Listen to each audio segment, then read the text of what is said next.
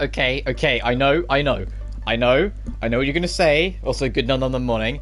I know what you're gonna say. You're gonna be like, Rob, you take Wednesdays and Saturdays off, but why aren't you taking today off? Robert Maurice, why aren't you taking today off? It's this game.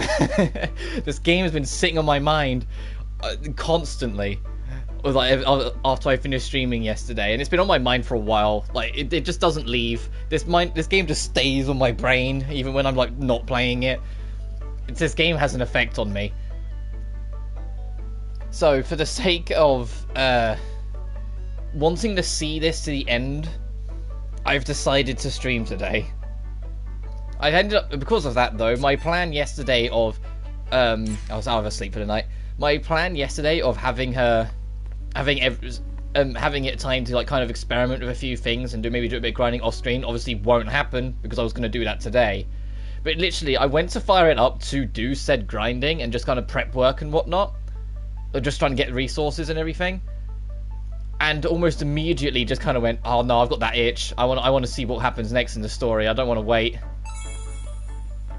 Especially because I worked it out. If I did take Wednesdays and Saturdays off, we would have exactly 5 streams before Origins comes out. And I genuinely don't know who'll finish it in 5. So I think I need to kind of bump it up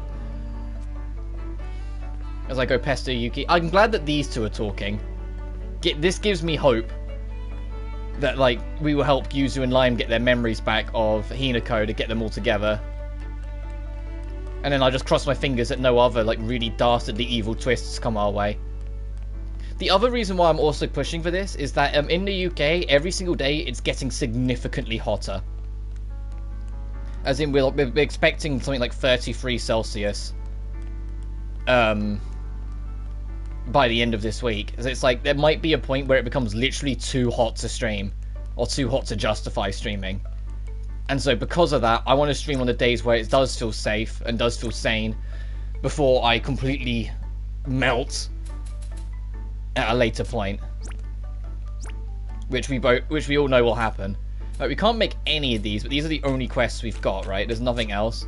We haven't got like other secret DMs we need to answer for. These are just hints, right?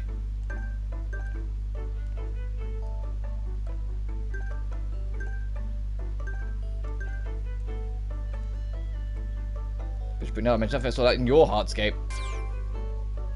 Is that all we're missing? I'm sure there's other stuff. I said we need to... I'll make that my starting point before we dive into the plot again then, to kind of warm up. We need to do a quick run-through of every dungeon we've been to, now everyone's talent levels are far higher, to see what areas have been unlocked to us. Because I think there's nothing to, like, unlock in Kokoro's. I think Kokoro's is 100%ed, because the only hidden things was in the second area, and they're all unlocked. So it's just going to be checking everyone else's super quick. Because Shio had a big chunk of her dungeon that we couldn't access. Yeah, still, over there. I wonder if that's, because what rank is she? Shio's 7, so maybe at 8? But I say that we need to check later on as well. And that's the button I want. There's a chunk in Zone 2 and a chunk in Zone 3 for Shio's Heartscape. Because this is the other thing I was gonna do off stream today anyway, is check this stuff and see what is and what isn't. Okay, that's still all locked. I wonder what unlocks it then, or what rank it is that you get it to unlock. Assuming it isn't a plot thing. Because that was the thing I was theorizing at the very start of this game, that maybe there will be a point where we backtrack to these other dungeons for various reasons. Nope, still nothing there either. Alright.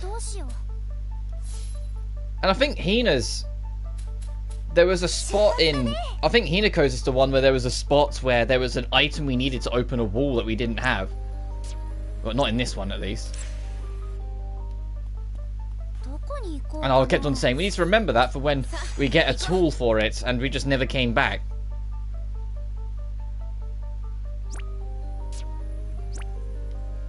I don't know why I go off the map. I'm just checking to see if there's anything interactable.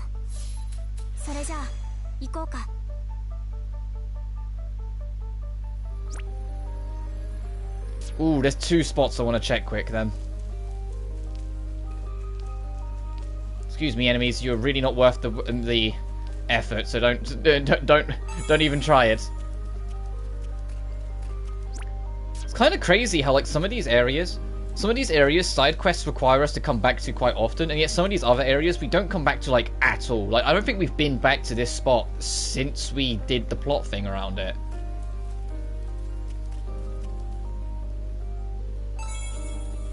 Because I was thinking about it last night as well. I was like, we had side quests in Yuki's domain, but we never went back to the hospital ward.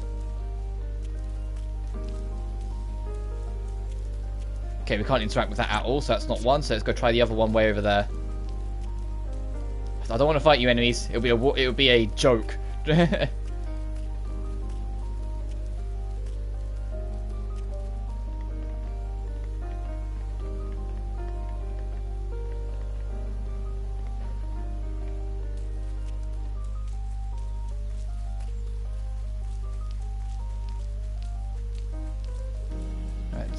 We get to listen to this very beautiful yet melancholic piece.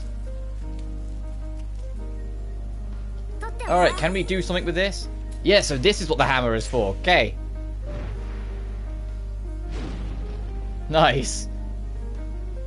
Let's see what was hidden back here.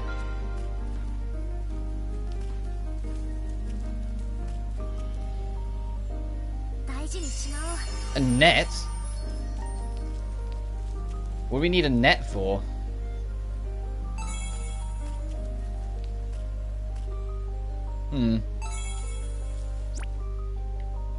Let's get out of here and see what we can do with a net.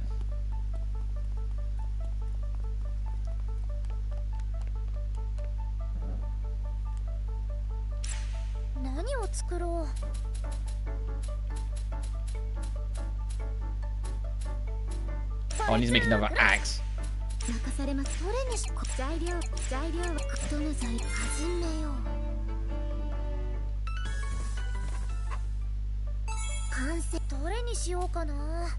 Shock hot, stink bomb. Oh, there's a bunch of stuff we can make now. Oh, it's an attack-based item. Interesting. Slows the opponent down.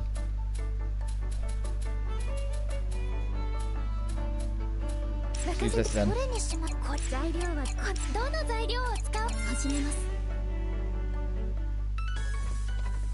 That's kind of helpful, actually. That'd be nice in certain situations.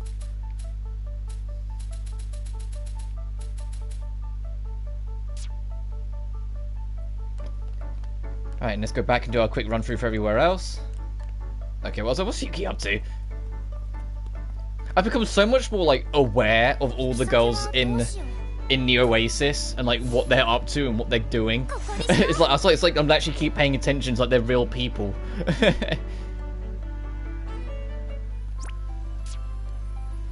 I was right. I said it during the Yuki stream. They put the first two areas of Reina's Heartscape into one because it seemed way too big in Yuki's. But yeah, you go through all here and then through there, so you literally do the entirety of Reina's Heartscape in Yuki's.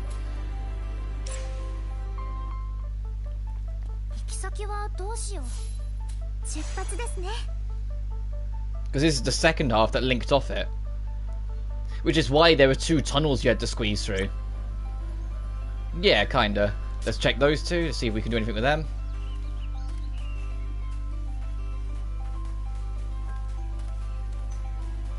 Oh, it's still my favourite dungeon theme. And that's not to discredit any of the other dungeon themes for the record. All of them are really enjoyable. It's just this one clicked with me a little more, you know? Just because of the narrative stuff surrounding it, and then what the music symbolizes with it, with like the slower, softer pieces alongside the okay, alongside the heavy, like the stronger beats, like the piano, the violin sort of thing.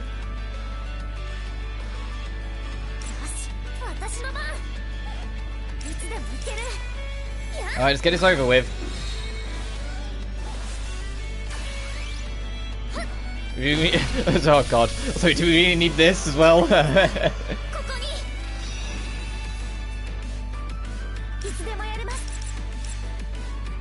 Oh whoops, I still have everyone on auto from the last stream.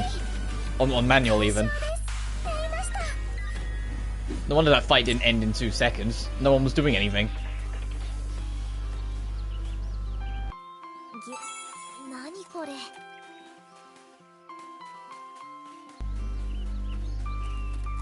Oh, I'm looking at. I'm paying attention to the mini map too much. I'm like, where is it? It's supposed to be here. No, it's here. What's way up the back here then? Other than maybe a little optional scene.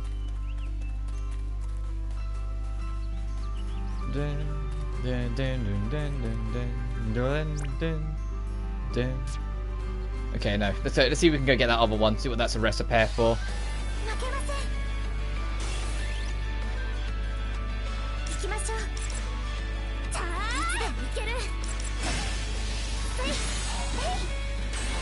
Damn it! I was trying to see if we could kill him before.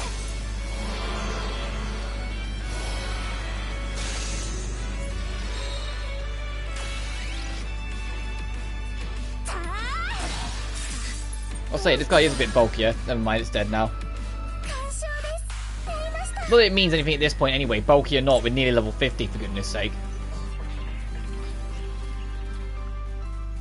I am curious what level I'll end up at the credits.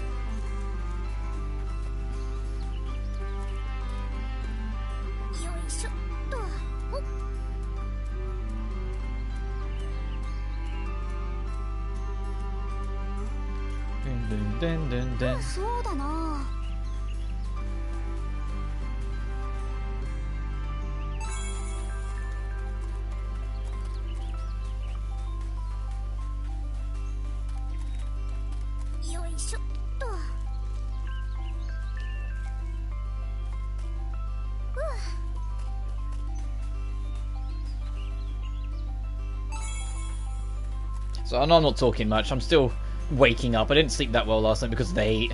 And obviously we'll talk more when we get to the main plot stuff. We're just kind of checking things, seeing if we can access more stuff now that, you know, we're closer with everyone and we have more tools. There's a lot of these dungeons that needed clean up that we can now try and do. Okay, I need to make more sharp swords then before we proceed.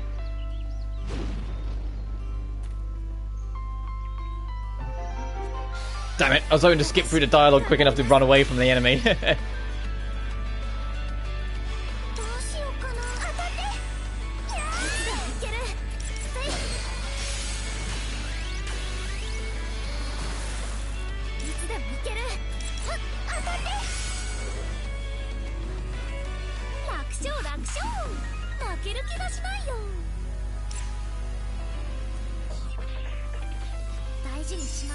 Handmade rice balls? Oh, that's kind of cute.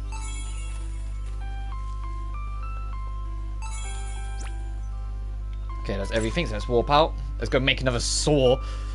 This is not the most prominent thing we use. I'm sure we've gone through like 6 saws.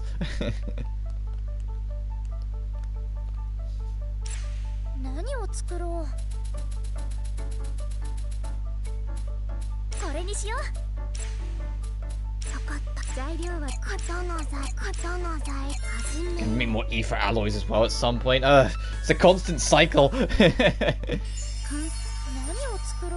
Actually, let's get the ether alloy stuff out the way now if I can.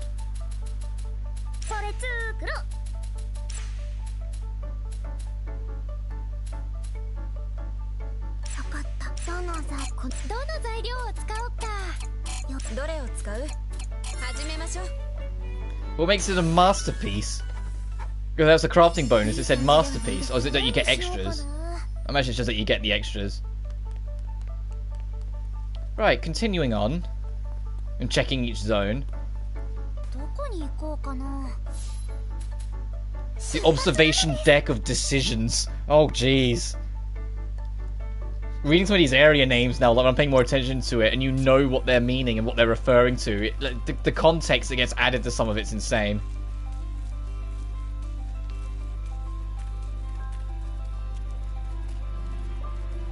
This will probably be a shorter stream for the record, though. I started a bit later. I've got stuff I'll be needing to do in the afternoon as well, and obviously this is supposed to be a rest day.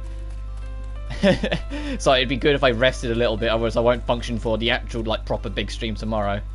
But I just needed to see more. It's an obsession at this point. This game means a lot to me, and it's very rare for a game to mean as much as this game has, so of course I want to see it through.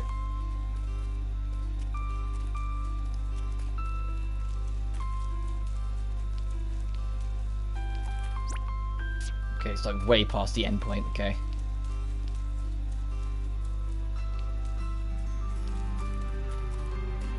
Dun dun dun dun dun dun dun dun dun dun dun.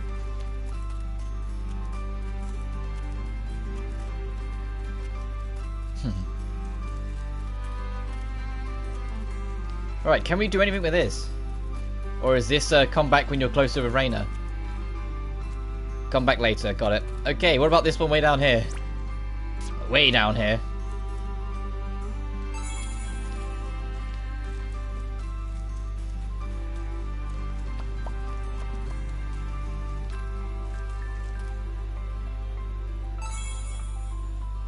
Again.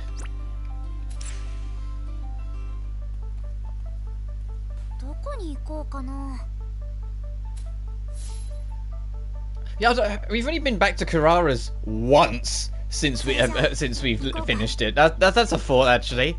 All the rest, like, we might have had to come back to here and there a couple of times, but like Carrara's, it feels like we haven't had to revisit at all. Which isn't a bad thing. You don't need to come back to every single dungeon we go to.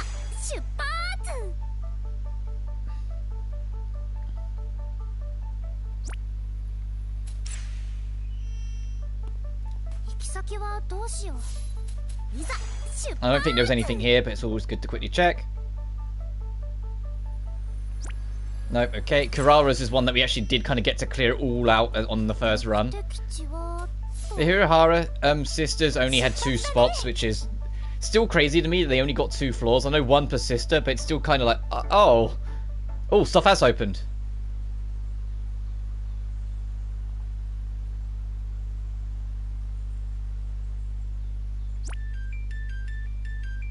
Okay, so that recipe. So push all the way through, right, and then up there. Got it.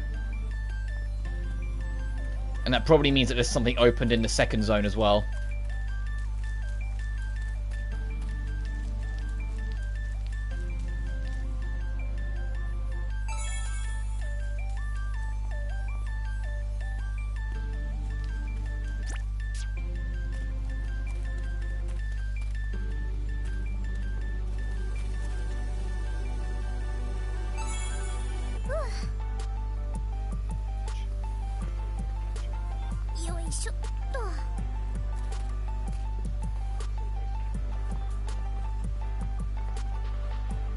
Oh, what was the?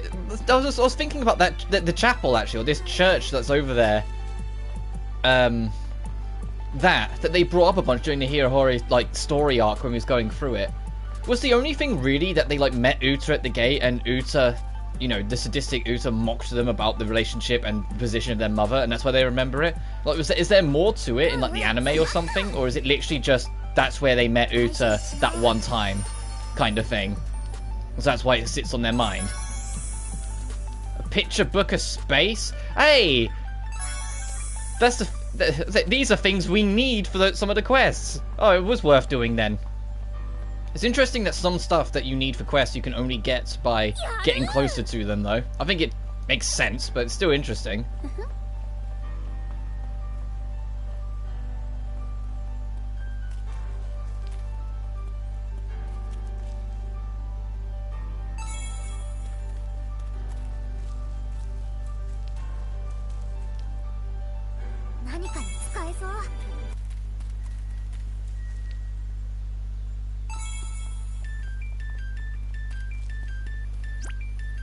Okay, and we haven't opened... Can we actually open up that shortcut, or is this the game, like, very bluntly saying no?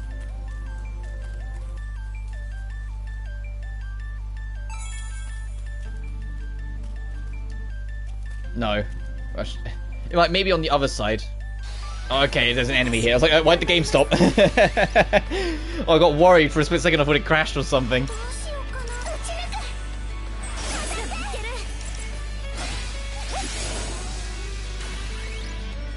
Because I am aware that this game does have a couple of glitches. I mean, we've seen a couple of them.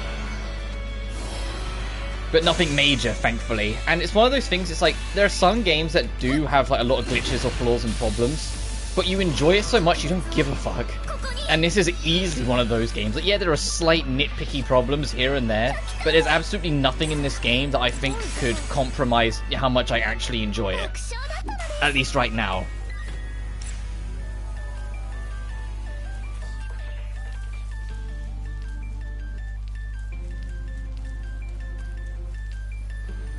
Alright, anything in the second zone? Oh, this would be easy to run. Still no for all of them. Interesting.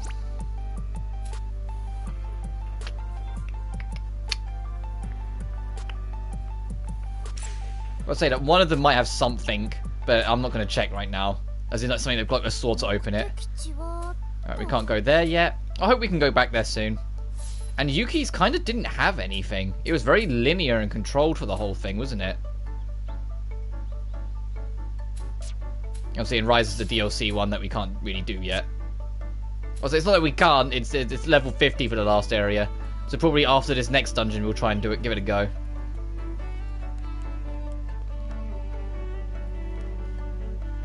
Speaking of...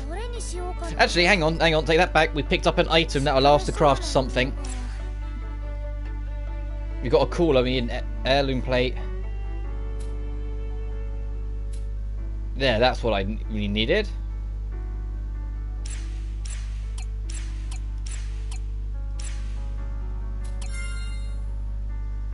Oh my god, where the fuck are we gonna put you? This is blocking off the tree. I guess we should have it here, 'cause it's like...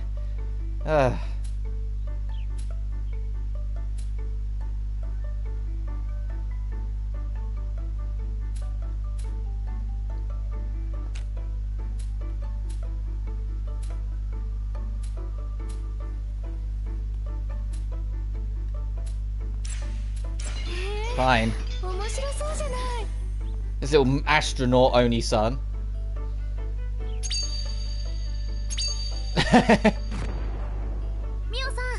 Hey Mio, check it out! You really made a rocket ship? I can't believe it. Does it really fly? Of course it does. That's what you wanted, so that's how I made it. And did you think about how it would land? Ah, crap. I thought so. Well, we need more knowledge and technology if we were really going to fly the rocket anyway. I thought I could make it work. I'm sorry, Mio. Don't apologize, it's probably for the best. If we reach the stars, I might not look up at the night sky anymore. Hey dude, I know I said I wouldn't stream today, but can you blame me? Also, what the this thing's so fucking big! We're not keeping this, Mio. I know that's going to unlock a date event or something with you, probably, but we're not keeping this. I hope you understand. Oh, Uta wants to see it as well. Oh, fine.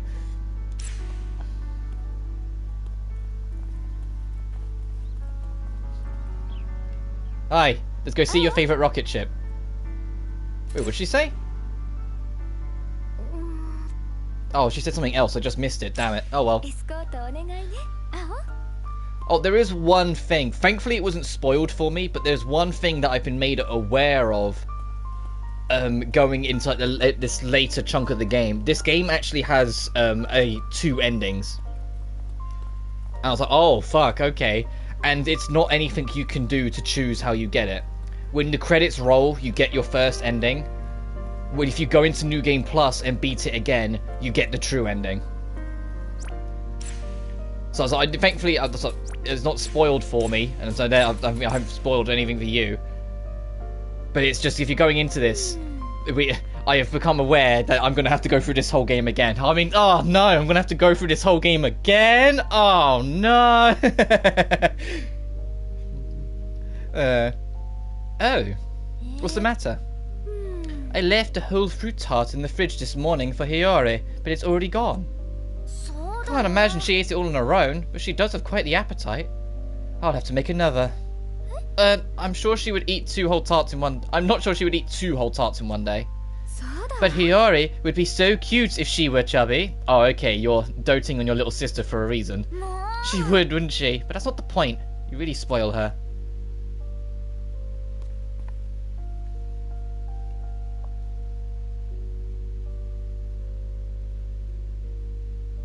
Yeah, this game is a gem. Hey, Mio. Yes? It's amazing how you're always so put together while taking care of everyone else too. And the other reason why I decided not to take today off like I usually would is because I became aware that following my schedule of taking Wednesdays and Saturdays off, I would only have 5 streams before Sonic Origins comes out. And I was like, oh fuck, I actually don't have as many as I thought I did. I did the maths and I was like, oh no, with Wednesdays and Saturdays off, I would have Thursday, Friday, Sunday, Monday, Tuesday, and then it came out on Thursday because I'd take the Wednesday off. I was like, oh fuck, I need to actually, you know, crack, like, if I want to try and get this done before Origins. I mean, ultimately, if Origins comes out, it will just be a break to play Origins for a day or two, and then come back to this. It's not the end of the world. It's just, I kept on saying, oh, we'll definitely get it done before Origins. We'll definitely get it done before Sonic Origins is out. And now it's like, actually, we might not at this rate. It is? I thought that grooming was a regular part of life. Well, sometimes I'm so busy that I can't be bothered. And sometimes I can't be bothered when I'm not busy at all. I guess that's what people call grace. I wish I had some of that. Whether or not you do, you're beautiful, you know. Really? Then maybe I'll stop fixing my bedhead in the morning so I can sleep in longer. You might want to tend to that at least.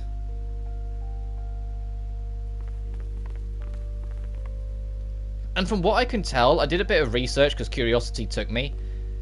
In terms of like Gust is standard, this game sold pretty well.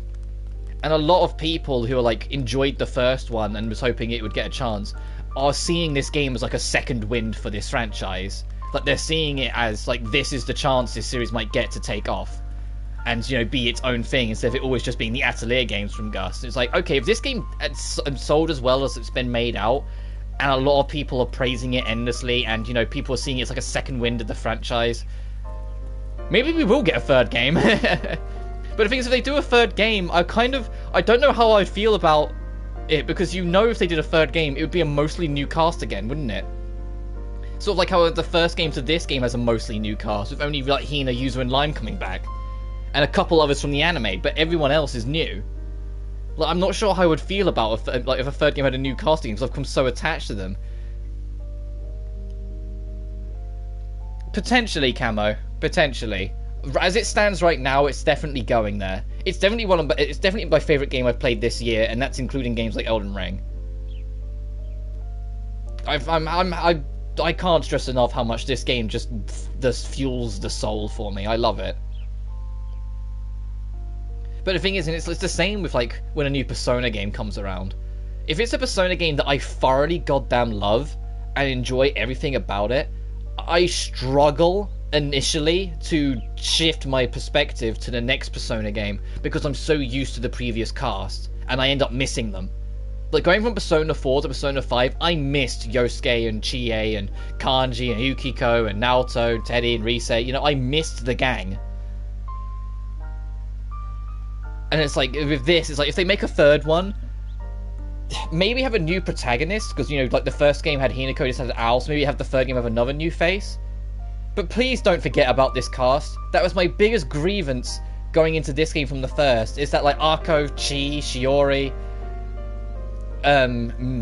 Mew, Yuri, all these characters kind of ceased to exist in this game, other than Hina and the odd mention here and there. And I miss them. Not as much as I'd miss this cast, because the first game's cast were sweet and enjoyable. This cast are all entirely lovable. But still. And I want to see Al hook up with someone, for fuck's sake. It's clearly like the writing's there, but they're clearly setting something up. I know it's like the Owl harem simulator at points, on like her quest for girl domination, but like, it's there. They've already opened the door for that to be a possibility with Yuki and Reina hooking up. So why not have it so Owl can hook up with someone? Captain, we have visual confirmation of Saturn. Have you finished plotting our course, Officer Hoshizaki? Oh, Mia's playing along. Yes, ma'am. To the end of the universe. Oh, I have my sights set on you. I have my sights set on Captain Hirahara's heart. My heart? Yeah, since we're traveling together, I can get to know you better. Oh, that's what you meant. For a second I thought. You thought what? Ow. Ow, don't pretend you don't know what you were doing. It'd be so cool if this were a real rocket. The school is surrounded by water, but if we went up into the sky, we might even discover parts of space unknown to man. Oh, what am I talking about? There's nothing up there. You don't know that for sure. The universe is full of mysteries, you know. Are you interested in space, Mio? A little, I suppose. So you're fascinated by the great unknown? You could say that. There are so many things in this world we still don't understand. I feel that the ultimate truth of this world is hidden out there somewhere. I think that's why I'm drawn to it. You really like to think about things on the grand scale, Mio. Oh, if this was a real rocket that could fly anywhere, where would you go? Fly anywhere? Planet with aliens! A trip around the solar system. I got a trip around the solar system. I've always been curious about our neighbours. You can see Venus in the night sky, even from the city. I just think that's so cool. That's surprising. I was expecting something a little more outlandish from you, Al. Wait, what exactly did you think I would say? Nothing. It was just surprisingly down to earth. It might still be a ways off, but a trip around the solar system is within the realm of possibility. Whether we land on the planets and walk on their surface is a different story, though. It'd still be nice to see them up close, even if it was from inside the rocket. And I'd like to listen to your commentary along the way. Sounds fun. Infinite romanticism. Alright, Al's girlfriend, or we will make her so. You want to see it too? You want to see the rocket ship? Let's go see the rocket ship. Hey, there seems to be some kind of rocket outside. What could it be? It's exactly what it looks like, a rocket. Want to get a closer look? Ah, yes, I am extremely curious.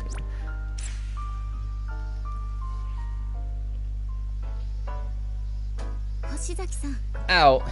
This rocket, it can't be real, can it? This, really no way this thing is real, but... Ooh, I'll tease. Actually, this is the real thing. Huh? Is what I would say if it were real. But if this were real, I would have liked to take a look inside. I've never seen the inside of a real rocket. Al's got to hook up with Uta or Hiyori. Oh yeah. One or the other. Hiyori because of their bounce, but Uta because it's Uta. I say that. Uta's like... her blunt honesty makes her come across more... leaning, shall we say, on Al than the other girls. Like, Hiyori's kind of more like a friendly flirt. Like, you can see her like being like just two girls being friends in the park and her just being like platonically flirty to an extent.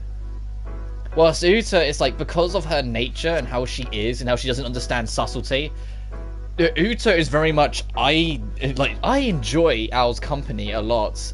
Okay, yeah, we get it. No, okay, we get it. Seeing the inside of a real rocket. Well, in that case... how about we have a tea party inside the rocket? It'll be our secret. Though the cooking team may get mad with us for using their supplies.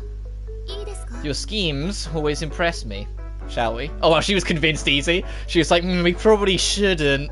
It's probably not the wisest idea. Fuck it, let's do it. Yeah, of course. And look at that little grin on Uta's face. She knows what she's a part of here. Let's board then. Uta's way more into this than I thought she'd be. I'm glad I came up with this. Wait up, Uta. Board before Uta suggests some preparations. Let's get everything ready first. Do we have much to prepare? Yeah, like snacks, playing cards, and some refreshing drinks. Yes, that too. Huh? You looked like you were having so much fun. I couldn't help but laugh. They say space is lonely, but I'm sure I wouldn't have to worry about it if you were with me. So you know what I was just saying about Uta and how she seems to like lean on Ao a lot more in terms of like her preferences. Like, Uta likes Al, right? Like, there's no two way about it. She enjoys Al's company in more ways than she lets on, right? Intellectual curiosity. Good. Uta's rank 8, and we still haven't got access to her rank 16. Yeah, I want you near me, Al, every second. But I think what was interesting is, like, listening to the soundtrack, I was listening to Uta's dungeon, and, like, a lot of people were saying about how surprised they were that the people who had seen the anime, and obviously had seen how Uta is in the anime, because she's in her full sadistic self in the anime, because it's based before this game. How surprised they were that their opinion on Uta changed in this game. Because they expected to hate her because of how she was in the anime. And so for her to U-turn this much, it really caught them by surprise. And I was like, okay, at least I'm not the... Even people who, like, had experienced what she was like in the anime love her in this. That kind of, like, warms my heart a little more. Yes. Yes. I wonder what we have to do to unlock that. That last one. Because she's got 28 points and not anywhere to spend them.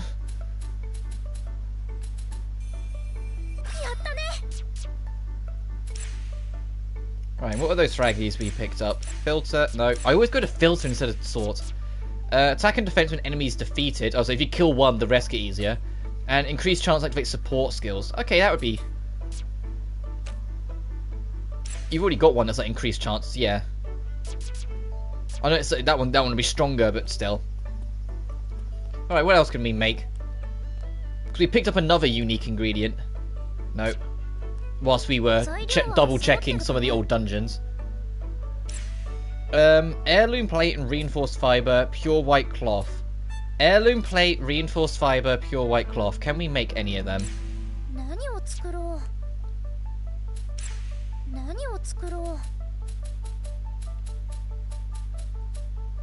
Herb, rich cream, McFarlane, rich glass, grass, rags. So it might, well, I say might, probably is in the next dungeon, since that seems to be the pattern.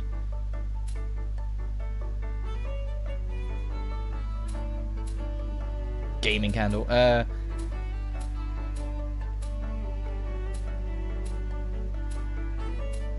gonna take that as a no.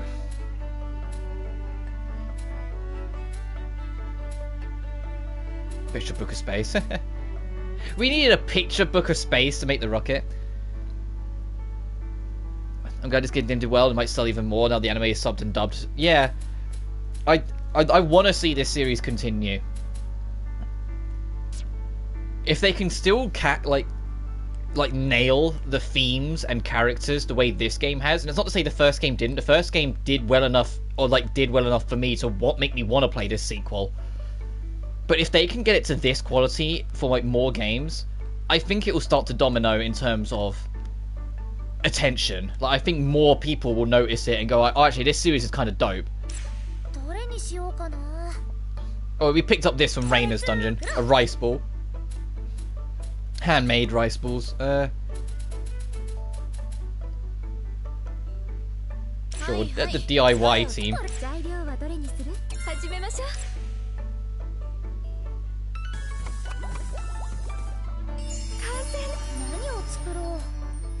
Alright, I think...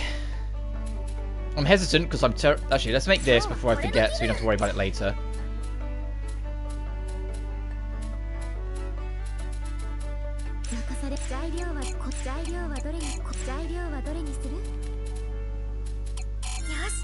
Hope Al pops up in the anime. I'm super curious about who they'll choose for her voice. As far as I'm aware, Al's unique to this game. The people who pop up from this in the anime are... I don't know this. I know which ones are for certain, and there are some characters that I know that are maybe. So if I say that, then you know what to expect. Uta, Mio, and Hiyori are definites. They're in the anime. Kirara is a maybe. I think she is, but I honestly don't know. And Shio is a maybe. Everyone else, I think are unique to it. Well, obviously, like Hina's from the first game, and I think she's in the anime too to an extent. But I think the top row are the unique four to this game. Keyword is I think. I might be completely wrong, but I think these four are like the unique ones. Which makes sense, because if they were in the anime, it would completely spoil one of the biggest twists of this game. You know, the whole love thing going on between these two. Because we would already know about Yuki's condition before we go into the game if she was in the anime. We'd already know that she probably didn't make it before you go in.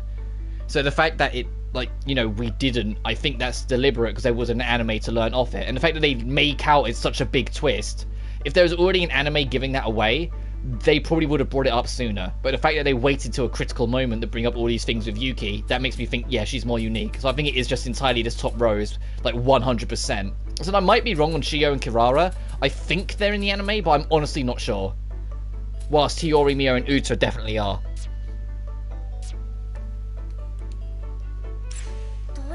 Anyway, let's make this teddy bear.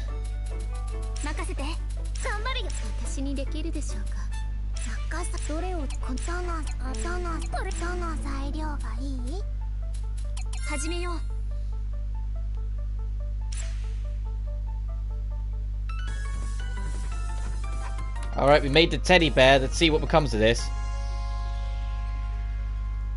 Because I think we're going to Yuzu and Lime's dungeon. Or Lime's Heartscape next. And then maybe after that we'll finally go back to Uta's. There's no doubt about it. This is Lime's teddy bear. She used to love it. What does it have to do with resource, though? Yuzu, what's wrong? I don't know. I have a strange feeling.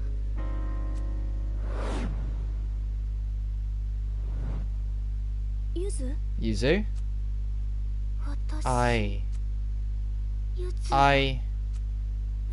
What? Hina. She remembers. Ah, yay, she's using the nickname. She remembers. This was the twig she needed to help get her memories back. I can't believe it. Your memories are back? Not all of them, just bits and pieces, but somewhere deep in my chest, I can still feel the feelings we shared that day. The heart never forgets. Yuzu. Yes, I'm Yuzu. Yuzuki Shinjo. Oh, she's got the high-pitched like quirk in her voice that she had in the first game again. Thanks, Al. I don't know how, but I'm back. Whoa, you really the same Uzu? Yeah, so she's like, whoa, you've been like a really monotone, controlled thing for like this whole game, and now you're suddenly bursting with life. I was acting pretty uptight, huh? What? So this is how Yuzu really is, huh? Yeah, this is the Yuzu I know. So worried. Thought I'd never be able to talk to the old Yuzu again. Sorry I made you worry, Hina. You should be. Hina's like, yeah, you upset. Look at that face. That is a very like pouty face. Aw, it's been a long time. Yeah. Thank goodness. Does this mean her Heartscape's open? Resource. What are you up to again? Deliver teddy bear to Lime Shijo. What is it now? Deliver to Lime? I guess this teddy bear really is. Let's go, hurry! I don't know. We talk to Lime now. She got a bit more bubble in her. May not be everything, but my memory's back. Thanks, Al. Okay. You can't even ask her for advice anymore. Yuzu and Lime's Heartscape. Oh my, no items, one demon.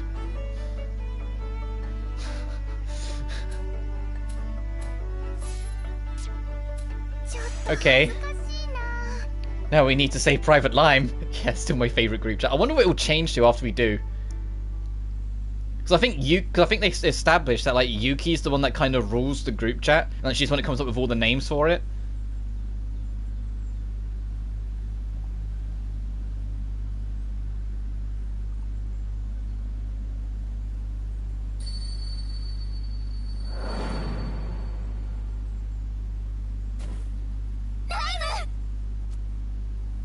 And did these three just go alone? They didn't get the whole gang?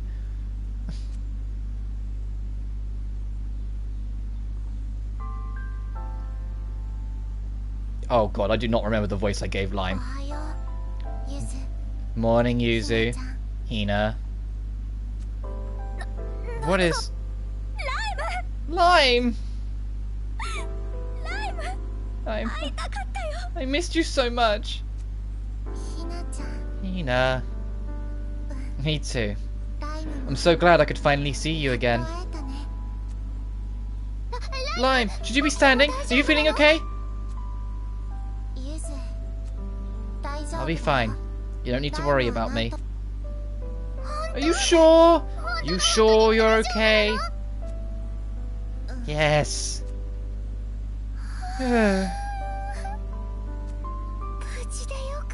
So glad you're okay. Thanks, Yuzu. Wait a minute. How come you woke up?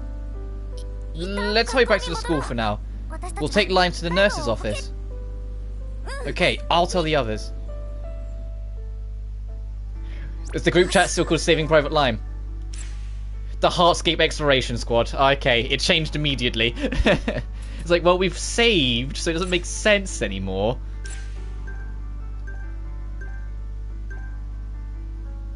White fabric, there's some in your Heartscape? Wait a minute. Can we go get these now? Hang on. Oh, no, never mind. Let's go turn this in first. Is there a resource in that Heartscape we can go get? Reina!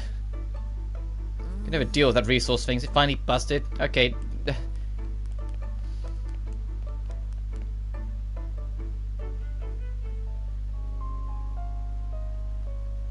God, now there's 12 of us.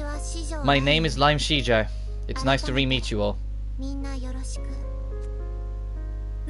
Nice to meet you! Wait a minute, I have so many questions. She's right. Why did you wake up anyway? Are we sure it's safe for her to be awake? Aren't you the one holding this world together? It's okay. Don't need to worry about that.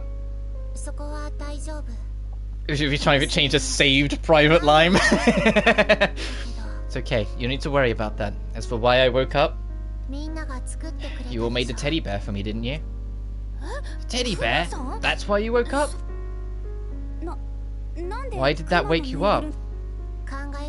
The same way I was able to bring you all to this world, by creating something in Oasis related to a memory.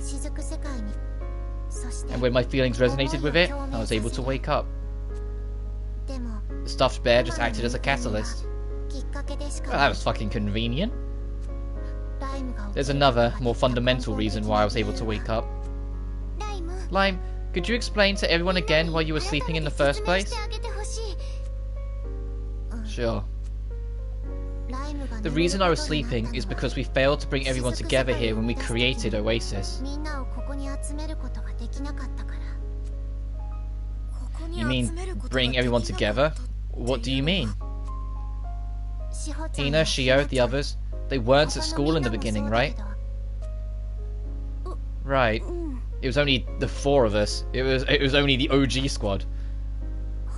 Initially, everyone was supposed to be brought to this world at the same time. So it was separated from the start? Exactly. So each person's emotions formed like dewdrops, but one by itself is small and fragile. So we decided to gather all the individual dewdrops into a single body, Oasis. Something must have gone wrong along the way. Each person's dewdrop shattered and was expelled into the nothingness. Along the way, something went wrong. And so I had to gather the broken dewdrops and put them back together. Lime was the anchor that kept our lifeboat, that is, the Oasis, from drifting off. That was a sentence, my brain couldn't do it. Resource split them off? Oh, absolutely. You know what my biggest reason for believing that is? At the very, very start of the game, what was Resource actively trying to do? Discourage us from going to the Heartscapes. Resource wanted us to stay separated because it knew if we started getting memories back, people remember their friends. And those friends might be the reflectors that we need in here. Can you imagine if they weren't all split off and they all ended up here at the same time? You start getting memories back and then like someone remembers Uta's past before Uta does, and they just kind of sit there and it's like, oh well, Uta's so nut. Hang on a minute. That would have been an interesting shift. It took more power than I expected to put them together, and the two of us spent a great deal of emotional energy in the process. So that explains what happened to Yuzu too. Can't remember exactly why it came to that, but that's how it happened. Or at least how we got to where we are.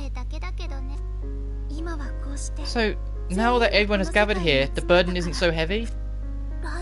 So Lime doesn't need to sleep anymore? That's right, though I still had to use a large amount of emotional energy. I'm afraid we don't have any strength left to fight. I'm sorry. AKA, they're not becoming party members like they were in the first game. They're on the support crew. Which is fine, because we've got 6 active members, 6 supports then. That's perfect. I'd apologise, we should be grateful for you for protecting us. I wanted to tell you all sooner. The preparations were complete when Uta arrived. The crack. That's right, it's taken me up until now to fix it.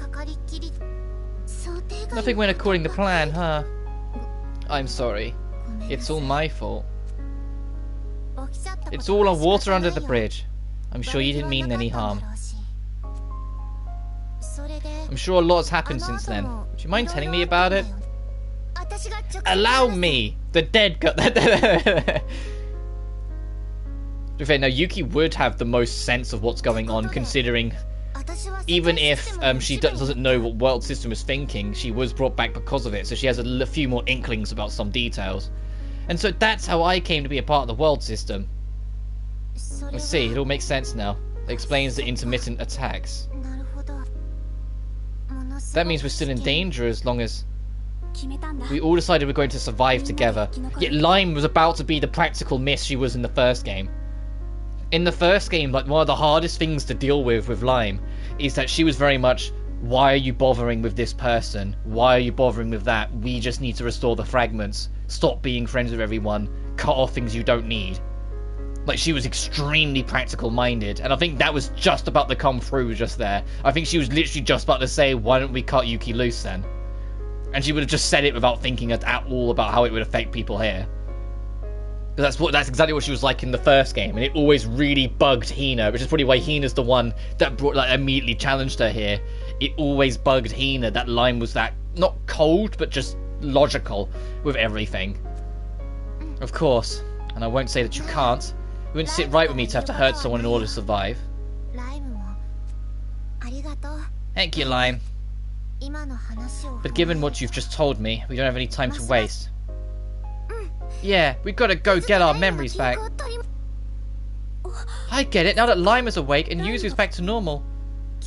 Our Heartscape should be back to normal now. Yep, I called it. They're next.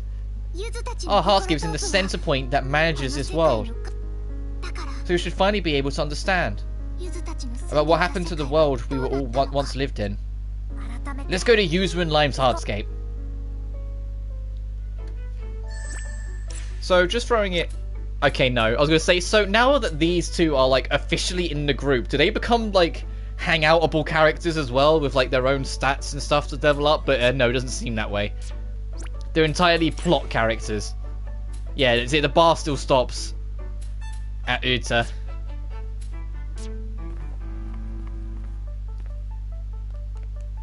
Oh, there's an optional scene to interact with, though.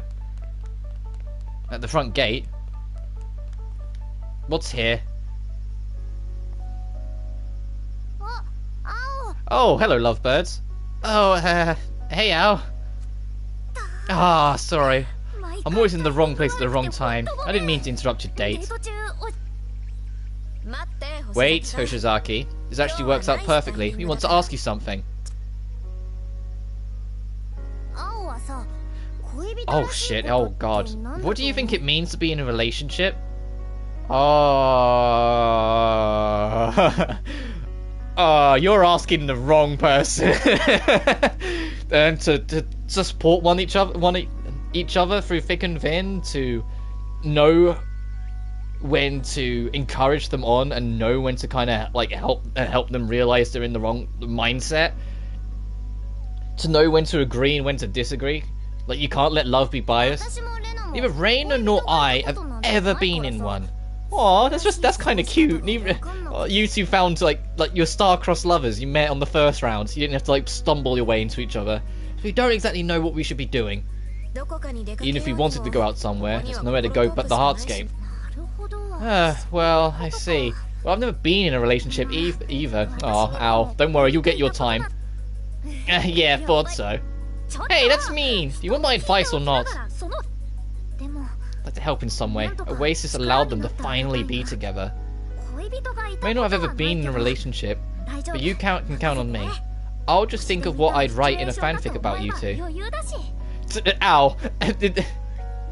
Maybe I'll have to check the rooms. I'm just taking a moment to appreciate that Al said she's going to write a fanfic about her two friends. Imagine just going to like you seeing like a couple of your buds in a relationship. You go, I'm going to write a story about you two. And just think about that for a second. Ow.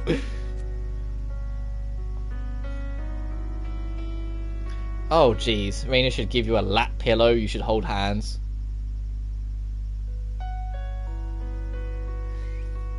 They hold hands anyway, so lap pillow. Well, if you want to look like a couple, Reina should let you lay your head on her lap. Don't look at me like that. You came to me for advice. You better take it seriously. I'll check in with Yuki later to find out whether you did it or not. Bye then. Stop. At least let me thank you. You've always been there for us. Eh? Oh, you don't have to thank me. Just go enjoy your dates.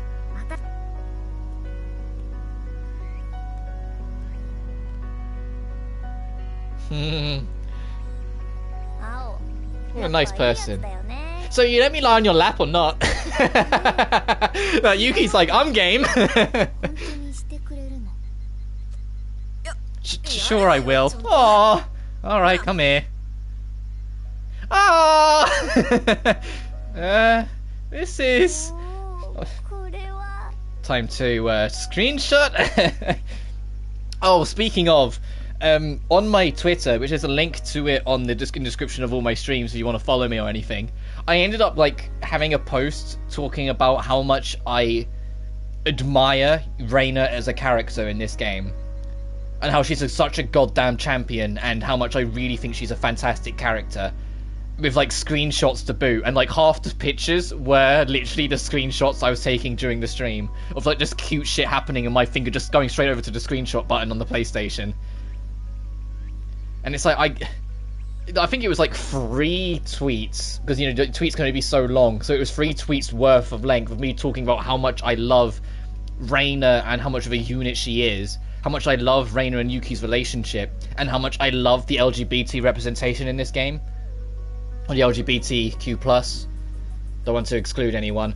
But, you know, I mean, like the whole representation in this game is phenomenal.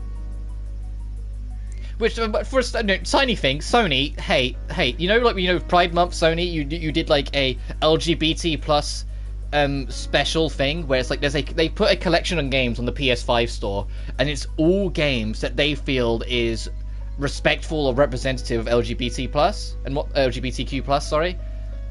I was like, that's really cool that they've done that. Blue Reflection's not on it. I was like, what? I was like, what? Why isn't Blue Reflection Second Light on that list? What? Come on. This game has phenomenal representation. And yet fucking Last of Us Part 2 is. And I was like, bitch, come on. I get this game is niche, but like it feels like they really like they should have been on the list. Maybe it's because the game's too soon, because all the games that was on that list were admittedly on sale. So maybe because this game came out like at the end of last year, or maybe because it had a sale not too long ago, it's not on that list. But I was still a bit like, come on, it's right there. This is what?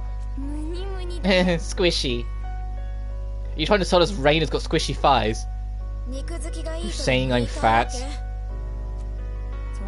No, not at all.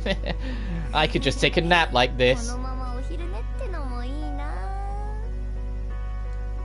I can also like compliment how sweet and honest this game's being about relationships in general.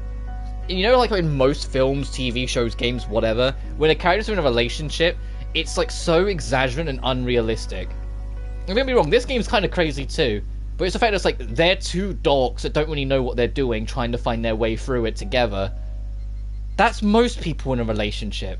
Doesn't matter how much experience you have with relationships, trying to find your vibe with someone you're with isn't something that just comes to you naturally.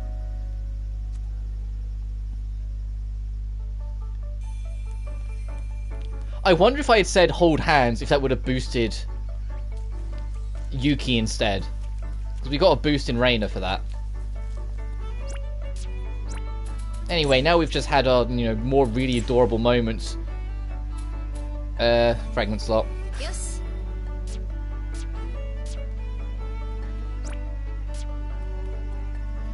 Oh, they're both over here now. What did they say we talk to them? Yeah, memory's back. Okay, they just talk.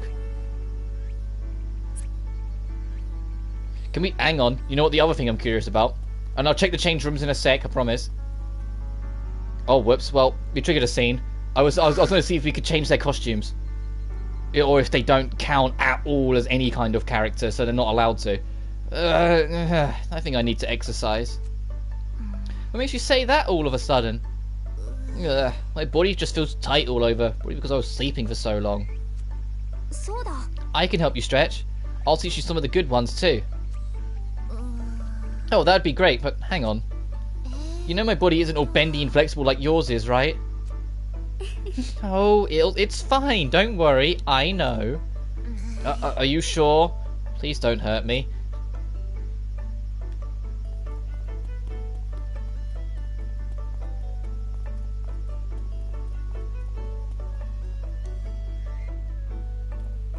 I kind of doubt it, but... Oh no, that's not where you check.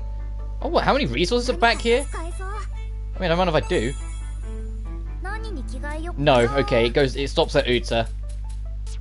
No worries. Right.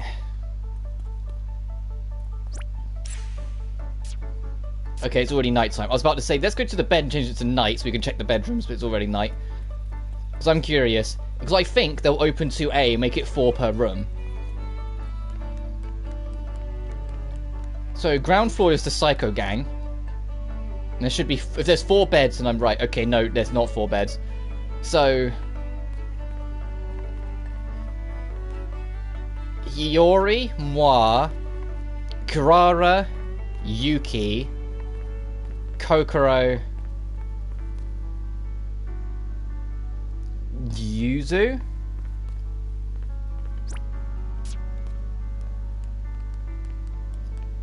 And the reason why I'm putting him in that one is because we already kind of know who's upstairs. So is A still not available? No. I wonder what opens 2A. Because it feels kind of suspicious that it's there like that. Whilst in this room... Well, you can already see the answer to some of them. Reina, Mio, Shiho, Hinako, Lime. Interesting that in both instances that involve sisters, one's upstairs and one's downstairs. They're still keeping up the whole sensibles are upstairs, not so sensibles are downstairs.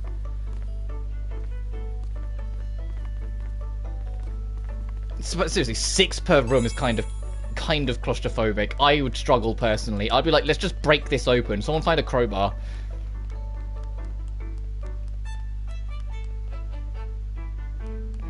Because I get that we're all friends and we're all in it together, but everyone needs a little bit of privacy, you know? And like having 6 in one room, I'd struggle, personally. As someone who used to share a room with 2 older siblings, because I have 2 older brothers, when I was a kid, it's like, there are points where it's like, you just want to kill them. Because you just want a bit of space. You want a bit of personal. I want to do goldfish scooping. We can't keep them, can we? Well... If you promise to take good care of it, I suppose we can. Really? I promise, I'll take super good care of it. I'll help too. Yay, thanks, Mio. Mio? Oh. That was Hiyori, Mio, and their mum talking. I don't think I have anything to worry about then. Yeah. Alright, hang on. I know I keep on getting distracted, and like Yuzu and Lime's been waiting for us for forever. That's not the buttons I'm looking for.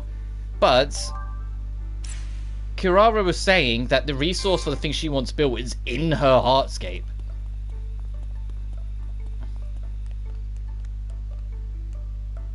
Oh, well, I'm going to quickly check what that is. Help! Somebody! Anybody! What's wrong, Lime? It's Yuzu. She ran away. Huh? She was like, it's not my job to do laundry, and ran off just like that. She isn't one for chores, is she? Everyone, please look for Yuzu. Also, small thing I've noticed. Yuzu and Lime, because, you know, they're dead and there's just an existence for them, they haven't aged a day. So everyone else is like, you know, now at like college age, they're a bit older, like 3 or so years have passed since the events of the first, potentially. But Yuzu and Lime still look like 16-year-olds, because they technically are. Or, no, to be more accurate, 15-year-olds, because that's when they died. Makes me wonder if we can save them too in this game, or if it's just going to be a continuum that they never get their freedom. Please look for Yuzu. We have to capture her and make her earn her keep. Why do I feel like this has happened before?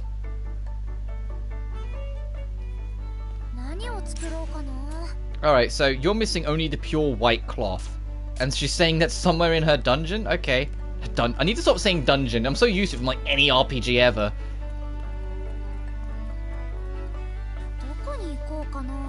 So let me just super quick.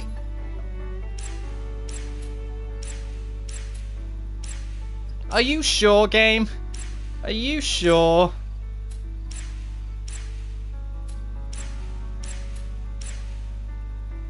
Unless Nebulas drop it. Because they were new enemies that joined later. We had to do a side quest for them to appear naturally. So maybe they could drop it. If I go database. Daemons.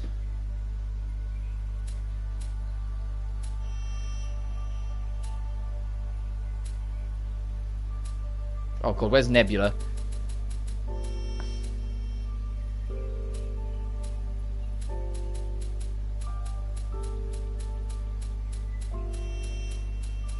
Or did the mini-boss variant not count?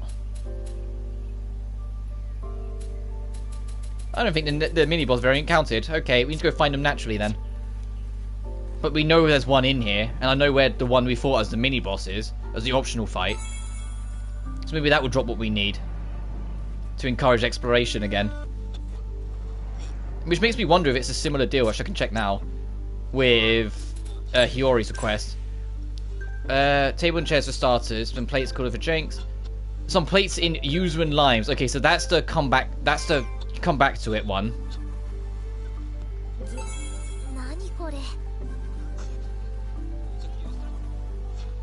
Okay, we're gonna have to fight this enemy. I was like, okay, it didn't lose its targeting.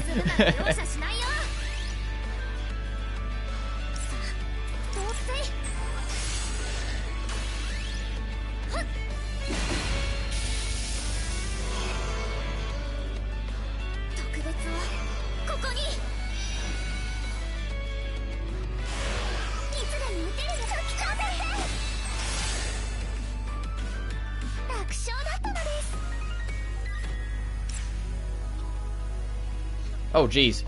Don't mind me, enemy, just staring me down on the other side of the door. Alright, so the nebula was like over here. Oh, thank you. It was on my mind and I wanted to tweet something, and so eventually yesterday I kind of put my thoughts together and then, you know, shit happened.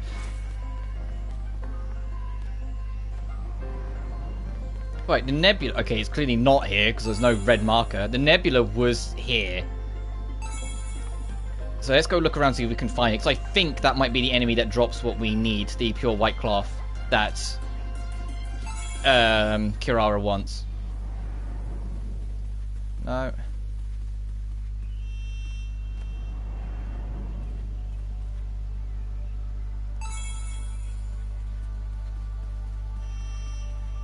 you going to come away from that, or do I have to fight you? And, oh.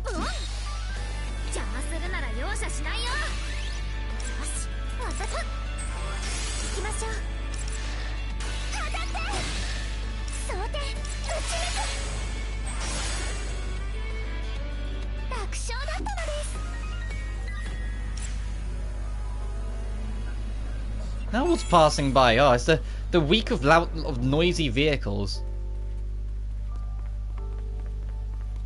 The game, where's the nebula? Is it really right at like the backmost room? Actually, I need to fight you as well, because I think you've got something unique you might have. So that's what I'm banking on, is what the thing we're looking for is going to be.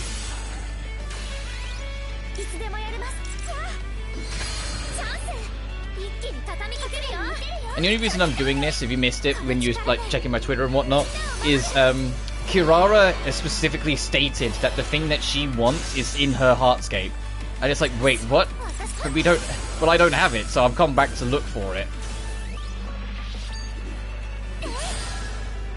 Whilst Hiyori's one specifically says that it's in Yuzu and Lime's heartscape. So I'm looking for like, this one particular enemy that we haven't fought normally. We've only fought as a mini-boss. But it doesn't seem to be here at all.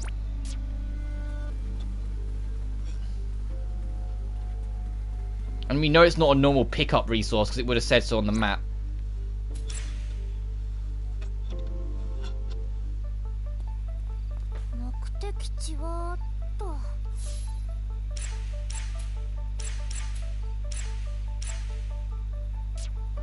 Oh well, let's stop detouring. Central zone. Only one demon in there. And no loot.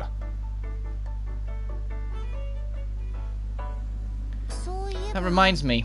Did you all work with Resource? I guess you could say that. But it stopped responding ever since Yuta's crack.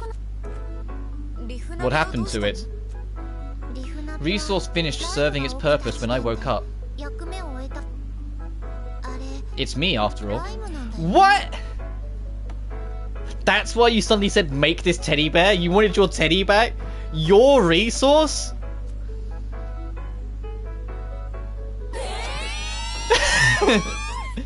Your Resource? Oh, that's almost... I'm almost slightly disappointed.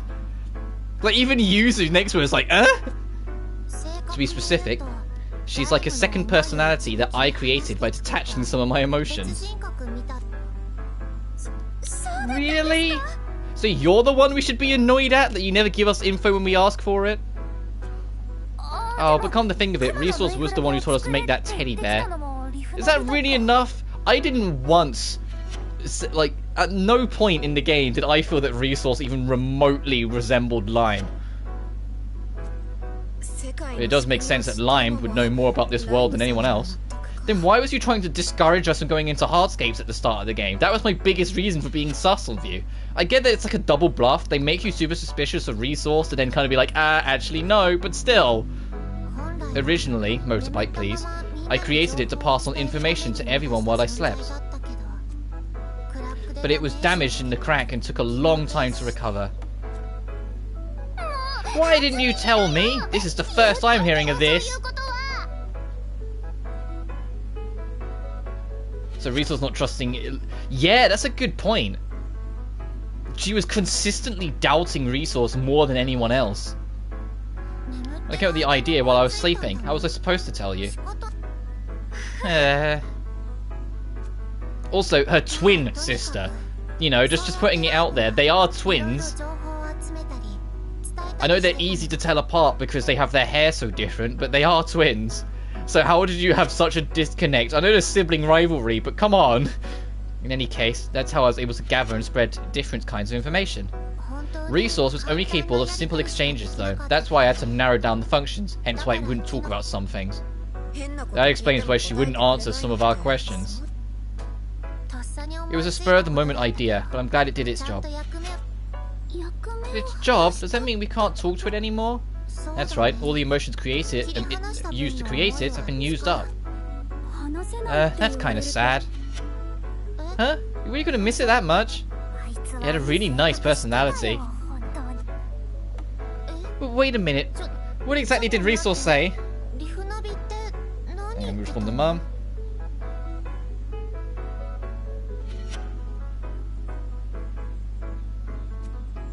Hey, you don't know, Lime? No, I may have created it, but the feelings I used aren't a part of me anymore. So... Well, in that case, let me introduce you to Resource. You're gonna run through this conversation. Who's that? It's you, isn't it? Well, yeah. But why is it so peppy? That's what we want to know. I bet that is the truth. The truth is Lime is just as peppy inside as Resource. That's not true. I'm more of an intellectual type. Really? How so? Lots of reasons. For example... Oh, it's no good. I forgot all my memories.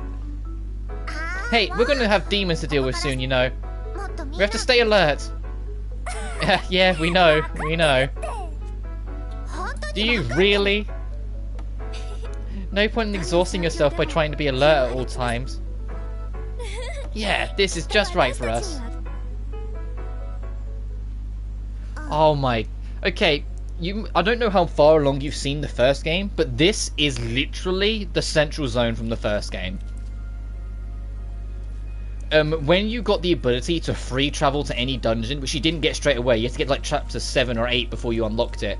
Every time you came into the common, which was like, you know, the Heartscape, this game, common, that game, you started here, and in each of the 4 directions were the 4 different commons you could access, which is the same here. So I think it's going to be a... Are we going to go through literally the whole first game? Because if that's the case, then the thing I've been saying about how I feel this game, to an extent, sort of replaces the first, suddenly has a lot more footing. Because literally all of the first game's dungeons are in here, by the looks of it. This place feels warm. It's quite a strange feeling. It is the center of the common, the place where all of humanity's emotions were collected. So what we're feeling is the warmth of everyone's feelings. I can feel it. Everyone's emotions. What are they saying? I'm hungry. I think those are just your own feelings.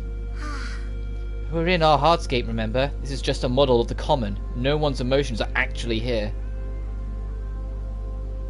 So the swimming contest with Ray. Oh, the intermissions. That's something I do kind of miss. The first game had the intermission episodes, where in between chapters they were just dedicated to like a one-off with a character. I get why this game doesn't, because, you know, every chapter is kind of like a one-off dedicated to a character. So like the intermissions would just be extra padding, but can you really blame me for wanting even more? Just like a dedicated section that involves us hanging out with one character for a much longer time. But I say, well, the intermissions are kind of like all of the date events that can happen, I suppose. They are the intermissions now. In the Heartscape, remember? These are just a model of the common. No actual emotions are here. Alright, where do I feel like going first of the original 4? Because that was happiness. I heard the first game's theme in the background then. That's the Sorrow Forest, I think. No, that's the Fear Forest, because Sorrow's the water place. And then this was Anger over here. We'll do Anger last, because, you know, it's Anger. So we'll just circle around clockwise, starting from the Sorrow Rivers. So I think this is Sorrow River. Yes, okay. And it's literally the dungeon. Okay, it's a little different, but it's 99% the dungeon from the first game. I wonder if it will merge and mix with other emotions like it did in the first as well. Because that's the thing that in the later half of the first game, emotions, because emotions are complicated things, some of the dungeons merge later in the game.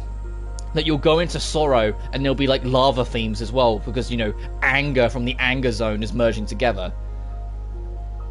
Where someone's both miserable and angry at something.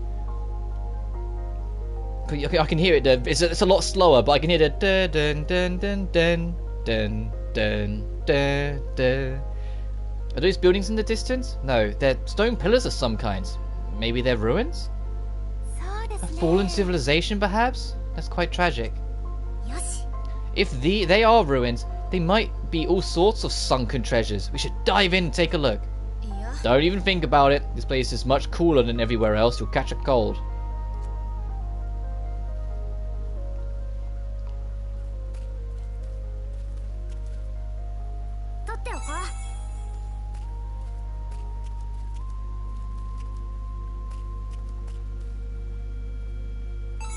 I wonder if there's only going to be enemies from the... Okay, that boss at the end immediately disproves it. I was about to say, I wonder if the enemies here are only going to be enemies from the first game too, because they looked like it at this, and then I saw the thing that clearly isn't in the end over there.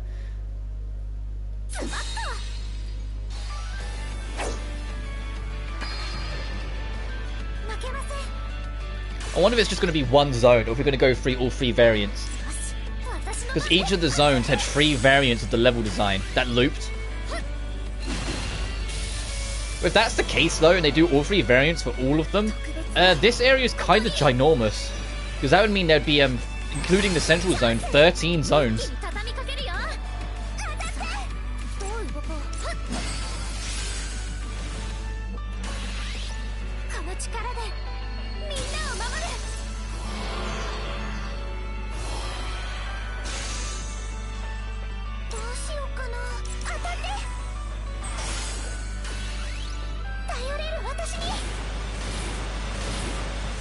Would anyone say like reflectors here like in the first game? Yeah, that would. That would. Well, I think the reason why they won't do that is because of the fact that you can choose your own costume. And they kind of probably want to keep that in your mind. They want you to continue doing that. So having everyone just look normal here still is just how it is. Maybe near the end, like as we unlock more of it, like they remember that we always were in our reflector uniform, for lack of a better word, when we was here.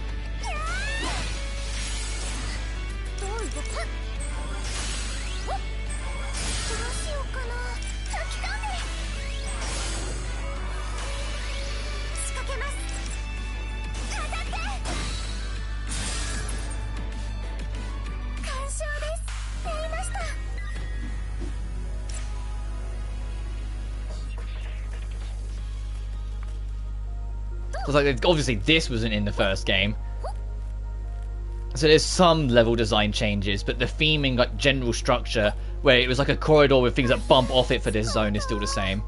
Yeah, the Sorrow Zone.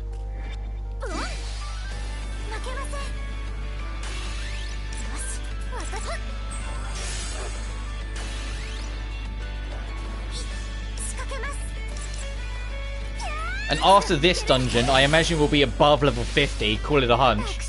We'll try and finish off Riser's DLC dungeon once and for all, so then it'll just be the home stretch to the end of the game, presumably. Which is depressing to think about. I don't want to be on the home stretch. Well, I know what will happen. I'll get to the final dungeon, and it will hit me the same way like Shido's Palace from Persona 5 did originally. Where it's like the music screams finality so much, and it kind of then like puts it in the forefront that you are actually near the end now. And I remember when I got there, it's kind of like that. Oh, I don't want it to be near the end. But it was like the music like hammered it in, and it's like there's a part of me that thinks like it's going to be the same here. But I think even if the game doesn't say it, I think we'll know when we're in the final dungeon. I think we'll just be able to feel it, and I have faith that this game will have a proper final dungeon and not do what the first game did and just have the final boss appear in the courtyard. Which is probably like one of the biggest disappointments for me, because I wouldn't say bored, it's just I got used to the 4 zones being the main dungeons of the game, but I still expected there to be something like a little bit more unique by the end. So the fact that there wasn't, and it's just you fight the final boss, I was like, oh, okay. I mean, the final boss was great, and it was a really well-written moment. It was just, like, in terms of a gameplay point of view, there was just that little bit missing. It would have been nice to go to, like, one last unique location of some kind to wrap it up.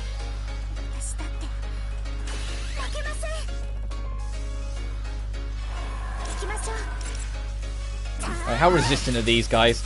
Not really. Okay, so we're not going to see any more ether tides anytime soon. Oh yeah, did you see the end of the last... I say end, I don't know exactly when it was. It was within like the last half hour.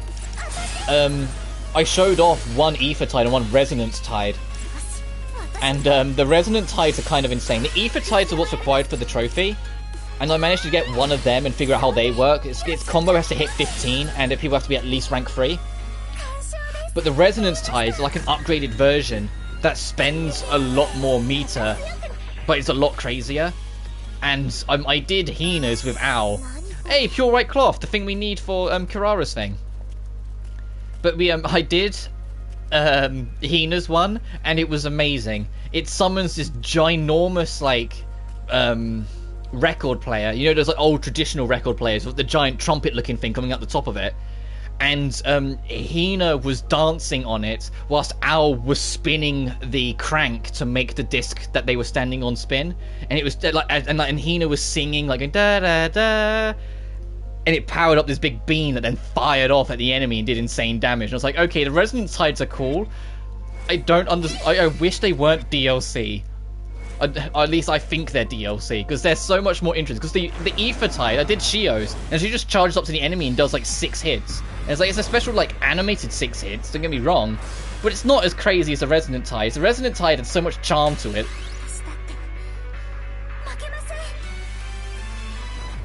Oh, straight into a 1v1? Okay, we can do this.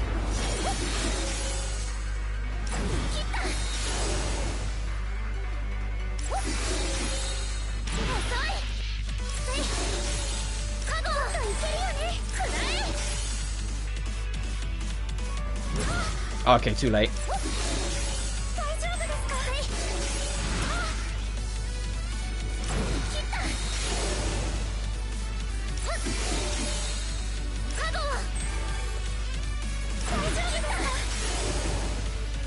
Yeah, know what you're gonna do. You've got nothing to show for it. You're nearly dead. Look at this boss's health. Was it really your smartest choice? No one went into stage 3. Was it really your smartest choice to immediately challenge me to a 1v1? I think that's the first time we've beaten a boss and no one's transformed.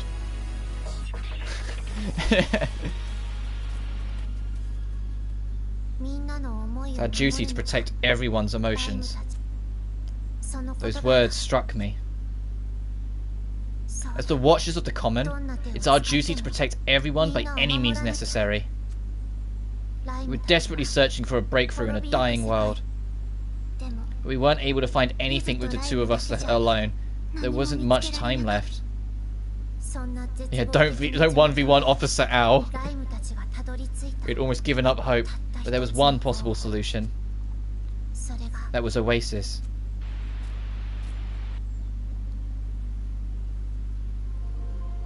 Oh, and then it just kicks us out once we're done. Interesting. I'm going to return to the school, though, before we do the other zones, because we've got a resource that we can now use to help out Kirara. Oh, God, who wants me? Oh, okay. I helped the other day out. It looks like I might be able to help after all. You're very welcome, and more importantly, I hope you had fun. I did. I learned quite a lot. I am actually much more interested in cooking now. Really? I'm so glad to hear it. You are happy when I have fun? Well, of course. I'm glad you want to be helpful, but you enjoying yourself is the most important thing. It's the most important thing. That's right. It seems pretty special that we all met here and became friends. If my friends are happy, then so am I. Then, if what you say is true, I'd like to make a request. I'd like to work more on my cooking, so to that end, I need a variety of ingredients. Variety? You go. I'll go get them. What do you want? I need you right now. Need me? Hinako, this is so sudden. I mean, like, I like you too, but I didn't mean it like that. Ow. Look at... Ow, you little flirt. You're gonna tell someone my feelings. I'd actually think about the time and the place, even if it was someone like you.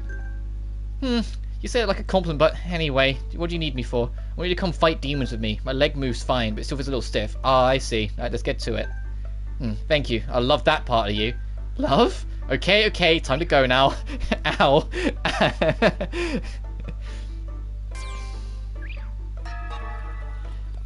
Nightmare Berry, Uta. Where are you, baby girl?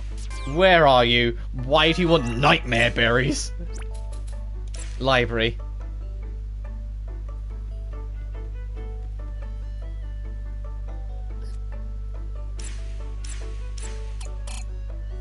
Have your demon berries. Look, Uta, I tried to get a bunch of different stuff. Hope it works. Thank you very much. This should be plenty. What are you planning to make? First, I will analyze the makeup of the ingredients and record any changes I see through heating and cooling them. Then, I will determine the most optimal method of preparation depending on each ingredient. That sounds more like like a chemistry experiment than cooking.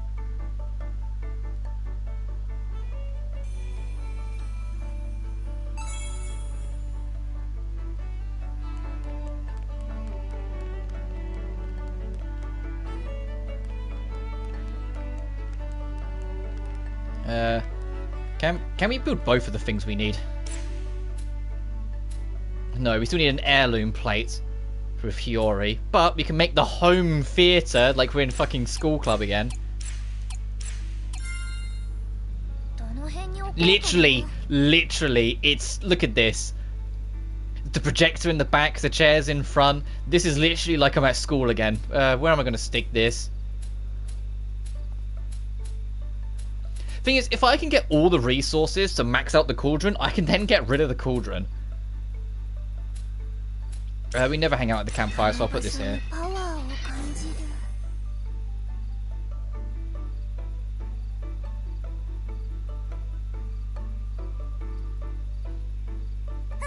Ta-da! Your much anticipated theatre is now complete. Wow, this is incredible. Thank you, Al. Kirara looks so happy. I'm glad I worked so hard on it.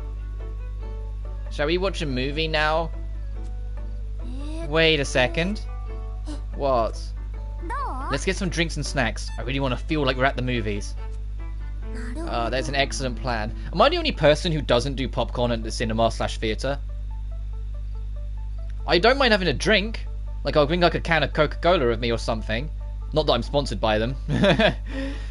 Or, like, if it's like this, like in the summer and I go to the cinema, I'd bring like just a bottle of water or something, maybe flavoured water. But I don't do, like, snacks. I want to watch the film if I go to watch a film. I don't want to just munch away at something. I don't know if that's just me, though. That is an excellent plan. Let us engage snack preparations post-haste.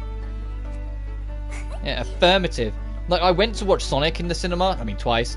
And, like, the first time, I didn't even bring a drink. I just went there and watched Sonic 2. And the second time I went to watch it, I just brought a bottle of water with me.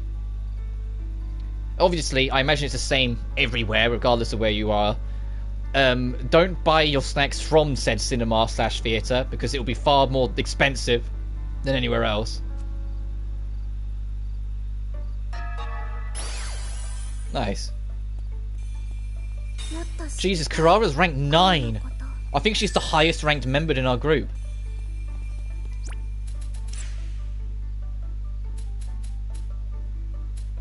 Yeah, some people are still 7. In fact, Shio's the only one. Okay, not the only one. They're both at 7. For a split second, I misread. I was like, even Uta's all caught up. Obstruct boost, that sounds cool.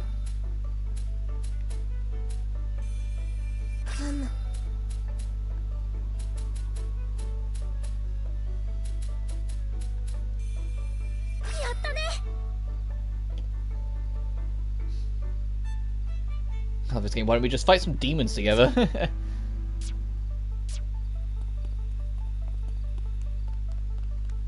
Alright, I imagine that opened up a new date. Yep, just for Kirara though.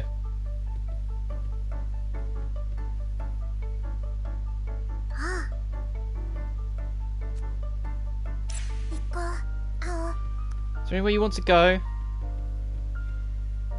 Other than the game trying to figure out how the hell to make her hold... She doesn't really want to know where to go to hold our hand. Just relax. I like the sound of that. Oh, this isn't even... This isn't even, the thing we've got. This is just because she leveled up. She gained access to a new one, I think. She wants to go hang around the courtyard. She doesn't even want to go to the prop.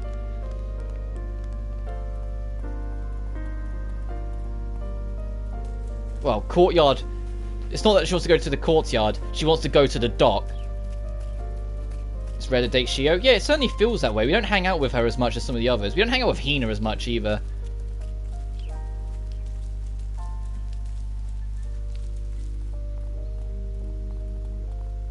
I don't know. I'm hoping, like, I say that like we haven't already been on like 130 plus dates already in this game. But I'm hoping once we get everyone's memories back, aka when we get Uta's memory back too, that opens the floodgate to like the dating, and we just get like loads of interactions between everyone. Because the biggest thing, if this game doesn't do it, I'd love to see in a sequel, is have date events have guest people show up. Like maybe you're hanging out with like Ao and Shio are hanging out, and like you go on a date event and Mio shows up and she gets involved to an extent, sort of thing. Or, you know, like Ao is like making her marriage preparations to Uta, and Reina catches on and comes in and gives the two advice from her own experience of a relationship, sort of thing. You know, like, I'd love that kind of little extra in a third game if it's not here, which I don't think it is, because I think we would have seen it at least once if it was. The sea is truly immense. Like, the one-on-ones is really nice, but it's just every now and then I think it would have been cool if like an extra character showed up. Though it glitters in the sunlight, it is also deep and precarious, suffocating and dark. Just like the human heart. If the heart is a sea, I'm sure yours is beautiful. That's an extremely smooth line for Al. Huh? I mean, you're always so honest with yourself. You always seem so pure. I bet your heart is like a crystal clear tropical sea. I don't believe my heart is that pure. Without the divine, any boat that dared to set sail upon the sea would never reach its destination. But if you never woke up the courage to set sail, you'll never reach anywhere new at all. Like the P5 hangouts, like Ryuji invites you fishing and you bump into Kawakami. Yeah, exactly. That's exactly it, actually. Just like, not all the time, because the one-on-ones is what I think helps make some of these characters so brilliant, that you get the time to actually understand them, just you and them. But just every now and then, because like, the only kind of like group interactions aren't dates, they're like the deliberately designed group interactions where we bump into like 3 people at the same time and they're discussing something, and then it always ends with them going, "Ow, agree with one of us, please." You know? And that's not criticizing them. I love those little events too, especially because some of them have been more sweeter, like that one we had earlier in the stream with Reina and Yuki asking for date advice. Huh? Sure, it might be dangerous, but that's part of the journey. You never know if you don't start. We're like voyagers on the sea, traversing danger in order to get our memories back and return home. But if we all work together, I know we can overcome the darkest depths or the stormiest seas. But what if I'm the only one who can't? I want Officer Yuki to be Al's wingman. Yeah, I mean, we were hers. Well, we were both sort of her for both Reina and Yuki. It'd only be right to return the favor. But in Yuki, I think Yuki would be a nightmare wingman. Yuki's the sort of person who would be like spend half the time wingmanning and like bigging them up, and then the other half then, "Oh, can I tell you this story of this one time where Al did this and it was super embarrassing?" Like, Yuki strikes me as that sort of person, that she wouldn't be able to help herself, like being a little bit cheeky.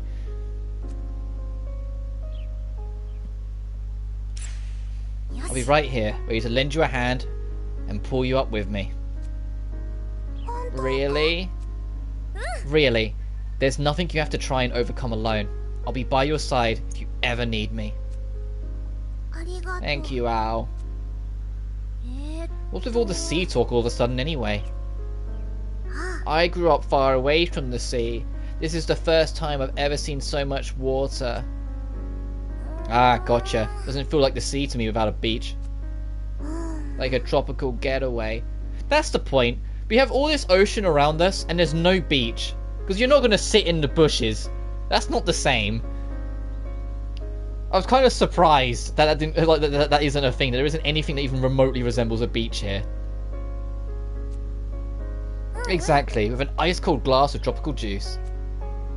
How nice. I'd love to see one like that someday.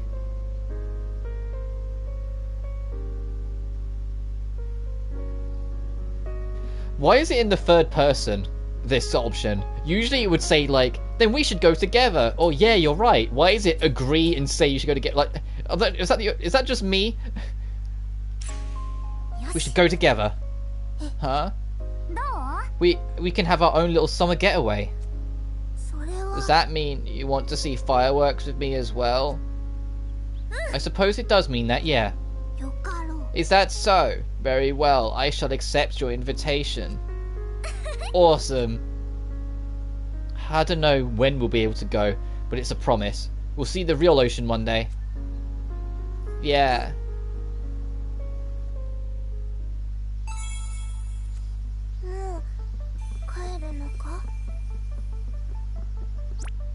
Right.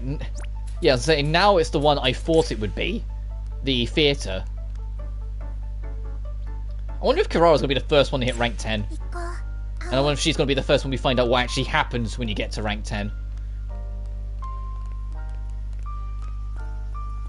So I know what characters I want to see their story arc and reach the very end. I want to see if, when we get to max rank with Reina or Yuki, if they talk about the other a lot. That movie sure was something. I could watch it like 4 more times. How did they even see the screen? Projector is just a light bulb on the screen. In this daylight, they wouldn't be able to see fuck all. A romance that transcended both time and space. You were quite misty-eyed, Al. Caught me crying, huh? Yeah, I was watching the whole time. I've watched the movie. Why? Why? I thought it was nice. It was nice? You mean me crying? Yeah, you wear your emotions on your sleeve. I thought it was beautiful. Beautiful. I think someone's blushing. Yeah, because I'm embarrassed. This is a rare sight indeed. May I take a closer look? No way, you're close enough already. You're close enough already. Just a bit closer. Any closer enough faces are going to touch. Drat, now I'm too close to see anything. Jeez, you're in my personal space. Why are you so interested in my face anyways? I'd like to save it on my hard drive so I can view it when I need to. Kirara could be super smooth for a fucking scruff pot bedhead. When you need to? When would that be? Like when I miss you and want to see you? Well, in that case...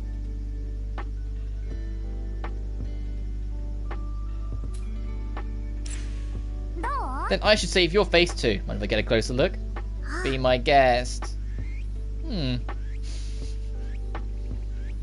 Okay, but the camera angle's on this side of Kirara instead of the other side. Where you know, if it's on the other side, you at least want to see her eye. Like she's literally just hair. like there's literally she's literally just hair and then like a little bit of a nose and a mouth and that's it.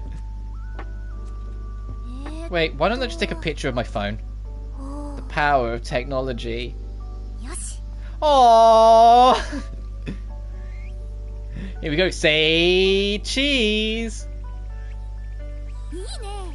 Yeah, this turned out great. I'll see you later, Kirara. Okay, I look forward to it.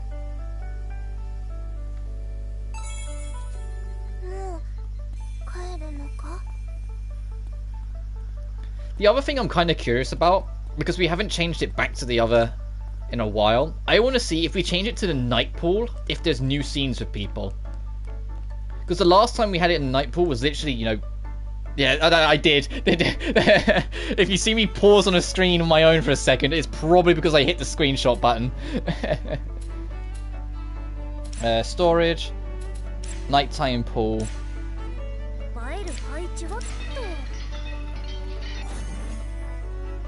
Let's see if there's any unique dates with it.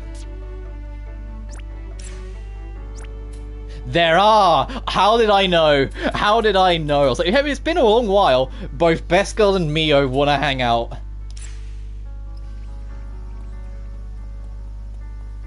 No, that's Mio. Where's...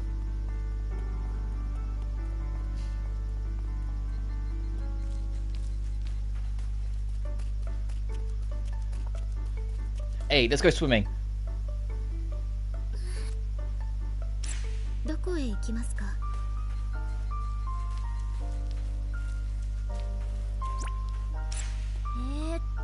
You good at swimming, Uta?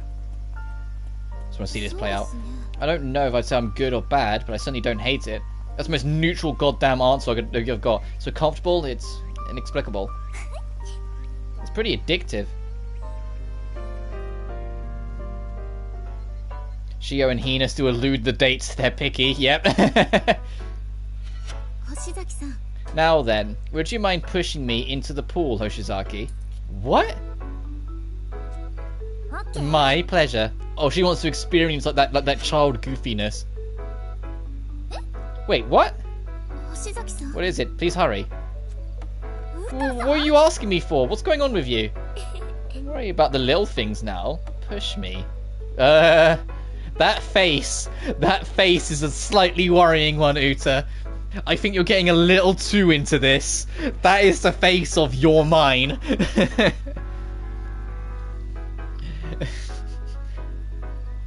That's the "do you really think you can escape this situation" kind of face.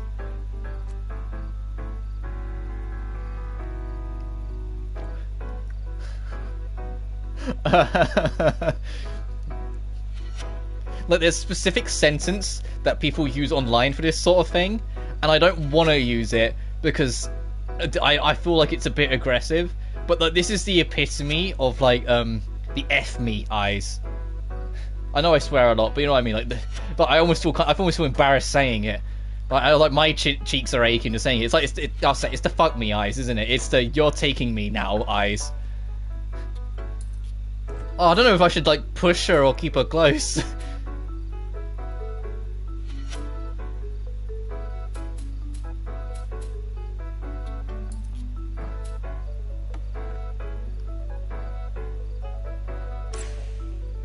There. Good luck. Oh my. Okay. Why did she like that so much? Uta, are you okay? I'm fine. Excellent work. She's blushing. Excellent work? She's acting weird today. You never say stuff like this. Hoshizaki, would you like me to get on that on that floaty with me? She's being a lot more adventurous than she usually is. Of course.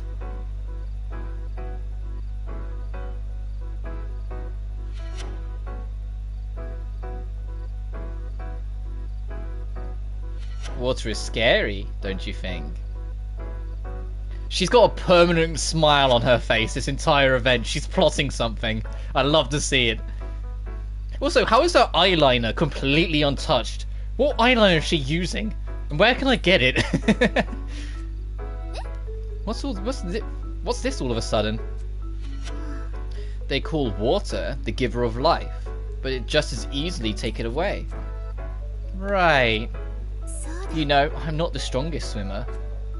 Oh yeah? If, for example, this floaty were to be overturned, who knows what would happen to me? She's still smiling. Doesn't she like pain? Might have hurt a bit when she was doing it, so she would have loved it. Yeah, maybe. And it would have been the when she hit the water, there's a chance that like some of it might have gone up her nose, which would have hurt her in a different sense. Which is why she came out blushing. So the sadistic side of it is still in there somewhere, but I guess it's more playful. As long as she doesn't go like full yandere on us, we're fine. Who knows indeed. Why is she laughing? Could her old personality be... No, it couldn't be. Does she want me to tip the floaty over?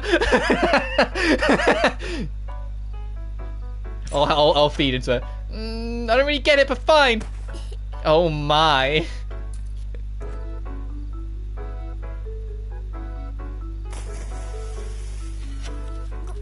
I'm sorry, Yuta, are you okay? Thank you very much. Thank you very much? You're acting super weird today. I've been found out. The truth is... So you learned from Yuki that friends tease each other. Yeah, I wanted to see you tease me. I thought that it might bring us closer together. And of course, no matter what, her ultimate endgame was to get closer to Ao. Of course it was her ultimate endgame. Did it feel unnatural? No, if anything, it worked so well it was scary. You played the role as good as anyone I've ever seen. Mean communication. Well, I'm glad Uta came away from that satisfied. But so, of course, like, can you see why I ship Ao and Uta so much? Like, she only did all of that and put herself through all of that solely because she wanted to get closer. Mio, I'm taking you to the night pool. Yandere Uta would scare me. エスコートお願いね。Yeah, probably. Depends how much she leans into it. Because there are some, like, Yandere-esque characters where it's like, it's more that they kind of just give an evil glare at the other girls who might try and get closer to the person they're for. But for the most part, still let them be their own person. And then there's the Yandere that is, I have a knife, we are doing this now, or I will kill everyone you loved kind of Yandere.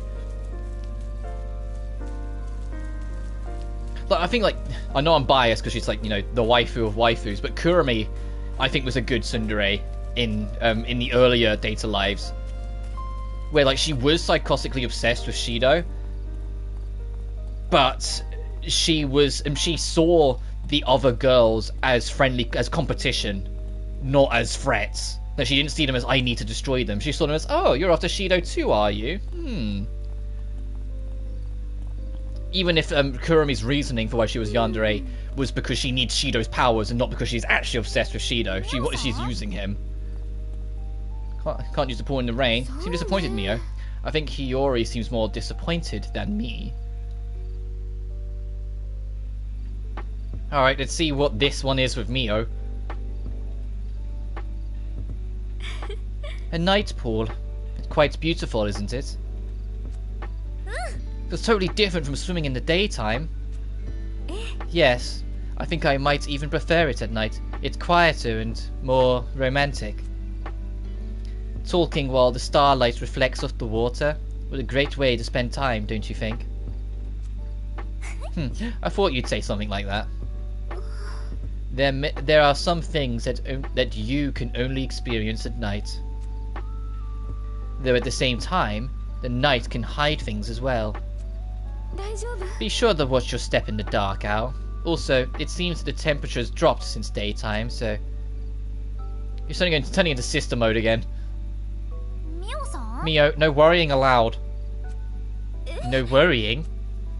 Yes, you're always looking out for us one way or the other. You don't need to be everyone's only son. But sometimes it's important to forget all about that stuff and just enjoy yourself. So there'll be none of that tonight.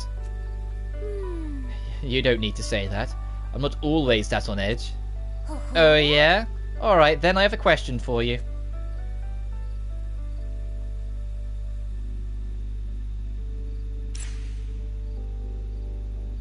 Imagine I'm swimming in the pool all by myself. What do?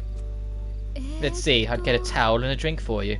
Then pick up your clothes you left in the locker room. Then I'd make sure the water in the shower was nice and hot for you. Holy shit, Mio. I get the older sister of the group, like, in every sense. Well, maybe it'd be best if I got you a brush, umbrellas and sunglasses just in case. See? You worry way too much. If anything, you're too thoughtful. I see. I had no idea. Yeah, though I'm glad it seems like you've recognized it now. Now you've got to try and resist.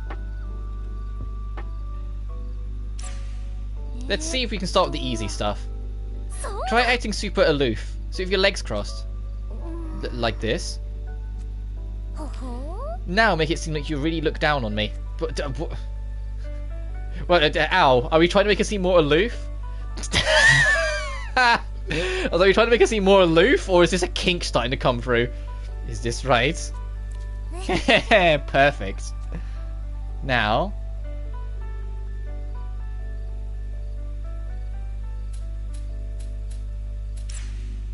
You should change how you refer to yourself. What? I don't know if that's such a good... Don't worry so much. From now on, you will call yourself... Mio Mio. Mio Mio? Yeah, that's much better. Ow, are you just messing with... I'm not done yet. I can make you even more chill.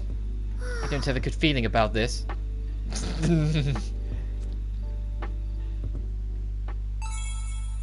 The worry suppression.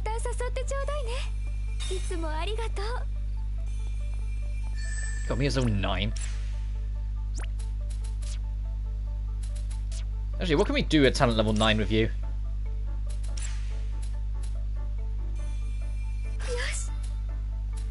And that's it, okay. Still got 48 fucking points to spend and nothing to spend it on.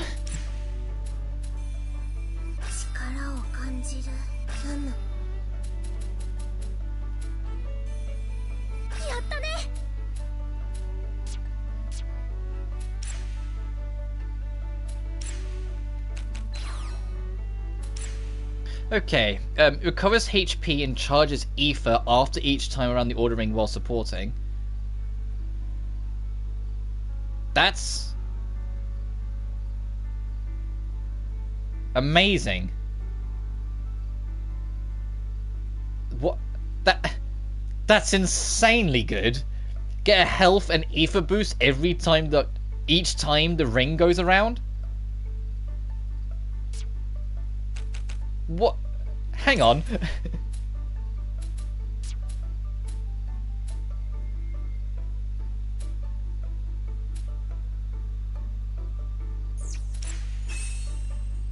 That's insanely good. Okay. Mean communication recovers a single status ailment after being healed by another party member. Okay, so if two people got a status condition, if you heal poison on one of them, another person will get healed as well. Resistance to all attributes. And increase attack and defense when inflicted with a status ailment. Oh, okay, so Mold Breaker.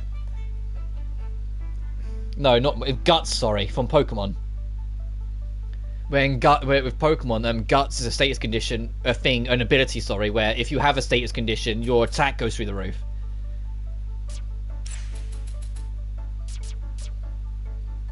I should try and put something on Reina.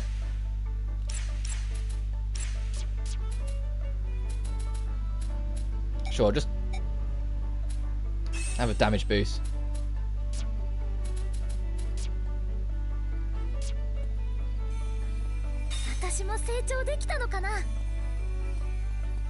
Okay.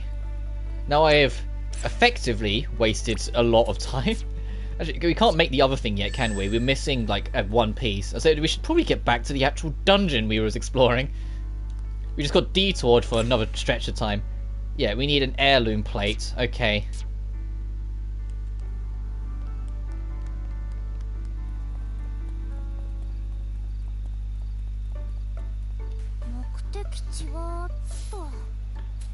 Also, you can just go straight to the Sorrow Zone if you need to. That's nice. Guts builds are fun, but Imposter Ditto will always be most fun. What's Imposter Ditto? I'll probably recognize it once you like explain it, but that just seems strange to me, or like on first glance.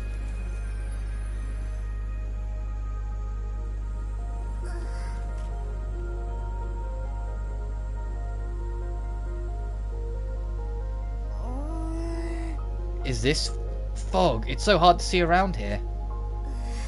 It's like the exact kind of place where witches would live. Oh, Reina, you getting a little scared? A witch's forest? Yeah, it totally is. Uh oh. I'm gonna eat you up. Ah! Ow! You almost gave me a heart attack. Well, I got you so good. Ow! Yeah, the fear zone. Oh, and it's got a section we can't access. At least maybe not access. No, memory fragments in here at all, I've noticed. The collectibles are starting to run thin a little bit. The only dungeon that still has a lot of collectibles is Uter's, because we got kicked out early. Oh, there's an heirloom plate. Hang on, guys, 1 minute. We made exactly 1 foot of progress.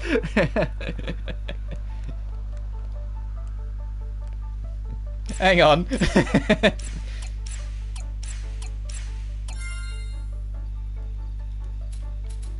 Oh, this counts as a giant area? Oh, God. This place hasn't had any cutscenes tied to it at all. Boss has a hidden ability for Ditto, which also transforms it when you swap it in. So max its health at 300. Give you a choice staff to outspeed the enemy, and you can literally steal the enemies. Fuck, that's amazing. So I know what hidden abilities are. I know that sort of stuff. I didn't realize Ditto had that. Mega Evos and Sweepers. That's amazing.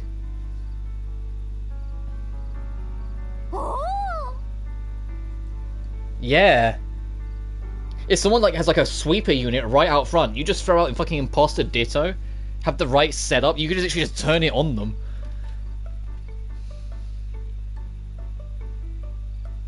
I'm glad they did that for Ditto, though, because I thought Ditto was one of the most useless fucking Pokemons in existence back in the day.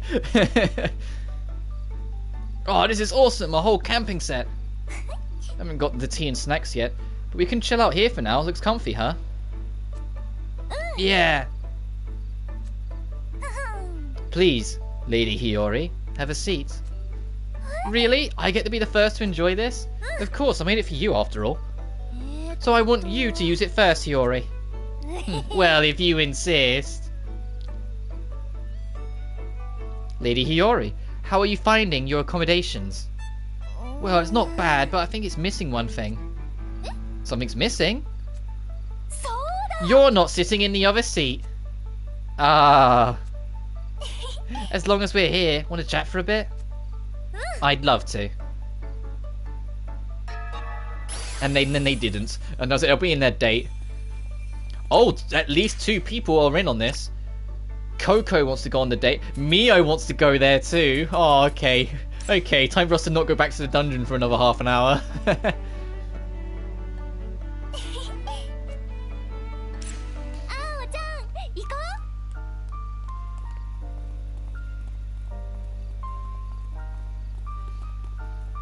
Oh, I'm sorry. If you were actually genuinely waiting to see what would go on with the dungeon, I do kind of feel bad. But it's like, of course I'm going to dive on this immediately. It was the fact that it was like, we literally took 1 step into the Sorrow Zone, found the item I needed. You ever been camping, Al? You got Imposter in Gen 5 Part 2. The best part is if you swap Ditto, it changes back, so you basically have the whole enemy's party on your side and have 2 Mega Evos. Plus you can spy on their moveset. Oh, yeah, that's the real thing, because you nab their moveset. Gen 5 Part 2 was amazing. It was the last one, and this isn't to dog on the later gens, even if I have problems with them. It was the last one that I enjoyed the entirety of it. Yeah, I love the date suits, why I beeline for them.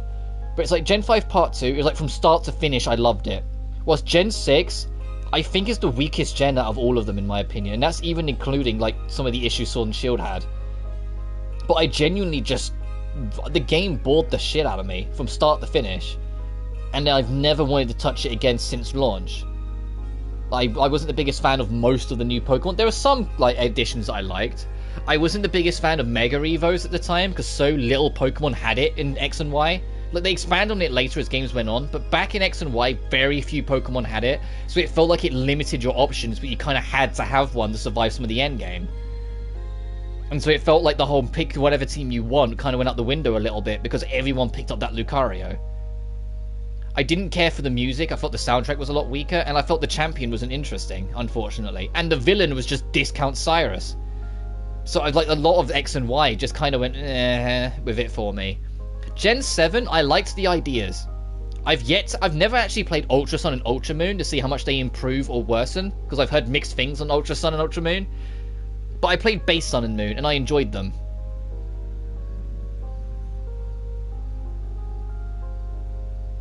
Black and White 2 is the best Pokemon game overall when it comes to game mechanics. Yeah, I'd agree with that. My personal favourite is Platinum. I'm going to be honest, but that's because I'm biased. The Pokemon game that where, like, I've known, like, even when I was super little, my older sibling, my older sister in particular, played Pokemon Red and Pokemon Yellow and then Pokemon Silver a whole bunch. And so I had exposure to it, but I was way too young. The first Pokemon game where I really like had some kind of understanding of what was going on was Pokemon Diamond on the DS. And so I loved it because it was the first one that really got me into it. And then obviously Platinum being the director's cut it was, I loved it for that. And then, you know, Soul Silver and Heart Gold was my gateway into some of the older games. And then I started exploring. I started playing through Fire Red because I couldn't be bothered to hunt down actual Red. I started going through Emerald. And then Black and White 1, although like the story's a little bit too heavy-handed at points, I still really enjoyed it. And then Black and White 2 was, you know, phenomenal. And it was just X and Y that kind of burnt it all down. Leaf Green and Diamond, yeah, fair enough. I knew Growlithe was in Red, and I wanted a Growlithe on my team. And that was enough to decide I was getting Fire Red when it came to the Gen 1 remakes. Because I think it's like Vulpix in Leaf Green and Growlithe in Fire Red. And I knew that in advance, and so I was like, I want Growlithe in my team, it's been decided. I'd love to stream a Pokemon game one day, but I'd have to actually get proper, you know, streaming equipment, a computer set up, and all the rest. So that's like a stretch goal from a very long time in the future. Because right now I'm limited to games on PS4 and PS5 because I stream through the built-in software. I don't have any of my own software. I do everything on the built-in hardware. But I'd love to do that one day. I don't know what Pokemon game I'd start on. Like, I know like Platinum's my favourite, but I don't know if I'd start on that. Really, going to summer camp is as close as I've gotten. I've always been kind of fascinated with camping and wilderness survival. And then Gen 8, I don't own a Switch, so I haven't played through it entirely, but I have played it like round friends or whatnot, and so I did enjoy what I played for the record. Just like it still felt like it was slightly hollow in places. It wasn't doing anything to make me really want to go play it. Like it wasn't selling the Switch for me, sort of thing, if that makes sense. And I hope Gen 9's different. Gen 9 looks like a step in the right direction after Legends Arceus, which I've heard nothing but the best news about. Other than graphics, but then I don't think Game Freak are ever going to be good at graphics. Gen 6 already looked kind of behind the times for the 3DS. Like, how far would you be able to make it on your own? It seems fun. You're already stronger than she looks. That kind of thing sounds right up her alley. I want to go to a desert island. I want to go to a desert island. Oh, that sounds nice. We could dive in the ocean and catch lots of fish. Exactly. A fish would be so good too. Throw a pinch of salt on it and grill it over the oven, over an open flame. That sounds amazing. I did a teleport glitch to get Meowth and Mew in yellow, and did the missing no glitch. It's one of my fondest memories. Yeah, in base red, I do the missing no glitch just because it duplicates. I think it's a sick item in your inventory. So instead of grinding up money, I would dupe my hyper potions, dupe my revives, or dupe a full restore sort of thing. And if I'm feeling like an arsehole and don't want to try and grind out the legendaries, dupe my Master Balls. Because it's original Pokemon Red. No one's playing it competitively or any shit like that. So if you want to duplicate and cheat a little just to save time, do it. It's better than Mewtwo being like, do you think you could catch me? And me showing up with 50 Master Balls. It's like, I think you're screwed. But you have to be careful though with missing no, because you can wreck your cartridge if you're not careful about it. I think I think it was red that had more things that could be you could risk damaging your cartridge with if you messed with it too much. Whilst yellow, although the glitches were still there, they weren't as aggressive. Wait, are we still talking about just food? You're right, there are other important things too. Yeah, for example, can you start a fire? They say the first thing you should do is get a fire going. As long as we had matches or a lighter, we'd be fine. But could we really start a fire from scratch? Yeah, it's we can't just assume people have a lighter on them. We can't just assume any of these girls are going to end up as smokers. I guess we just have to rub sticks together. Yikes, I don't think I could do that. I'd wear myself out before I even made a fire.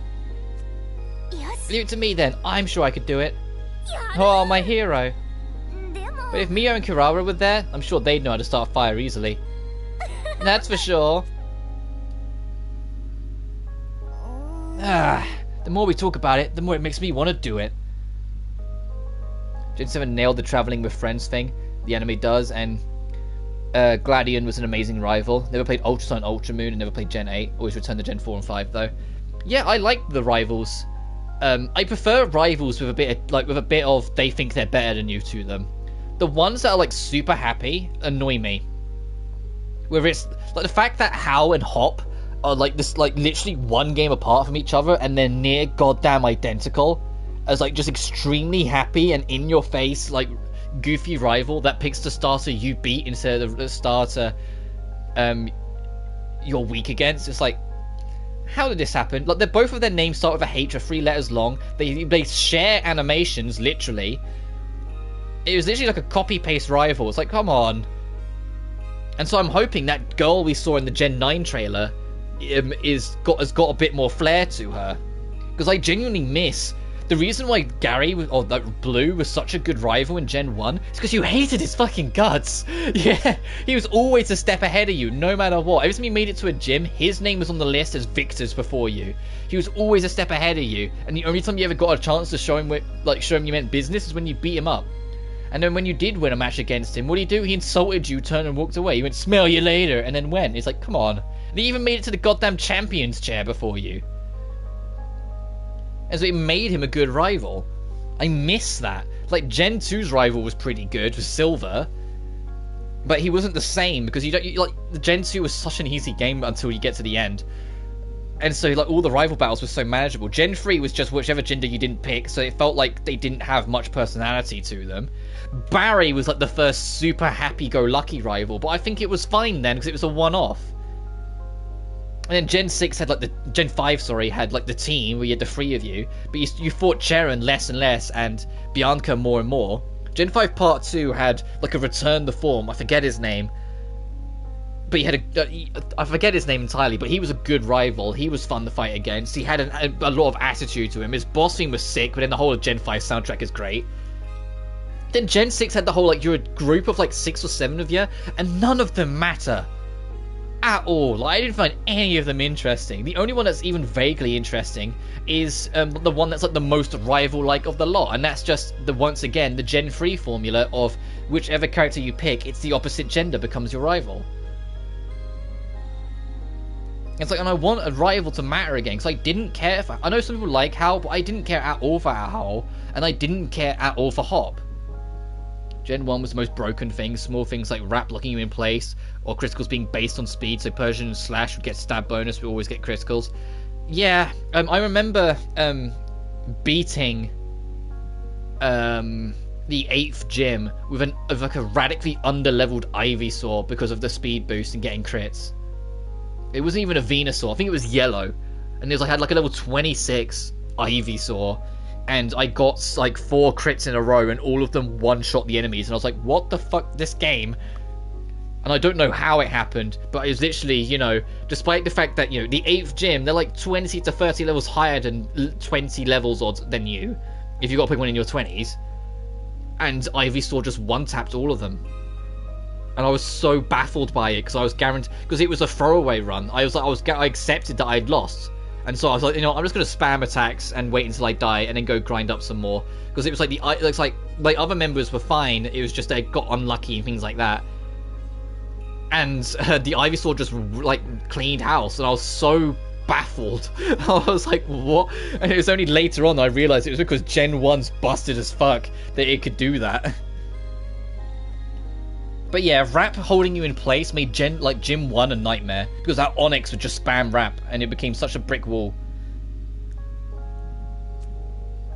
We could explore, find ingredients and materials, and then go back to the tent to cook and craft things. What is it, Al? Aren't we all in a survival situation already? Well, now that you mention it, we totally are. And this is the ultimate wilderness survival too. We're the only ones in the entire world. Jeez, you're right! We've been surviving this whole time! How did that thought never occur to me?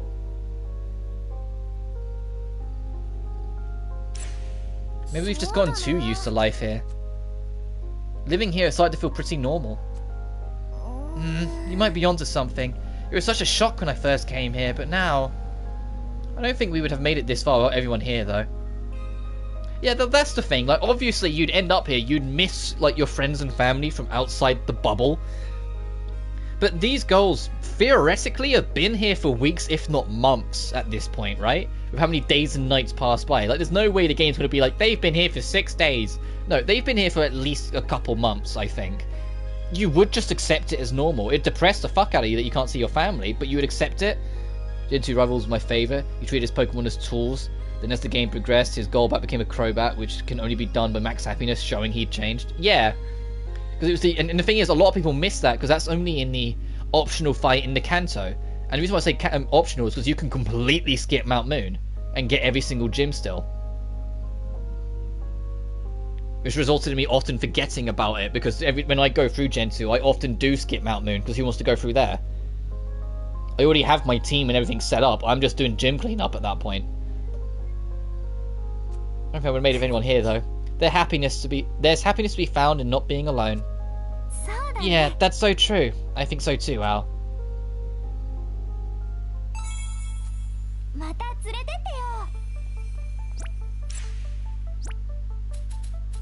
Alright, Coco, now where are you? Upstairs? This isn't your floor. You belong with the Misfits. No, don't worry about it, dude. I'm the same. If there's a topic I'm passionate about, you're not going to hear the end of it. And especially, like, we talked about it last stream, about how hyperactive my brain can be sometimes, where it will just latch onto a topic and then literally halfway through it latch onto the next. I know exactly what it's like. Feel free, my guy. If you want to talk about Pokemon, my knowledge beyond Gen 5 starts to get slightly more limited, because I said I didn't like Gen 6. I enjoyed a lot of Gen 7, but it wasn't necessarily for me enough, and I've only played a bit of 8. But outside of that, first 5 gens, fucking go for it. I'll probably know what you're talking about and be able to bounce off you.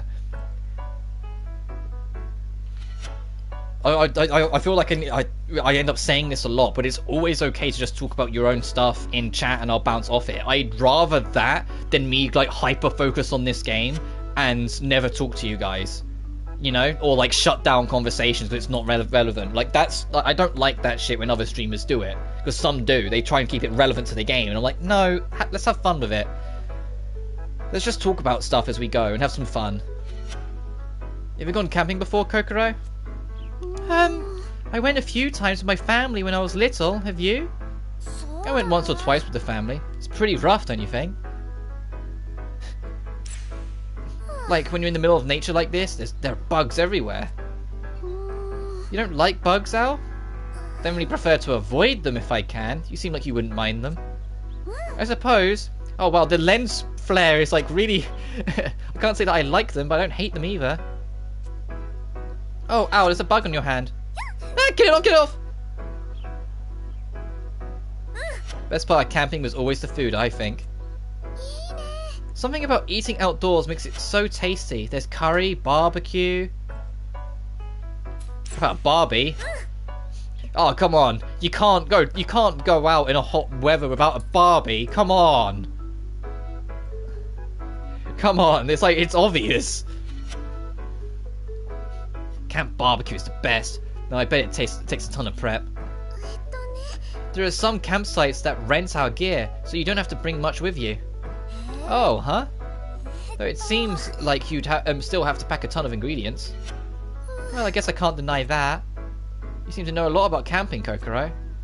My dad really liked the outdoors. He would take me to the mountains pretty often when I was a kid. Sometimes we had to catch our food while we were there. Like fishing in mountain streams or something? Mm-hmm, that too. We also hunted for boars.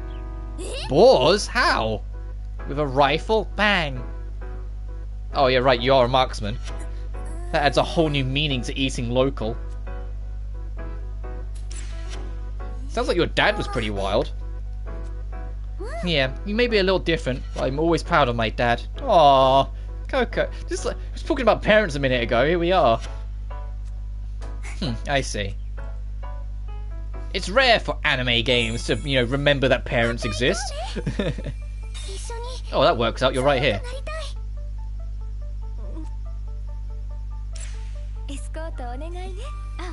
You don't want... Oh! You don't want to go to the thing. You want to go to the roof first.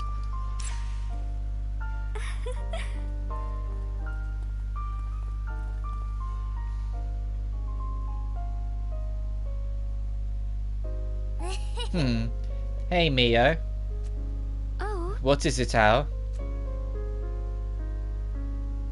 You looked like a painting. You look like a subject of a painting. I want to get a closer look. I'm not beautiful enough to be painted. If anyone's beautiful, it's you, Al. The one who keeps moving forward with her head up, even in this crumbling world. Oh, stop. You're going to make me blush. I think it's too late for that. This is your punishment for being so serious. No, wait, no tickling. Huh? Do you really hate it that much? Anyway, Mio. You always keep your feelings all bottled up. You shouldn't get stuck in your own head like that. But I'm the oldest here. If I start asking others for help, won't it just make them worried? How? Marvel Scale Dragonite's pretty insane. Marvel Scale halves the damage taken if the Pokemon at full health. So give Dragonite Dragon Dance and tank the first hit, then Roost and repeat to sweep. God damn, you know your competitive stuff. I'm super goddamn casual. I am the epitome of, you know, the little sibling you give the game to. It's like, oh, this Pokemon is cool, I'll have them on the team. I always try to get a Metacross on the team, so I love Metacross's design. But then, like, that's it. But, like, you know your shit. That's cool, though. The only time I've watched competitive matches is when streamers that I already watch indulge in it. Like, I watch Ray Navarez Jr.'s Twitch streams a lot, and he joined a competition where you go into Legends Arceus, and you have exactly 30 minutes to catch and build your team from scratch. So you have to go out into the field, see what you can get, try and remember what Pokemon there are. If you need one to evolve, I hope you can grind them up. And then you take their teams and transfer them to the website thing. I forget what it's called, like the Pokemon tournament thing. You know, it's like that web browser that has all the Pokemon and types and things like that. You can make matches. Then you take your team into that, build them, and then fight each other and see who comes out on top. And that was like the limit of competitive. And I saw a very cheeky Chatot play, where Chatot's sole purpose was to tank a hit, but set up Tailwind, and if it survives the Tailwind, use Perish Song, and then get the fuck out. And it guarantees it gets the first Pokemon down, while at the same time putting in a Tailwind to get everyone else ready. And I was like, that's kind of cool, but that was like the limit of my knowledge. I think that's the Focus Slash thing that makes it so you always survive at least one hit.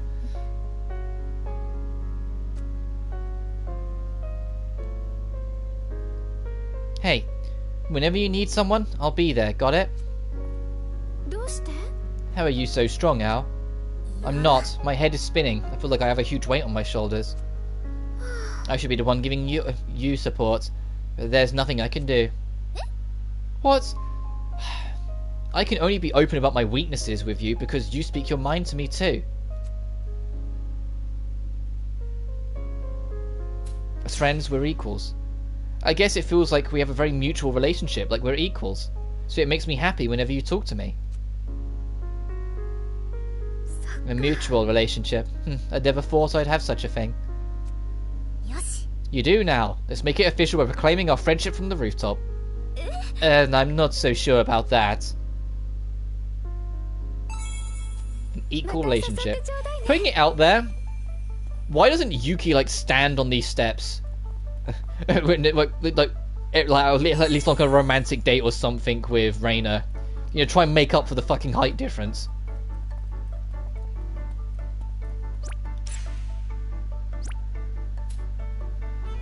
Interesting, so Mio didn't have one involving the set we made. I used to get in fights with Yuzu every day. We fought over the TV channel, toys, anything. Oh, you mean back when you two were actually proper alive and, you know, just kids? Before you were used as, what is this? What's going on? I see. I guess relationships between sisters can be very different. What am I looking at? I'm guessing the camera kept on panning and went into that object behind Hiyori. And that's what we just saw. That was a little bit of an overlook.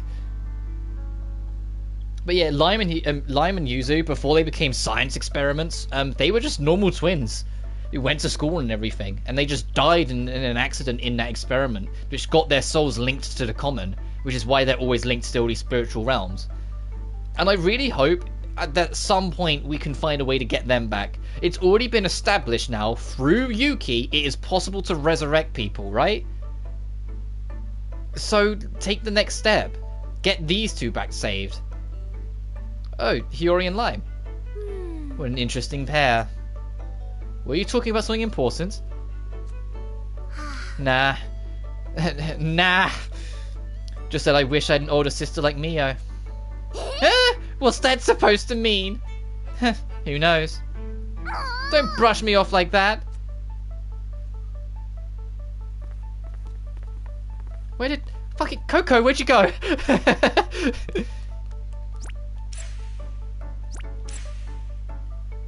How about the snacks?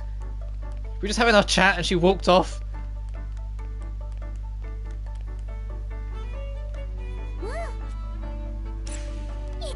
You want to go to the roof? Well, what's special about the roof all of a sudden? Is it after Yuki and Reina started doing it in the night, everyone else saw it and went, I want to do that? We use the roof all the time like it's nothing. But at my school it was off limits. Ours too. The doors were always locked. It's funny.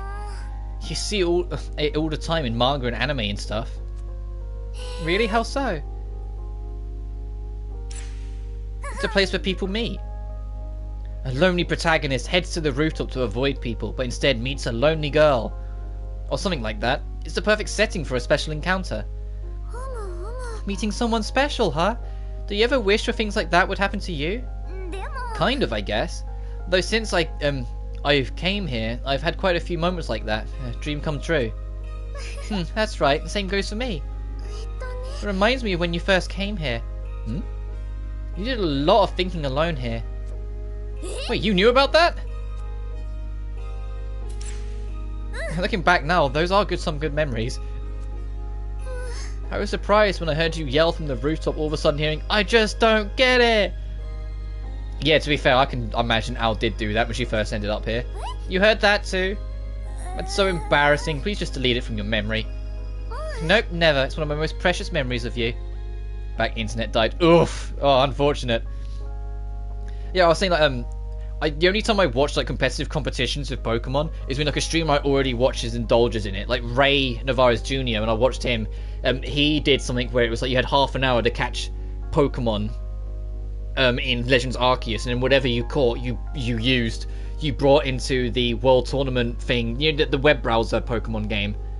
It's like not official, but everyone uses it for like tournament matches nowadays. You take your team into that, and I saw a cool thing with Chatot where he had a Focus Slash, and he would use Tailwind and then Perish Song, and then accept death because it didn't matter. He guaranteed the first Pokemon would go down, and the Tailwind would make everyone else to go faster. Nope, never. It's one of the most precious memories of you. What a beautiful view. Come look, Al. The view is incredible. Be careful, careful you don't fall, you hear me? I won't. I'll be fine as long as I hold your hand. Yeah. But if you do fall, I don't think I'm strong enough to hold on to you. I'm not that heavy. I was just joking. It looks like if it looks like you're gonna fall, I'll definitely save you. Jeez. Oh, it's nighttime. Gee, can you figure out if it's nighttime or not? You don't even need to look at the sky. Get what little duo comes up here every night. I read the same person left a comment before. Left a comment saying that if it's raining at night, they will be indoors, and every now and then might even bring up that they're annoyed they can't go out tonight because it's all cloudy. So they literally have made it a thing where every like clear sky night they do it. They hang out. They go to the rooftop. Love that website, and that's clever. I usually learn with something like a Skarmory or Ferrothorn to set up hazards with spikes, and then try to predict a switch to break my wall and switch too. Yeah, fair enough. People that use toxic spikes, though, I want to have a word with. Normal spikes, I get it, because it's like it's an effective tool. People that use toxic spikes, I just want to have a fucking word. Yeah, you know? It's like, I just want to talk. It's like, crack my knuckles.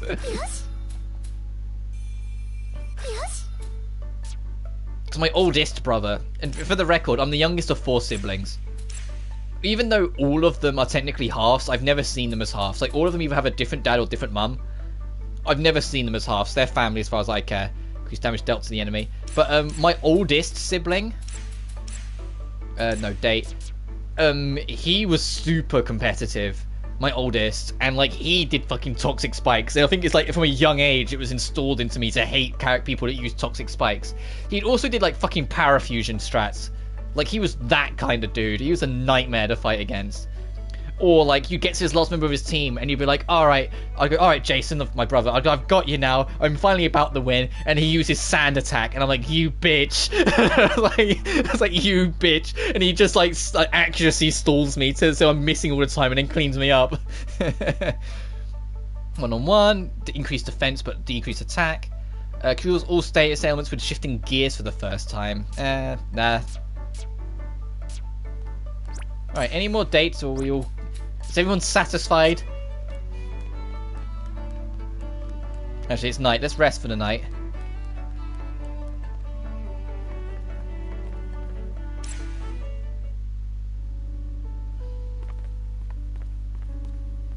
So Hiyori's next to us. Kirara's the other side. So then, yeah, I'm kind of picturing in my head whose bed's whose then.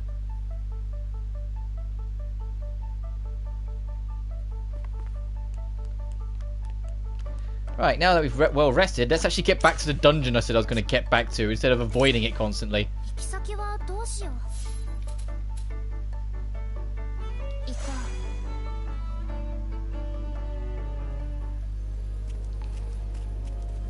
Right, let's check this again because I've already forgotten.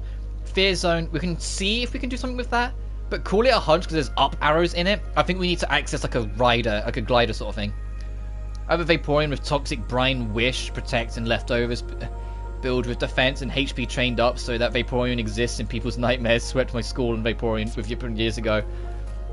Man, I was like the only kid in school that played Pokemon. And to be fair, when I was a kid, I was also super into Yu-Gi-Oh! And I knew a lot of people that played Yu-Gi-Oh! I've still got my Yu-Gi-Oh! deck. I showed it off in a stream near the end of, I think, Blue Reflection 1. Like, we was just like, I think we wrapped up early or something like that. And so I spent the rest of it showing off my Yu-Gi-Oh! deck. My old deck from many moons ago. You know, back before they had XEs and like, tuna monsters were a real thing and whatever the fuck they have nowadays. But I was like the only person I knew that actually played Pokemon. It wasn't until college that I found other people. And funnily enough, someone who I ended up becoming really close friends with, we became friends by getting into like a really heated argument. And I mean like really heated. Like I'm surprised she didn't punch me heated. About our feelings towards Pokemon Gen 6. Because I fucking I'm a lot more neutral to it nowadays. But I genuinely thought like Gen 6 was like the plague of the franchise when I was younger. I hated it with every fibre of my being. I just thought it was complete shit. But my friend, she was the polar opposite. She thought Gen 6 was the best one. She loved it to death. And she felt it was like, people that dog on it don't know what they're talking about. And it was at one point we was just talking. We weren't even friends. It was like, it was a friend of a friend. And that other friend had like gone to the bathroom or something. So we were just talking. And, she was talking about Pokemon, and I went, oh, what's your favourite gen? And she went, 6, and I went, why? And she just went, what do you mean, why? And it was like, you know, it was an arrogant college kid, and I've said it before, I was an arsehole in college, so of course I was like that. And we ended up genuinely getting kind of heated about it, like, we kind of getting, like, real on each other's case, and, like, not shouty, but, like, I said, she absolutely could have punched me at any moment, and I would have just had to accept it. And then the friend came back and was like, what the fuck, I left you for 2 minutes! But then, hilariously enough, after that, we then went to like our next class, our next period or whatever. Like met up again at lunch, and she grinned at me, and I was like, what? And she went, I think that's the most fun I've had in a while, because she got to have she got to have a conversation and not just have a bunch of people nod at her. She actually had someone who had a different opinion but also care about a franchise she liked. And so from that we became friends. And it was just like, I always think back on it, it's like, it's a really dumb, like almost borderline anime shit, but it can happen. Like, I thought she hated my guts after that. I didn't really care, because I was just like, oh, it's a friend of a friend, whatever. We just won't talk to each other that much, it's fine. But no, she went out of her way to kind of be like, no, you're cool because we didn't agree. You were prepared to like defend your opinion sort of thing. I was like, oh, okay. And then it was like a week later we went and watched a horror film together in cinema. Can't even remember what it was so long ago. I was like, genuinely, we got super close, super quick, and we started our friendship by, you know, shouting at each other. Love Yu-Gi-Oh! I have my OG God card. I only have Obelisk the Tormentor of the God cards. Because I wasn't that interested when I was younger. Okay. Help. Thank you, Hina. That's a unique animation. Also quite a leap. You might be able to hear gardening in the background because it's super hot today. That's the other reason why I kind of went, you know what, screw it, I'm going to stream today. Because it's supposed to be a couple degrees warmer every single day until the weekend. And it's like, it might get to Friday, and it might just be too hot for me to justify wanting to stream. You know, like, I don't want to suffer trying to play this game, you know? Because, you know, the PlayStation 5, it generates heat. The room I record in is not the biggest room in the world, so that heat has to go somewhere. Opening the windows doesn't always save the day. So it's like, whilst it's still manageable, I'm doing it. But it's supposed to be like 32 Celsius. And I don't know what that is in Fahrenheit, because I don't know the difference personally. But that's, for us, insanely hot.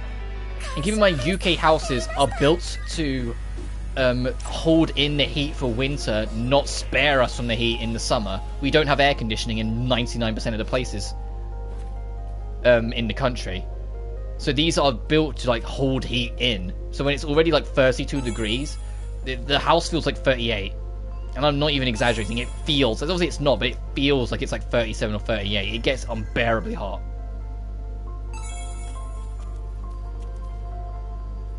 These enemies, I was gonna say, okay, no, it's just that their view box is tiny, so they don't seem that interested.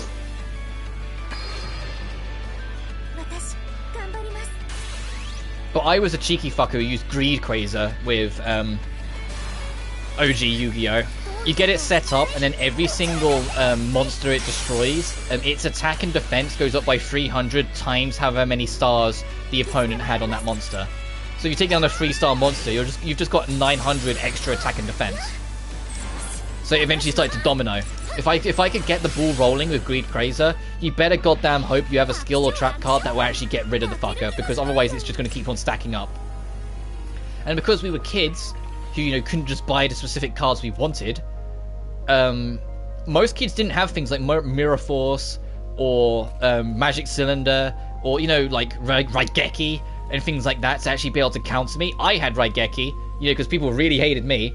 It's like, why have, like, some people had Black Hole, where, you know, you wipe the field of all monsters, but I had Raigeki, so I could make it so only you have to sacrifice all your monsters.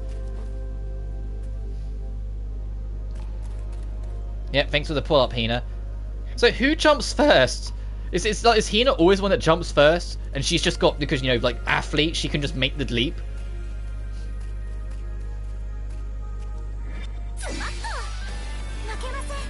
I had a friend like that, where we had a pretty competitive Pokemon rivalry, and we were great mates after. He wasn't as competitive as me, but he had a great game sense. Yeah, fair enough. I do hope that friend I was talking about... I don't like to just name my friends, because I don't think that's... I don't know, I don't think that's fair. Just in case like they have no interest, or don't care, or... You know, for some reason... I'm not saying I will. I get more popular, so when people suddenly start looking for them, it's like, oh, you're friends with this person? Maybe they have a Twitter. Like, I'd rather just not name them to avoid that entirely. The only people I name are people that I might stream with. Like, when I bring up Callum, it's like, I can break this?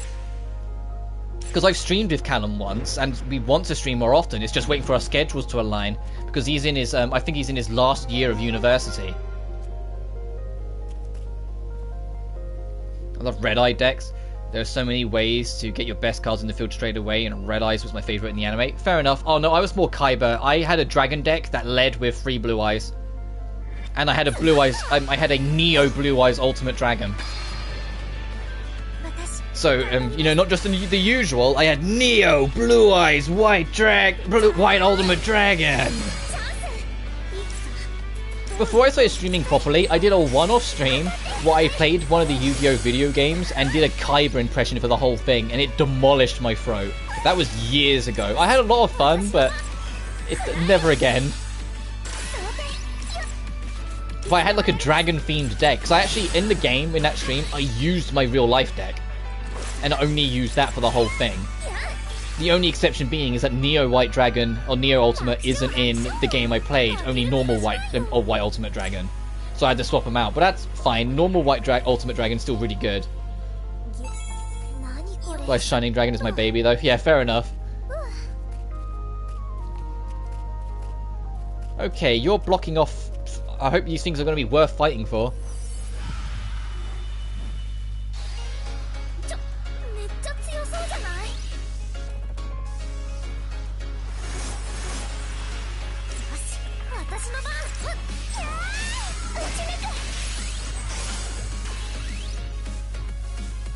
When we finish this dungeon, I am going to, like, push to, like, really commit to getting Riser's dungeon done.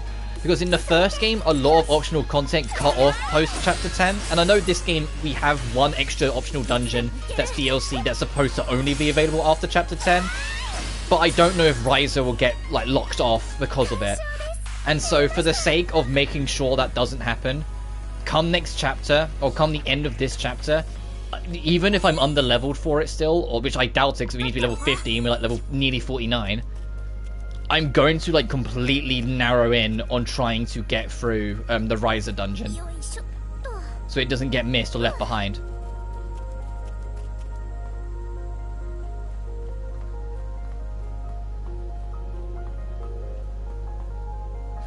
Okay, this area is actually kind of scatterbrained. I was looking where to go next, but it's like, you got the branch straight down, but it kind of branches off down to here to different items. Which makes sense, because this area did branch off a lot in the original. It was one of the more annoying areas to actually navigate, if I'm honest. Like, I didn't really bring it up that much in those streams, but if you pay attention, every time I'm in this zone in the first game, I go the wrong way more often than not and have to quickly U-turn and go around to get somewhere else. Like, I found the area kind of annoying to consistently navigate. Whilst all the rest I found quite fine. Not the Phoenix Hardscape? Yeah, it feels like it's a super slowed down version of the game's main theme, mixed with a little bit of Yuzu and Lime's theme from the first game.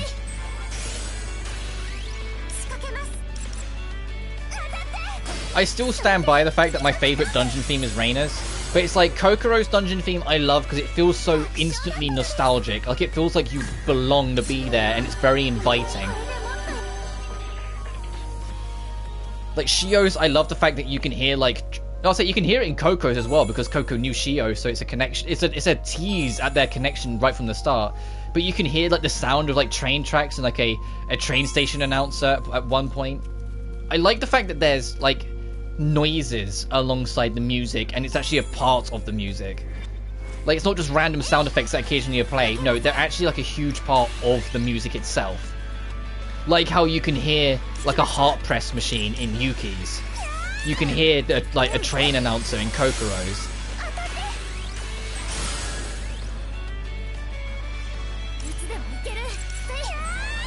You can hear, like cultural little, like, bells and things like that getting rattled in the wind in Kirara's.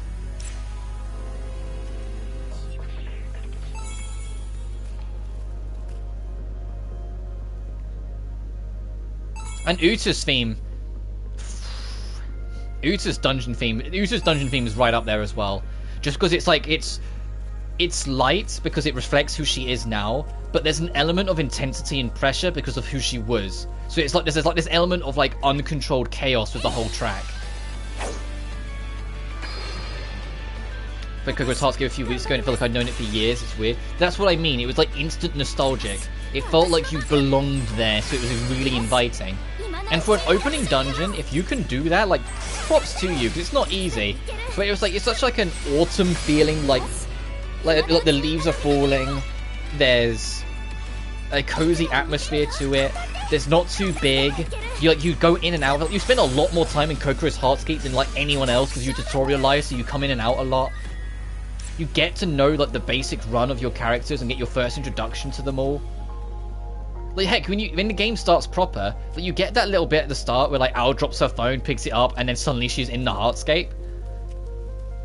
Or she's in the Oasis. But it's like, well, after that, you don't even get to meet Yuki straight away. It's just, Reina and Kokoro. And then it's only when you get a text that happens to include Yuki, you go, oh, there's someone else in this group. And you can notice beforehand, and when the phone first rings up, if you scroll up to text that they expect you to read later when they flash back to it, you can see Yuki's involvement preemptively. Okay, so the first one went to one-on-one immediately. This one's trying to do a charged attack immediately. What's the next one going to do? And it's also insanely slow. Do you see how slow movement speed is on the thing? We've got ages yet.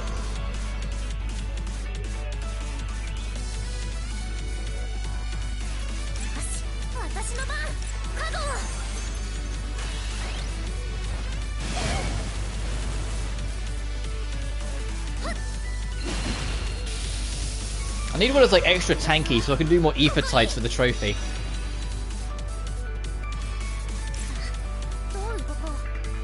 It's gonna let's see if we can actually build up the combo rack. I'm gonna use something it's resistant to. It's almost definitely gonna die anyway, but you never know. Oh, it's neutral to it. We broke the resistance. Interesting. Actually, I think the skill does that, doesn't it? No, it was just resistant to it for a bit, I guess.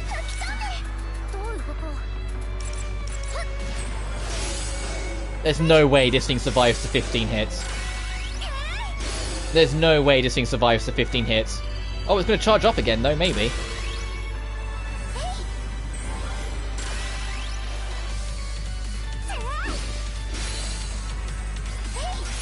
Look how slow the danger bar's moving. Holy shit.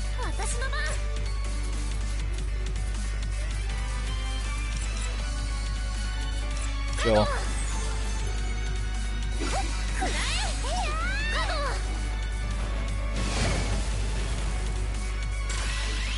Okay, can it survive 3 more hits to do an Ether Tide? It's very unlikely. The next hit will probably kill.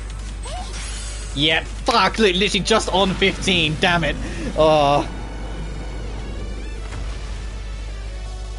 If I put them on manual and had like one of them to look for a resistant attack, maybe I could have bullshitted that in, but oh well.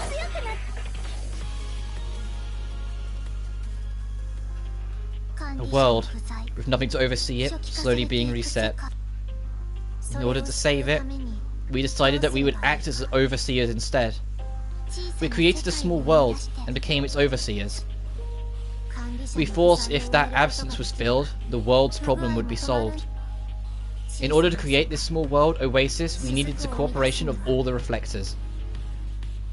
We used our rings to call the reflectors. We need everyone here to lend us your feelings. A large amount of emotion is needed to create a world.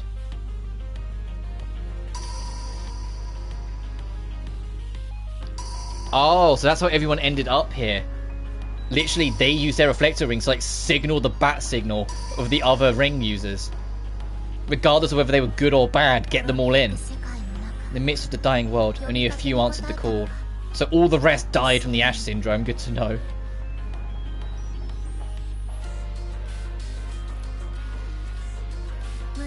Girls. Oh! Have you noticed there's something here? There's a reason why Yuzu didn't trust Ao right from the start, right? Ao's not a part of this list. Yeah, Ao's not there. Nor's Yuki. But Yuki, we know why. Because Yuki was snuck in by the world system. But Ao's not there either. She's not one of the reflectors. Ao isn't a reflector. Well, at least she wasn't. She became one when she got in here. So there's a big lingering mystery that still exists, and that is, why is Ao the only person who doesn't remember the Ash Syndrome? What happened to her?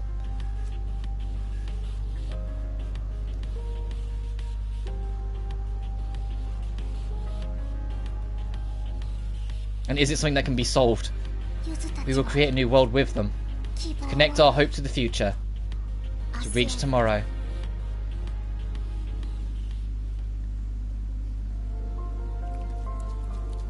And it makes sense that only Hinako then came back from the first game, because she was the only one of the friends group that was actually a reflector. Right, this is the joy zone, isn't it? Happiness. Well, okay. Oh, this breeze feels amazing.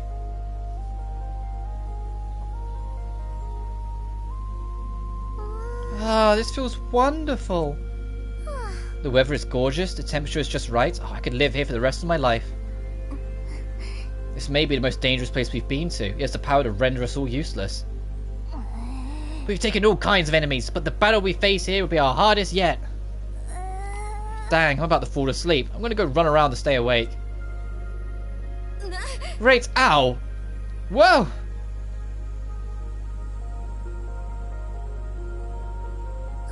I'm exhausted, so sleepy. Hey.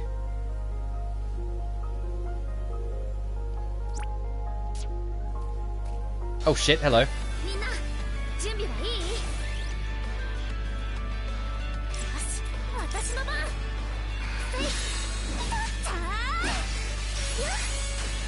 I mean, I have my theory, but there's nothing to like ground it off surrounding Ao and why she doesn't remember. I think there is a genuine, very good reason why. And it's not like resource being sus being kind of weirdly explained away. I think there's a very good reason why it's just that is. And my reasoning is, she's not in the anime. I think we've already had one part of Yuzu and Lime's big plot twist. Because, you know, Yuzu and Lime were dead, and that was the big twist. But there was another part of Yuzu and Lime's plot twist that Yuki didn't cover, and that was that they were a science experiment that went wrong.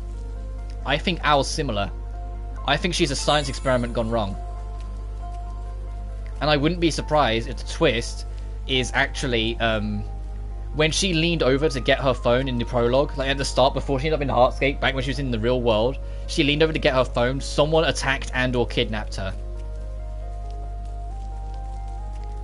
And so she ended up avoiding it because she was in a test lab for the remainder thereafter. And what she doesn't remember is her time in that test lab, which is why she ended up a reflector, because what similar to that reason why Yuzu and Lime became a reflector, the experiments involved the common or the unconsciousness. But if Owl's an experiment, where is the real her then? Like, where's the her in the real world, so to speak? If I'm right. Is she, like, buried in some lab miles away? Is there even a way to communicate and get to her, sort of thing? And that's only assuming that theory's right. I could be completely wrong.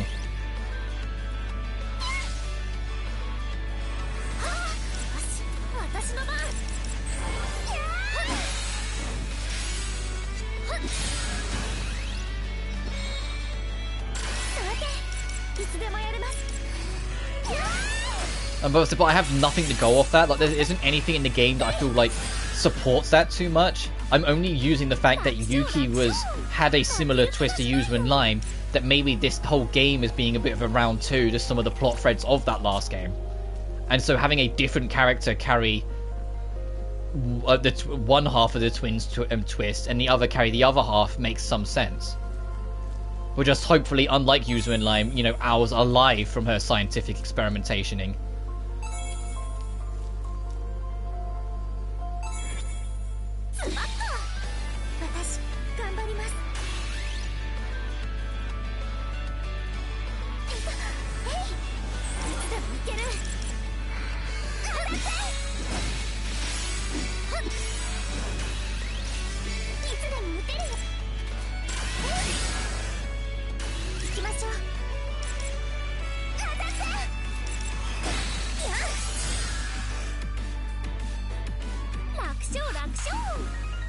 But then if we are going to do that, doesn't Owl then, oh, I don't know, need to get those memories back at some point?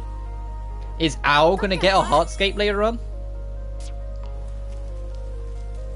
Because we've assumed for the whole game that she won't, well, at least I've assumed that she probably wouldn't, because there's no neat reason to, because she's had all her memories. But if there's reason to believe that maybe she doesn't, that could lead to something later on. She just thinks she has all her memories, because the last thing she really remembers was, you know, being conscious in the world. And what the big difference between regular and true is? Yeah, I am. What I'll almost definitely do, for the record, because the fact that you have to go through the entire game again to see the true ending, that's kind of rough. But I won't stream it, but I will do it and then record it. Whatever that ending is, and then put it on my YouTube as we go.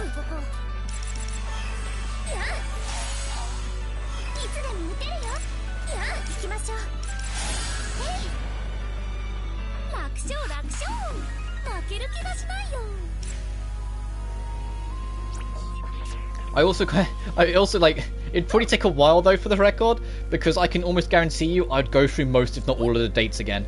I know, like, I wouldn't have to grind as much, because, you know, we'd have all our levels and talents and resources and whatnot, or whatever else carries over into NG+. But I would still sit through most, if not all, of the dates again. Fucking, I need to make a new hammer. Hang on. And we're gone from never using the hammers at all to suddenly needing them a whole bunch.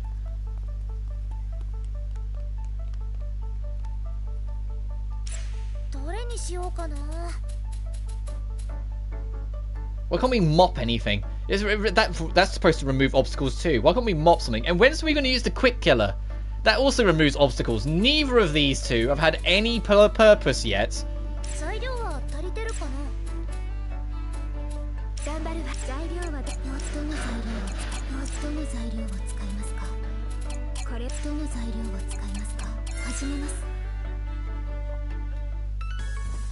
To be honest, what I could do, obviously I'll do the video and show it. What I could do is once I see the normal ending, quickly look up what the true ending is different, so we can at least talk about it on stream.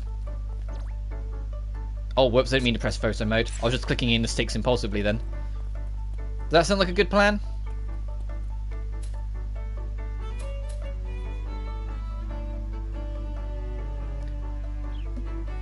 Does that say required 95 coins?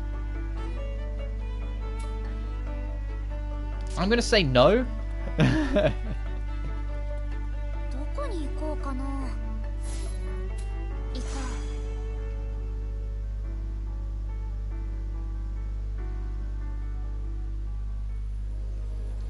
Sounds good. Fair enough. I find it weird that you can find an umbrella in the game, but Al just runs around in the rain without it. Yeah. Yeah, I think they just didn't want to make an animation. It don't need to be a small one. Like, just make the umbrella suddenly pop into the character's hand, and then they flick it out and put it over their head, and then the rest of their animation is the same. That's a small thing I guess they could clean up in the third game. Just make it so it's an actual umbrella animation. But yeah, I'll do that then. I'll see what the true ending is.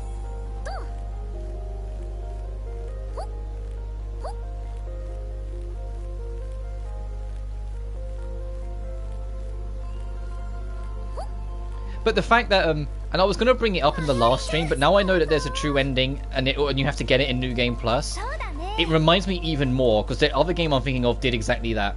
There was a game where the first entry was kind of ambitious, but really clunky in a lot of places, but I was charmed to it anyway. Then its sequel came around, had a canonical gay relationship, had a more controlled hub-like setting, but it was menus in that, whilst this is actually you run around the hub. Had a whole bunch of friends that you had to talk to and get to know better, which then tied into benefits in the game. Doing side quests also helped feed that. And the game had a strong sense of you coming together with your small group to defy the odds. It also had one of the two in the gay couple canonically be dead, and we had to bullshit away to get her to come back alive. It also had its true ending in New Game Plus, and that game is Death End Request 2. One of my favourite RPGs from last generation. Because the main character Mai and the secondary main character Rotti, Rotti has a huge crush on Mai for most of the entire game, and they only finally accept each other at the end. Or at least Mai finally accepts her love at the end, and they finally and it's finally made clear Mai's always loved Rotti. But Rotti, the biggest hint of the plot twist is literally in her fucking name, that she's dead. Her name is Rotti. She's rotting. And not only that, she's trapped in a time loop where she's always destined to die. Because in Death End, this is where the comparison stopped, because this game's a lot more happy than Death End. In Death End, it was a satanic cult who needed 666 deaths. And there was a massacre incident where Rotti's mother killed 20 people, then herself. And then Rotti witnessed it, and overcome with her emotions and fear and sheer terror, took her own life as well, making a 20-second death. Then time would get reset by a year, and the same year repeated 22 times. Because of time shenanigan bullshit. So Rotti not only died, she died 22 times. By taking her own life each time. And you break the cycle when Mai ends up in that village. Just as it reaches the 666th death, which summons the final boss. And so you break the cycle to technically save Rotti, but she has to die first, again, to complete that cycle, to break it by going beyond where it's supposed to go. And it's when I was going through this, it's obviously Death End Request 2 is a very horrific and dark fucking game in places. It scares the shit out of you. I mean, you see 20 odd children get murdered, sort of thing. It's not for the faint of heart. It's strange how little things like that I noticed in that game, then came to this and I was like, oh, that's kind of similar. The only real difference is that it's not the main character that's in the gay relationship. It's Reina. It's a secondary main.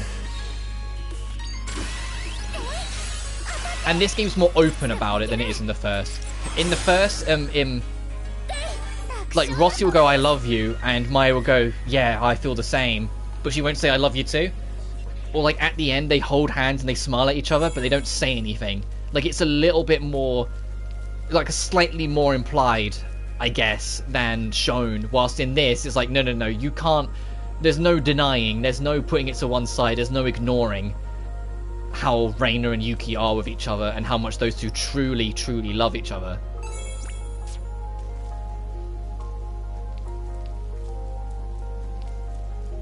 And I'm still hoping there's a third game, because the true ending of Death End 2 deliberately introduced a new element and then left it hanging. You know, it made a sequel bait, and it's like, we still haven't got a third game to see where that's going to go.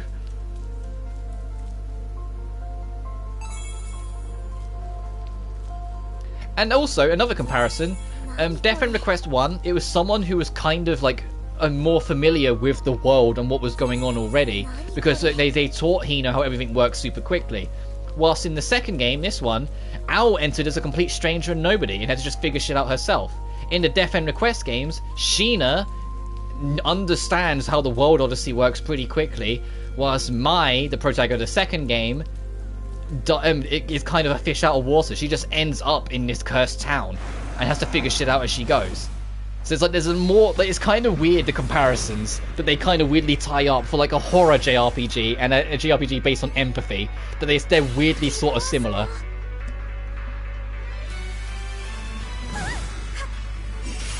Or have those, you know, weird comparison points like that. Makes me wonder if there's ever a Death End 3 or Blue Reflection 3, if the other starts to feel similar to the other, but depending on which one comes out first. So I imagine it's more chance than anything else, because they're very different companies. But it's still kind of interesting to note. Saying that though, Gust had a character guest star in an Idea Factory game, an Idea Factory Make Neptunia, and Death End Request, because they literally had a character called Gust, who was based on, you know, Gust the property. So I guess it's not entirely out of the question that they might have shared notes a little bit.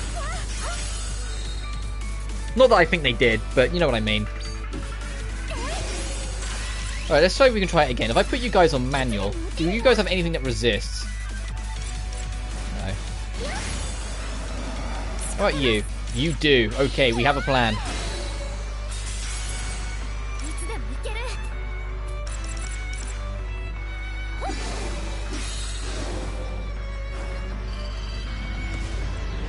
Ooh, we might be in trouble. Oh, we are still in trouble. Okay, we need it to die, because we're... Okay, the combo's gone. Never mind. Okay, we lost it on this one too, because I got too greedy with Al. And I don't know if it would have survived the 15th hit, because we lost the damage boost. A 1v1? You're like one hit away from dead. Okay, come on. Get out of here.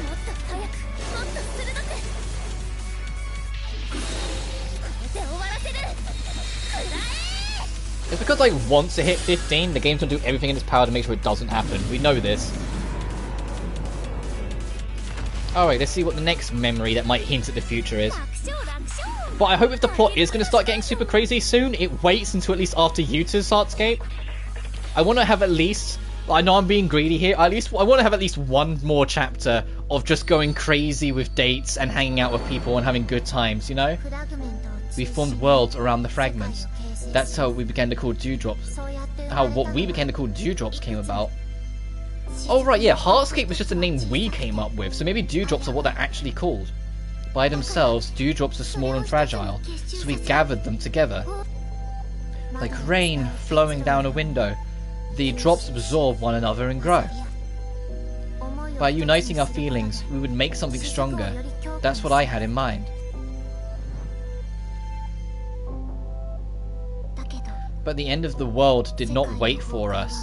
The individual drops were cast out into nothingness.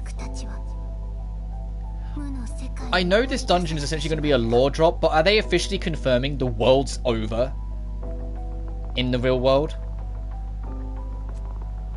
Like, I know we said that, like, we're the 1%ers, which was already like the big thing that suggested there's nothing left other than us.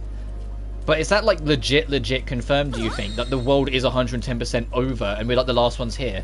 Like, I'm half expecting the ending to be they make this bubble like last forever and these 12 decide to spend the rest of their life here. Sort of thing. Which would be bittersweet, but at least they'd survive and be together. Alright, so for the anger zone. Okay, so we need to kind of go around to see if we can get that bit open.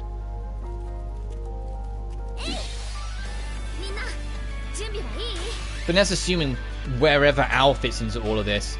Because I think that's going to be like the big twist. Well, the next big twist after this, you know, after the whole thing we had in Chapter 8 with Yuki. Whatever's actually going on with Al. I'm sticking with it. I think she's a science experiment gone wrong. And she ended up here by accident. And what we saw at the start of the game was actually her being, like, attacked or kidnapped or something. It was just the reason why it was, like, the last thing she remembers is because she was probably, like, hit over the head.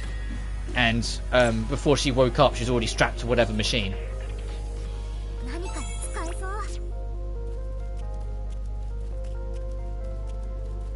Especially because of how much Al talks about how, like, just normal and, like, near non-existent she was.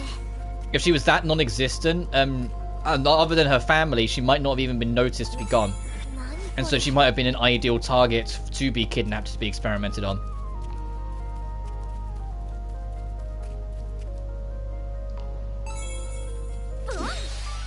Vibrant kimono. We're finding items that are supposed to be in Kirara's zone here. But not that I'm surprised, considering how many zones are here in this dungeon. There's going to be a point where they can't keep on making new original materials to need.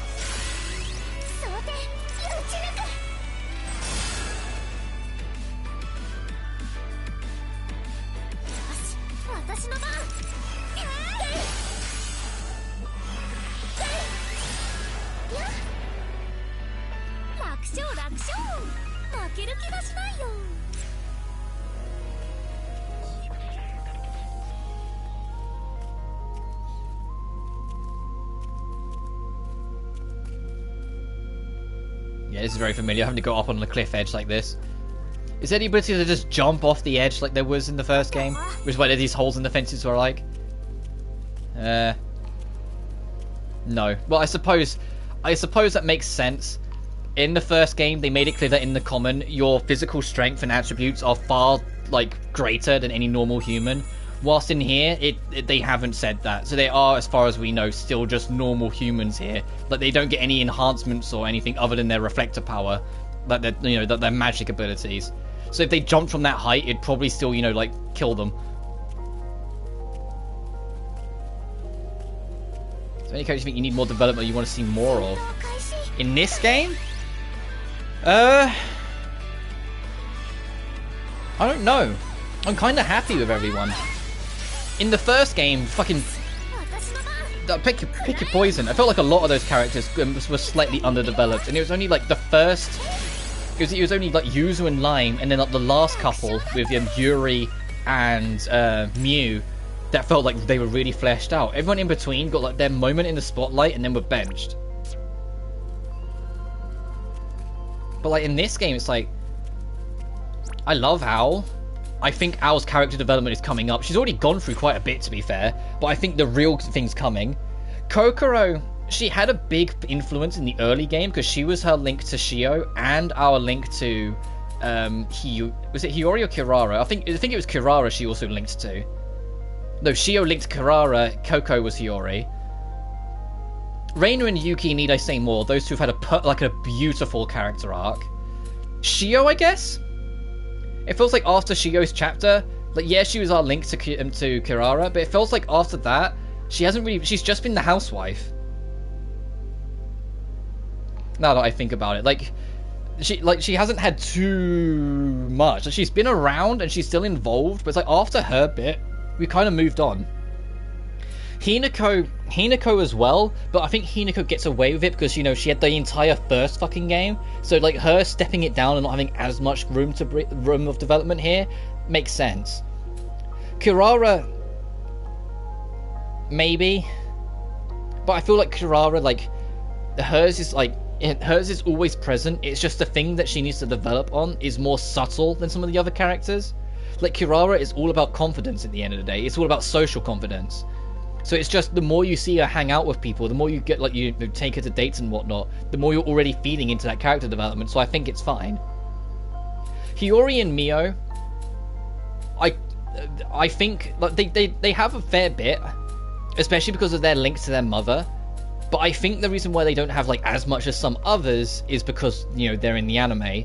And Uta, we haven't even fucking really started her, so I don't really want to... Like, we've made some progress because we've seen what she's like now, and she's aware of who she was, but until we get back into Uta's Heartscape, I can't really answer for that. And then Yuzu and Lime, there's really nothing else I think you can do with them. Because who they are is locked in stone. They are just the guardians of the unconscious, because they died as a science experiment. And they tried to do a little with them in the first game, but then just kind of left it at that. And they don't seem that interested, at least right now, in doing too much more with them other than make them the lore dumps. So all in all, I think they're fine. Just maybe Shio and maybe Kirara a little bit more, but that's about it. Everyone else I'm fine with, really. As my phone disconnects from chat. Oh, there we go. I feel like, as a whole, for a game with 12 central characters here, they did a really good job balancing it out. Like, yeah, there are some more important than others, and I do think the opening 4 get the most screen time, even though ignoring the fact that the rest join later, because they're all new faces. Like, entirely new faces. Especially Reina and Yuki, because of how integral their relationship is to the plot. Oh, I didn't realize I got new stuff.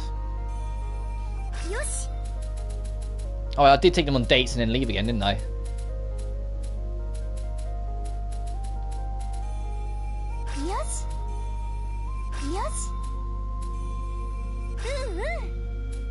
But I'm also biased because I'm still going through the game. Like, I'm not even in the quote-unquote honeymoon period yet. I'm still going through the first run and experiencing everything. Maybe when I do that New Game Plus, I might notice more that some characters maybe could have got a little extra, or they've wrapped up some story arcs a little quicker than I expected, or things like that. Or quicker than I've realised on my first run. So I said it at the start, we spent a lot of time in Kokoro's Heartscape at the start of the game. It was like that, and we needed to an extent, because they had to introduce so much. But then in contrast, we kind of got through Shio's relatively quickly.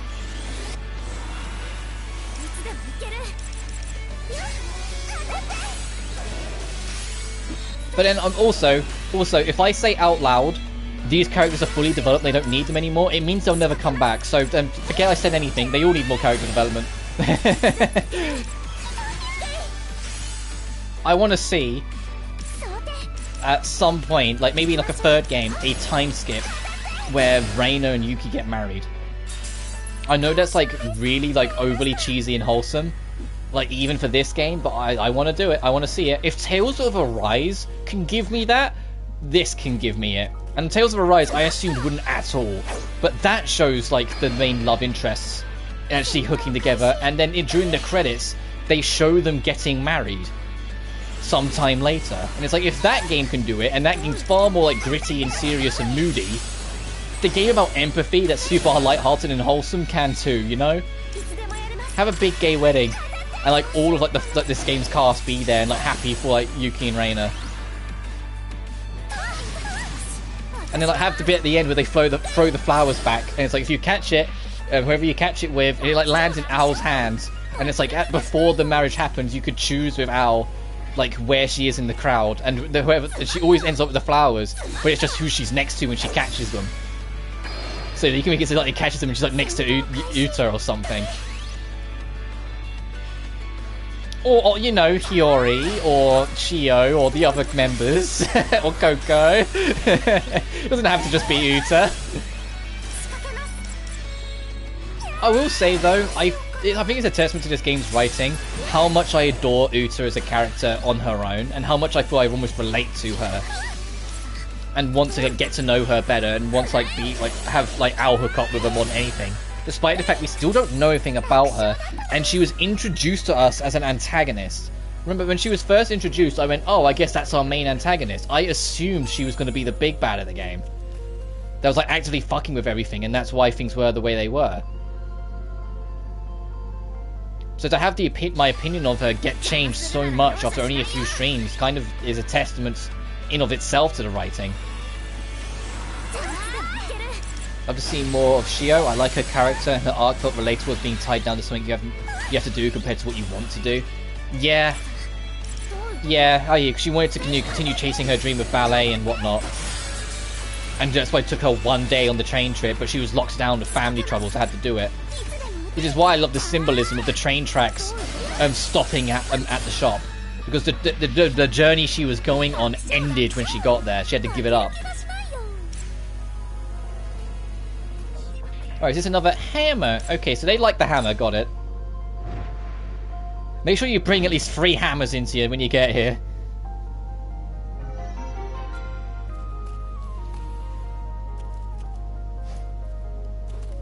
But I think it might be that like Shio's character, there's not as much they can do with it now. Because she's already, like they already established, she's extremely strong-minded. Right? Like she's extremely strong-minded. She knows where she wants to be. She knows what she wants to do.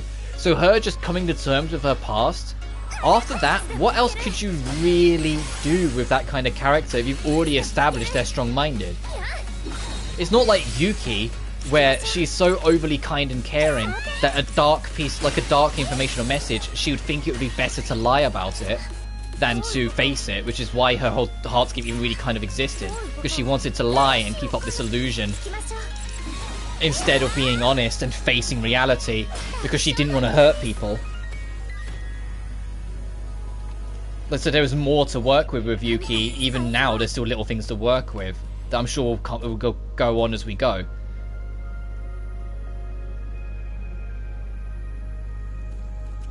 And you know, what else do you even need to do with characters like Reina after you've shown her be like the best fucking girlfriend anyone could ever ask for, or the best partner anyone could ever ask for, with how like passionate and damn dedicated she is. I mean, keep in mind, even ignoring chapter 8, remember in chapter 4, in her memories, when she learned Yuki was deadly sick, what did she do? She started studying medical science. She wanted to be the one to find the cure to be Yuki's hero. She was that damn dedicated. She's like, I don't care if there isn't a cure to it. I'll fucking find it. If it means if it means she could be the one she loved. Like Reina is like such a goddamn like masterclass character. What more do you need to do with her? Even the air is hot in here. Is there actually magma below us? Somewhere to slip and fall. There'll be nothing but bones left of them. Stop! I don't want to think about that. Better gather up my bones and bring them back. Why are you talking like you're actually going to fall in? I think if it was real lava, you wouldn't be here. You're too close to it. You'd melt. Speaking of Death End requests, though, that was actually something that happened in the first Death End request. Death End, the reason why they're called Death End is because there's like loads of optional bad endings in the game called Death Ends. And the game actually encourages you to try and collect them like collectibles. And there's one of them for you're exploring a volcano, and when you get to the boss, you have to choose to U-turn and try and get out of there instead of fighting the dragon. There ends up being a earthquake that happens soon after, then you get caved in, and the gang realize very quickly that because they're caved in, the lava itself isn't actually the first immediate threat. It's the fact that the air can't move. So the insane heat coming up from the magma will eventually just work its way up through them and suffocate them. And that's how they die. They don't melt to death from the lava. The heat of the volcano overbears them by the heat just getting to them when they're trapped in there. So like Death End even explored that. It's like, no, if you're even close to the lava, it would destroy you. It was one of the things I actually appreciated with Death End 1. Because Death End 1 is insanely clunky, for the record. Like, I enjoy Death End 1, but it doesn't mean I recommend it, if that makes sense. Like, it's got some real big fucking problems. But Death End 2 is great. Death End 2 really turned it around, and I love what Death End 2 does different. Oh, and just like this game, only the main character from the first game shows up in the second game for Death End 2. Only Sheena shows up. The rest of the cars don't. Well, sort of don't. It's a plot thread. Whilst in this game, only Hina shows up in this, back from the first, but the rest of it's all new.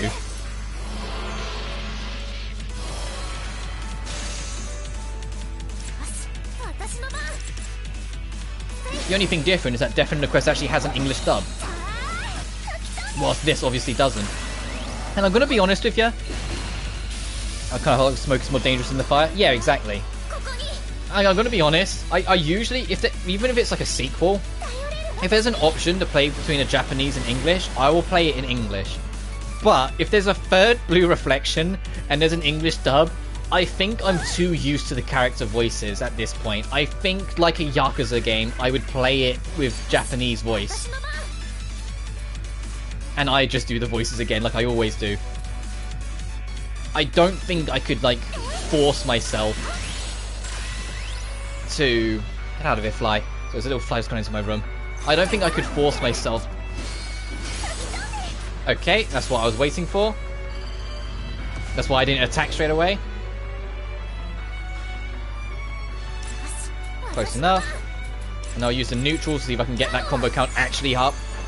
You never know, I might.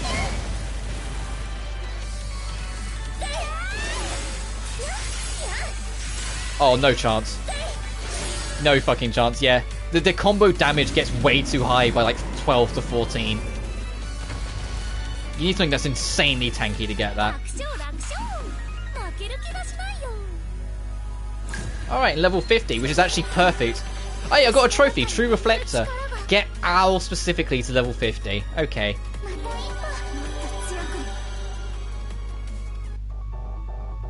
As it was, the drops would eventually be swallowed up completely by nothingness. Lime and I struggled to bring together the scattered drops.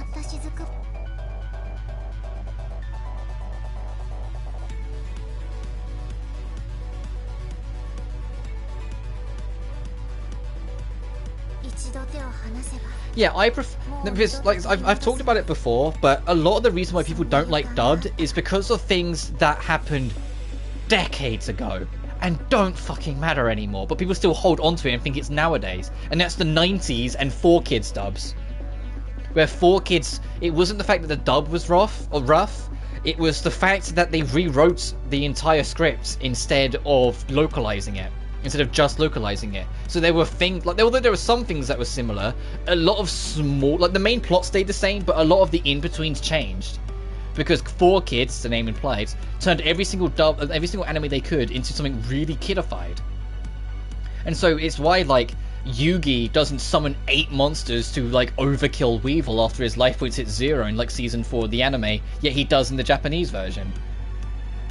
It's why there isn't, any trace of blood in the earlier seasons of Yu-Gi-Oh! Yet there are in the Japanese version. It's why Sonic X is so, like, fucking unfortunate.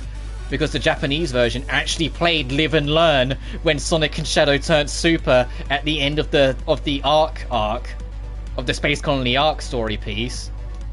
But they don't at all. They play nothing in the 4Kids version. It's like, that shit... That is why people don't like it, because 4Kids dominated the entire Western industry with dubs. But 4Kids were a very long time ago. And people need to move on. Dubs have been great since like 2005 consistently, I feel. Like the moment 4Kids weren't the predominant and other companies were doing their own anime dubs, that became a thing of the past. Because there was no longer bad direction and weird script rewrites. It was, you know, actual professional voice actors doing what they do best. And so anytime anyone brings it up and goes, I prefer subs, it's like either you're living in a bygone era, or unfortunately what ends up to actually be, you're fantasizing Japanese too much. And that one, the latter, is the one that happens too much nowadays. And the absolute proof was Genshin. It was like, I prefer the original dub, and then they put it in Japanese. It's like, it's a Chinese fucking game, you idiot.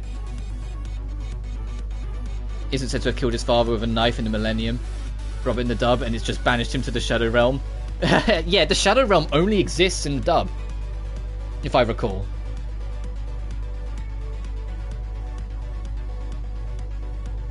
I might be wrong on misremembering that, but I think the Shadow Realm only exists in the dub. It doesn't exist in the sub. But you get what I mean. It's like... That's like, to come back with Genshin Impact. The game's a Chinese game, so if they really cared about playing it in the original intended sub, they play it in Chinese, but they put it in Japanese because that's not what it is. They're fantasizing Japanese slightly too much. And that is unfortunately a really common trend nowadays. But it's like, for me, I'm very much... Especially if it's a story I care about, whichever I hear it in first, I prefer, but if I get the choice, I'd usually go with English. But it's like with Yakuza, for the longest time, none of those games had dubs, they were only subbed.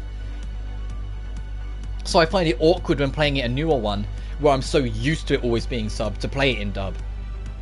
And I think it would be the same in this. I think I genuinely struggle if the third game was dubbed to play it dubbed.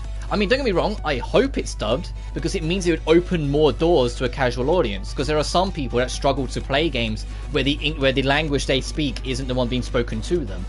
And it's not just a preference thing, it is just genuinely some people struggle to listen to languages that aren't their own. They struggle to focus on it, so they don't bother with this sort of stuff. Season 0? Yeah, back before it wasn't really Yu-Gi-Oh! And it was all sorts of different tricks before they just turned it into card games. And if I let go for even an instant, I'd never get them back. And this is how Oasis in its current form came about. Because I like listening rather than reading. Yeah, I get that. Then that's exactly what I mean. Like, it's not for everyone. There are some people that really prefer it. Some people that don't mind it, but if they had the choice, you know. But I think with this game, because the first game was only subbed as well, obviously, I've got so used to these voices, it would feel weird then having a different voice coming out of their mouth if it was dubbed. I'd want to play it subbed again. As a result, we exhausted a large amount of emotional power. I never awoke. Yuzu sacrificed her emotions, and everyone lost their memories. However,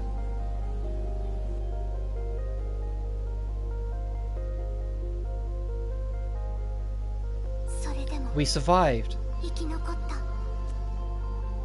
Our hope, our arc, Oasis was complete. And they were the only three that were there. They didn't notice at that point. I was like, where the fuck did Yuki come from? You know?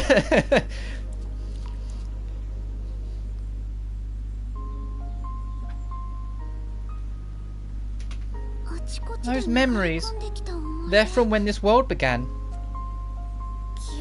My memory's still a bit hazy, so I'm not sure exactly what happened.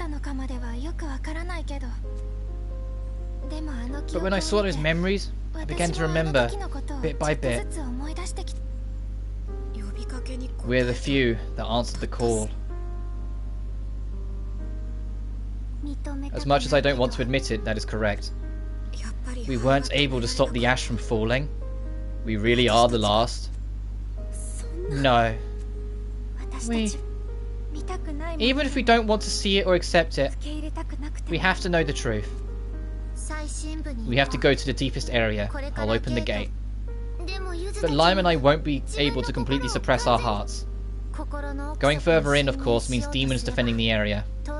People also argue that all dubs have bad voice acting. They've never seen any person. Yeah, but that gets into the 4Kids thing, where a lot of the dubs were really poorly directed and really poorly written, so the voices came off awkward in the English. I mean, can you imagine if a dub was done nowadays that Joey Wheeler would have a Brooklyn accent? No, that was a really weird 4Kids quirk they decided to add on to him. But no, yeah, like dubs have been great since 2005 without hesitation. I feel like even the weaker quote-unquote dubs have been better than what people realize or what people are prepared to admit. Dubs have been really good for a long time now. There's a reason why even nowadays you're seeing people like Crispin Freeman around, because, you know, they were good back in the 90s too. They were good back in the early 2000s too. It was just they had really fucking weird direction, but they were still professional voice actors. They still knew how to carry their voice and settle a performance.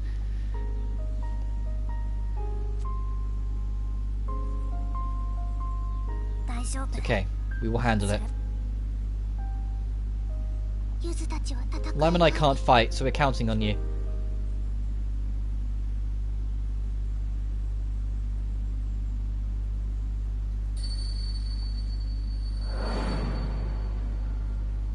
Alright. Oh fuck, here we go. You have nothing but despair waits ahead. You have no choice but to fight. Alright, hopefully this boss will make it to 15 hits. Since it's, you know, the main boss of this chapter.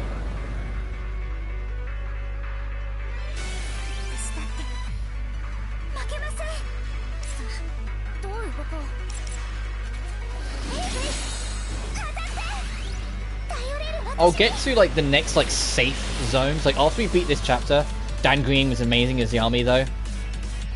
And Yami Barker's voice was perfect. Yeah, but Dan Green is mwah in everything. He's fucking a lot of people don't realise this. He's Mephiles in Sonic 06. He's Mephiles the Dark in 06.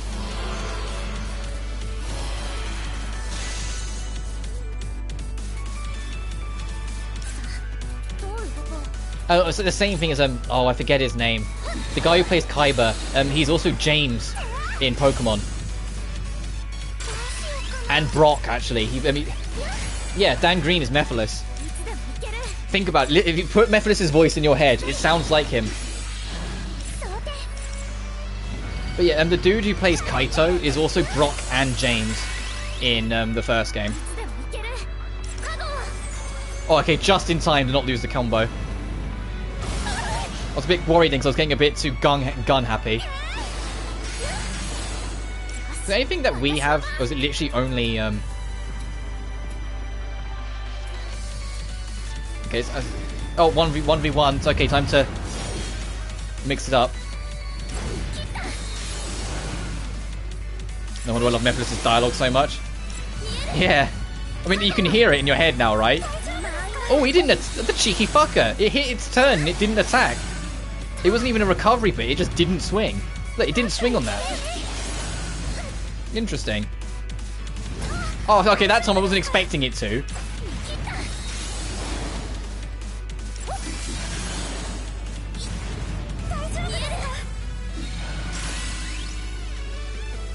Alright, then we get to play the fun game of will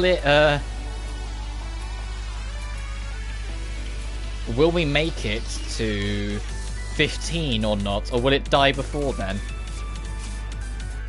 I'll write it out, let's just see.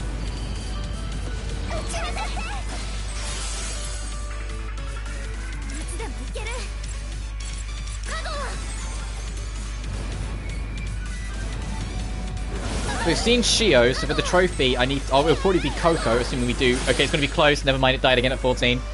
The damage multiplier at like 12 to 14 is way too strong. I was actually trying not to kill it. It's way too good at that point. If you get to like 13, 14, it's like, yeah, have fun. Good luck. Alright, Hyo's level 49.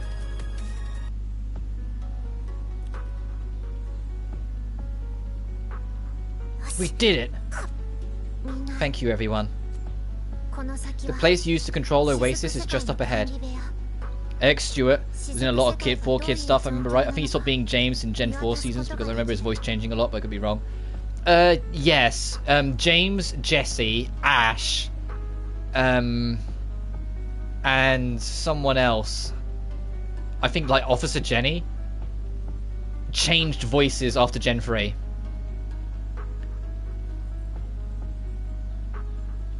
I think in fact, Ash has gone through like 3 or 4 voice actors / actresses over the years. I don't know who voices Ash now, but yeah, I know they've gone through a number. This is to control Oasis just up ahead. You can use it to see all the information about Oasis. Everything. So we'll finally be able to know the truth. We had a lot of speed bumps on the way here. We finally arrived. Let's go find out the truth. So they're trying to make out this is the end of the game, but it's like, it's absolutely not. We know it's not. It's just going to be like probably the next big plot twist. I went from my favourite to the most ear-grating thing in Gen 4. Yeah. Oh. It still makes me kind of like I can recognize everyone's heartscapes and like whose is whose, but the fact that Yuki's is just the hospital room is kind of sad. Well, where are we? This is what the exterior of Oasis looks like. So this is like the wires we're seeing, the wires behind the screen. If that's Oasis, the darkness surrounding it is nothingness, and it's spreading. So it's literally we are the only things left. Does that mean we're the only people in existence? Yes. Somewhere deep down, I was hoping it wasn't true. But I suppose it's the truth. Spinning the wheel to change heartscapes makes sense now? Yeah! Family, friends, everyone we care about is no longer in this world. この世界に No, that... I can't... 嫌だよ私 No, this is it. She has a really close relationship with her mother. It's okay, Hiyori. It's okay. There has to be a way. There has to be some way to bring everyone back. Like what? I'm sorry. I don't know. I spoke without thinking. やっぱり This is all my fault. 違う That's not true. ずっと We've been waiting to tell you that for so long. ユズ Yuzu? ライム Lime?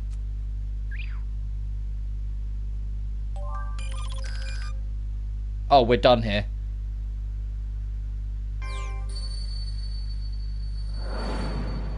That's what that means.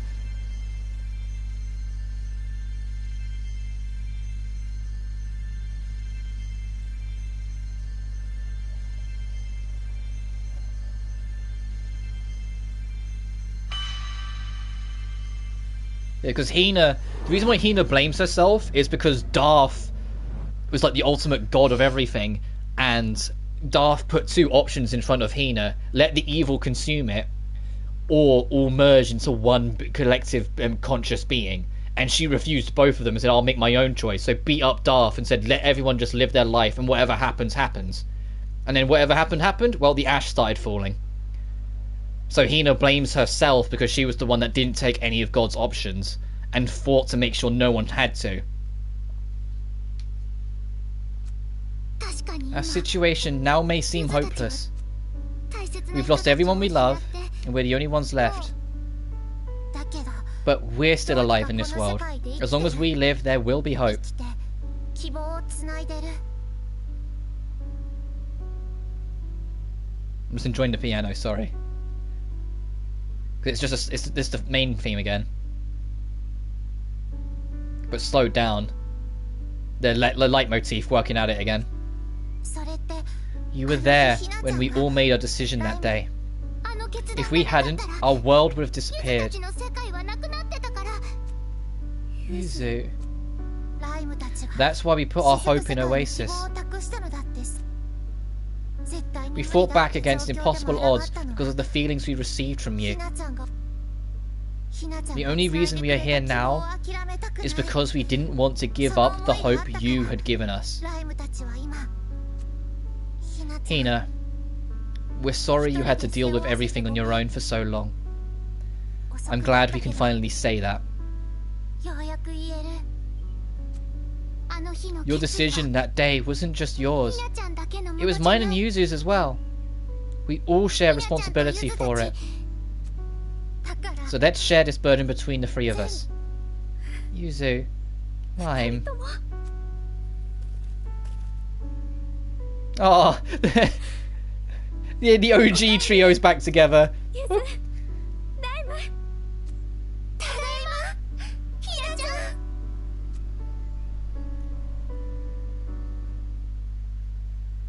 Does this mean Yuzu's going to start nicknaming everyone again? Go to the classroom and talk to Yuzu and Lime. We just get kicked back here. The game just says, okay, back at it.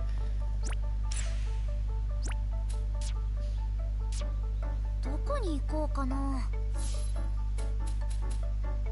Interesting. Some are 38, some are 39. And the Animus Vulnera we fought there. So we need to get back into Utah's at some point. And then next chance...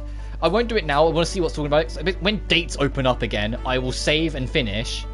And then next stream, go back into Ryza. And, well, we'll do all the dates first. So you know that'll be like 3 hours knowing us. And then go back into Ryza. And then hopefully finally crack open Uta's Heartscape. And help get our girl back into top form. Because she's done alright, you know, not having all of her memories, having to try and figure stuff out. But we need to get her all the way there. Even if it'll be hard. They're going to pull for Morgana at the end. Well, oh, sorry, bye, I'm dying. Oh, fuck, thanks, okay. ありがとう But the thing is, the problem is, unlike Yuki, these two are dead. And proper dead. Like, Yuki's died, but got rebirthed by the world system. Yuzu and Lime, they are just conscious entities within the unconscious. They are completely dead, there's no saving them. So I don't know how we're going to save them properly at the end of this. You know? Unless we, like, defy history, I don't see how. Anyway, thanks everyone.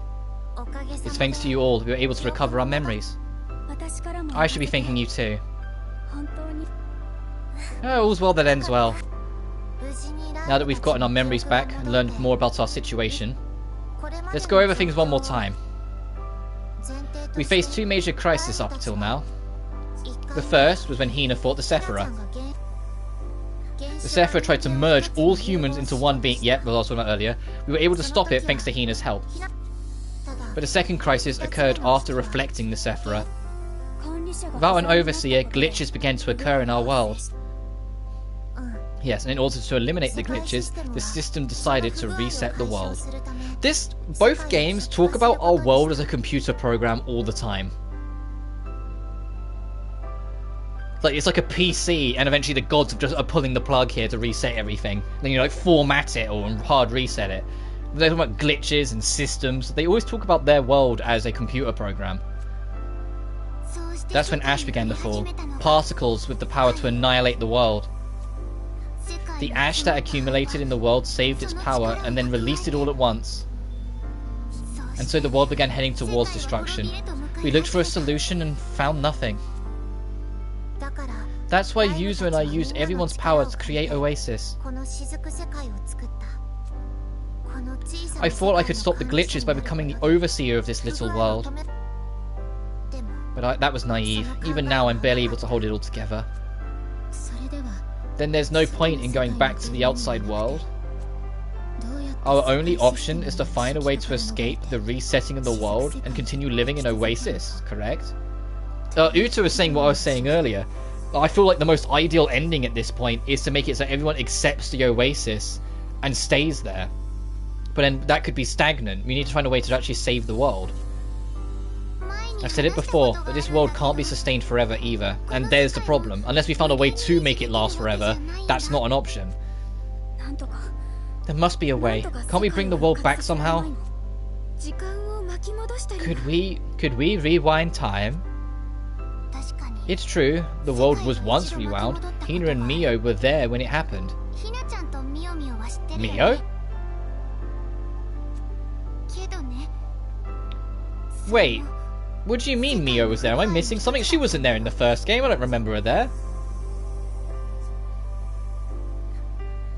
Because Hina did get time reset. After like Yuzu and Lime quote unquote were forgotten about by existence, it reset to the start of the school year. It was just because, you know, Hina wished to God that she would remember them no matter what. She got all those memories, so she relived the same school year twice, basically. So rewinding time's not entirely out of the question, as long as we all still remember it. I don't want Reina and Yuki to forget they're in love with each other yet again, and then have to find each other yet again. I know, like, star-crossed lovers, fate will never keep them apart, but let's not make it a third fucking time they have to find and fall in love with each other, huh? Us humans can't simply push a button to make it happen again. It seems we have two problems to solve. First, we need to figure out how to stop the reset.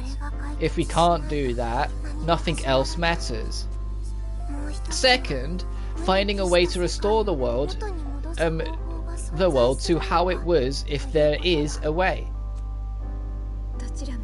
Both of them require solutions beyond human knowledge. It won't be easy. But as long as we're alive, we have hope. You're right. No matter what happens, we can keep fighting. Let's take some time to gather our thoughts.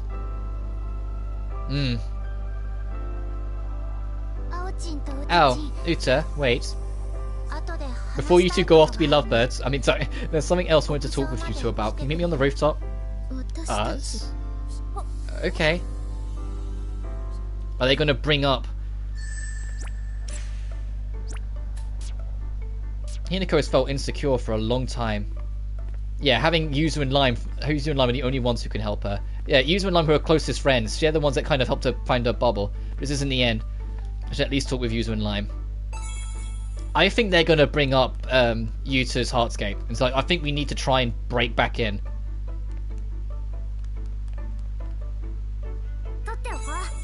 then once that's established, I'll wrap up for today. Which I know makes this a bit of a shorter stream, but I also started late because I was umming and ahhing whether I was even going to stream today for most of it. Tomorrow will probably be back to like the usual-ish time. Oh, it's raining. I'd like to talk with you first, Al. Would you mind? Oh, they're also going to ask why Al wasn't there. No problem. Yuzo and I watched over the common. The common was the place where all human feelings were gathered. You could call it a register of all humanity. You two are going out of the room together. Yeah, like those two just stick together, it seems like, even in the narrative. It's not just our narrative. These two just kind of stick together a little bit. A register? Yes, the common contains information on the fragments of all people who have lived past and present. However, there is no mention of a person named Ao Hoshizaki there. There wasn't? What does that mean? Exactly what I said. No human with the name Ao Hoshizaki has ever existed in our world. Then, what does that make me? I don't know. But it's the fact that I don't know that is important here. It is? What do you mean? The existence of both you and Uta are a mystery to us. Oh, is that what they're going off? These two are like Uta and Ao are bound by fate because they're both anomalies. Because Uta's heartscape rejected her, like her own memories rejected her being, and Ao doesn't belong. So she's not a part of anyone's collective unconscious. Me as well. A mystery. That reminds me. Even if it's about the location of your little old mum. Well, how could you have known that? Finding a person is nothing when you have the power of a god. I had to think for a second what my evil Uta voice was. I had to kind of find a way to get back into it. Uta, didn't you once tell Mio and Hiyori that you had the power of a god? What Uta considers a god and what we consider a god are slightly different. The gods Uta is referring to are the Sephira, the same beings Hina reflected. Oh shit, so the actual, like, the Sephiroth got to Uta. So she was a reflector literally working for the things that were supposed to be reflecting. The other gods are like Kirara's divine. They are a part of the world system. The Sephira and the world system? Two kinds of gods. Only when compared to human beings, of course. They aren't literal gods. In any case, there's a lot we don't know about Uta. She was our enemy, after all. I see. It's frustrating, but none of my research so far has found a definitive way to save the world. That's why from our perspective, you two, Ao Hoshizaki, who didn't exist in the real world, and Uta Komigawa, our longtime enemy. You two are our last chance. Our last hope. I think that to me confirms at some point we're going to get Ao's heartscape. I think after Uta's, I think something's going to happen and like Ao will be the last chance and it will open her heartscape. And we'll finally understand what she is and why she's this anomaly to the world. Because I think it was like some kind of, like she was an experiment. Or like became an experiment after she was like kidnapped. And something about that ended up causing her to be disconnected entirely from the unconscious, even in the past. Like almost like a paradox of evasion. But there are considerable risks involved with both of you. Risks? I assume that in my case there's a possibility of another crack appearing. Yes. I don't know if this world can survive another crack of that magnitude. Then what about me? You never had a heartscape in the first place, so you couldn't have entered this world using typical means. Wait, then what about Yuki? She was snuck in. Entered the world in the intended manner, but as a spy.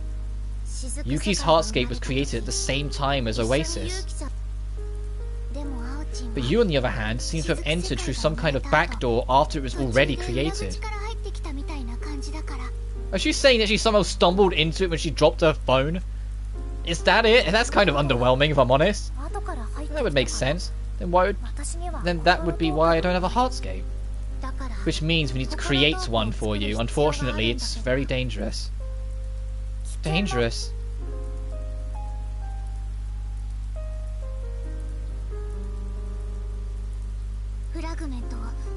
we would have to temporarily extract a fragment. Then we have to link it with Oasis, which will create the heartscape. However, if we extract your fragment, your heart will be lost. So, you're saying, of course, we'll do everything we can to keep you from dying. I have an idea. We'll gather emotional energy from Yuzu, myself, and all the others. Then, while Ao's body is temporarily empty, we will connect the extracted fragment. What the fuck? They're gonna temporarily kill Ao to go inside her memories, to get her fragment, to then bring her back after. Let's take a step back for a minute. Can we go explore Uta's heartscape, see if that brings up any options first? Before you maybe kill me? Please?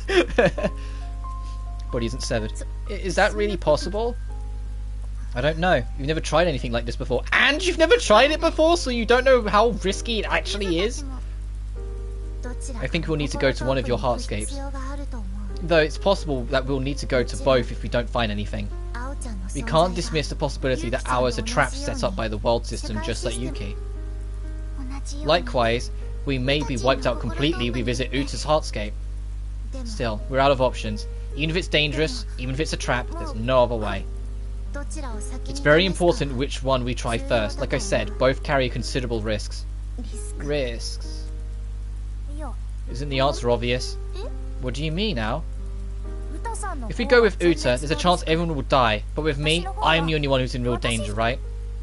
Then we have to choose me. It's not that simple. We can't just let you sacrifice yourself like... I made up my mind as soon as there was a chance. Ow. Could be a trap. But you'll still take a risk on me, won't you? I believe in you too. Are you with me, Uta?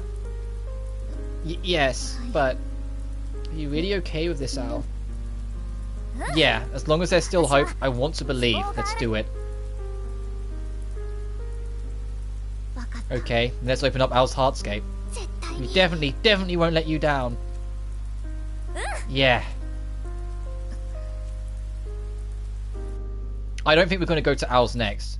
Or if we do, I think it will be soon interrupted. And now we explain to everyone the crazy fucking plan we're going to do. Are you serious? And you agreed, Hoshizaki? Well, I figured that if I asked you all about it, you'd try and talk me out of it. Sorry to have kept you out of the loop. You can do it, right, Yuzu? I think Uta's going to interrupt. I think it's going to bother her too much. The way she was kind of hesitating to agree, I think it's going to bother her too much. I think she'll interrupt, and that will... Her emotional outburst of her speaking up will open up her heartscape and allow her to be able to enter it more willingly. You have to just trust us. Ow. As a reflector, there's something I think you need to know. I've seen many people who've had their emotions extracted. I know all too well the effects it can have. Yeah, Mio is one of them. What you're going to do is really dangerous. Are you sure about this? Yeah. Okay. If you say so. Yuzu, Lime. If you're going to do this, this means there's a chance of success, correct? There is, but it will depend on all of us. All of us? And how strong our feelings towards Ao are. After the fragment is extracted from Ao's heart, it will be everyone's emotions that hold it together. See, like everyone else is more understanding. Uta has her head down. It's bothering her. It's sitting on her mind more. If it's not enough, her heart's thread will be severed and Ao will never wake up. Oh, how scary. If you all don't believe in me, I might die.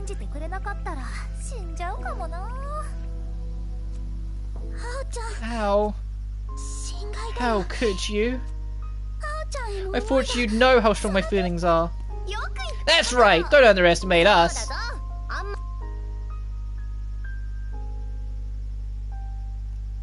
Yeah, I know. I thought you'd say that. Yeah. You're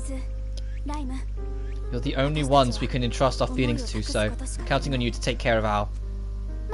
Leave it to us, Hina. Honestly? I'm scared. But I'm sure it's nothing compared to what Al was feeling. I'll do whatever it is I can. I don't want to let Al's resolve go to waste. Is there anything I can do to help? Yes. We have no reason not to trust you. Thank you, Kirara. We're determined to make this work. Let's make our way to our Heartscape. Chapter 10, Refrain! Uh-oh! That was a fucking dramatic introduction.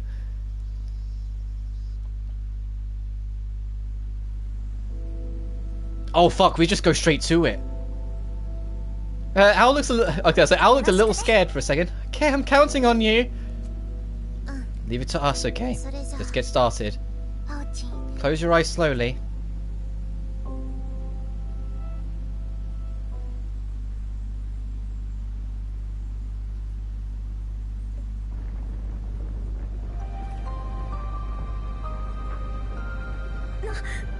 What is... Don't panic, everyone. Think of your memories with Al. Anything is okay. Try to remember the good times you had together. And holy shit, there's 140 odd fucking dates you've gone on with her, so you better remember something. The good times.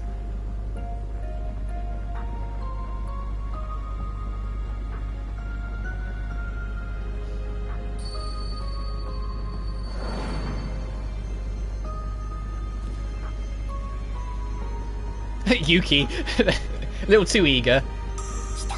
There it is. Hold on, everyone. God, that's the second time they've done that. They like the snap across transition. That's super cool. You can all do it.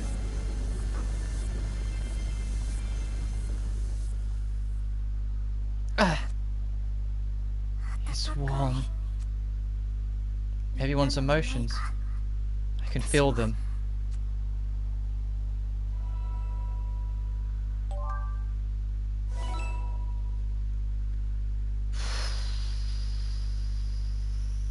It works, but isn't she technically quote unquote dead now? Or is like, will she get to breathe because everyone else's emotions hold her in one place?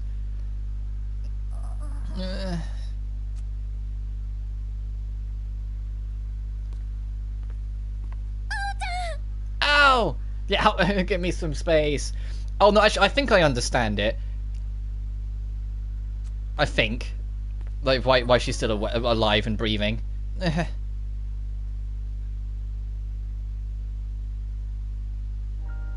Oh, good morning.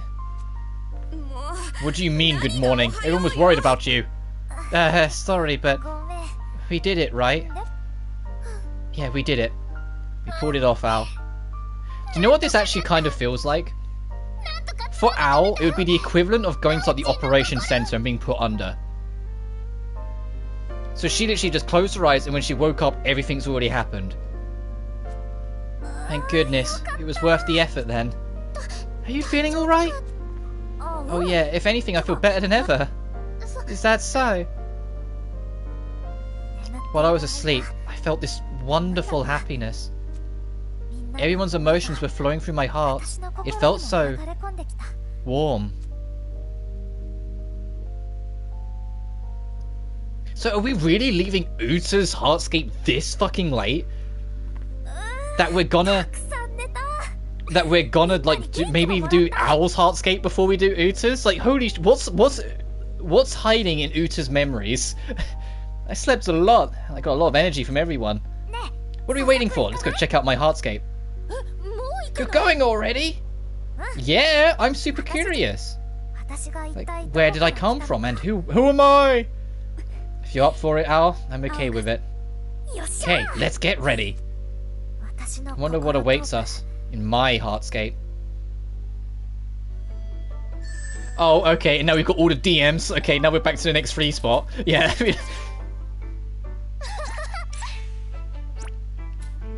Oh, quests, but no dates, at least not this second.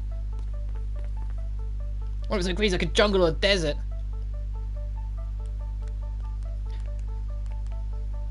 I don't want to trigger those scenes. Those scenes, like you see on the minimap, those scenes, I don't want to trigger them yet. Because I'm going to do that next stream. I just want to get to this. Okay, we triggered one anyway. Oh, Uta's rank 6! Okay, this is worth keeping in the stream. This is different. We get to hold Uta's hand after this. This is different.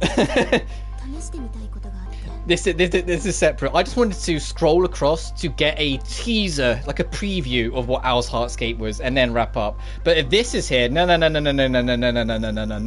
We are spending some time with Uta first. Are you available at the moment, Owl? There's something I've been wanting to try. Sure, what's up? Thank you very much. Would you mind coming with me? What is it you wanted to try, Uta? Holding our hand? Aww. What are you doing?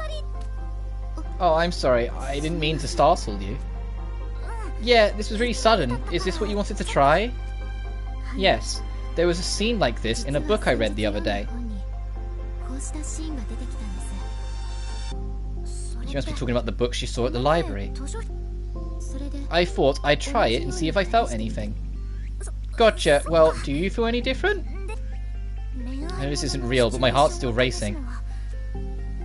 This is for Uta's own good, so I guess I don't mind. Let's see. It seems to be a bit different from how it was described in the book, but holding hands like this is more comfortable than I thought.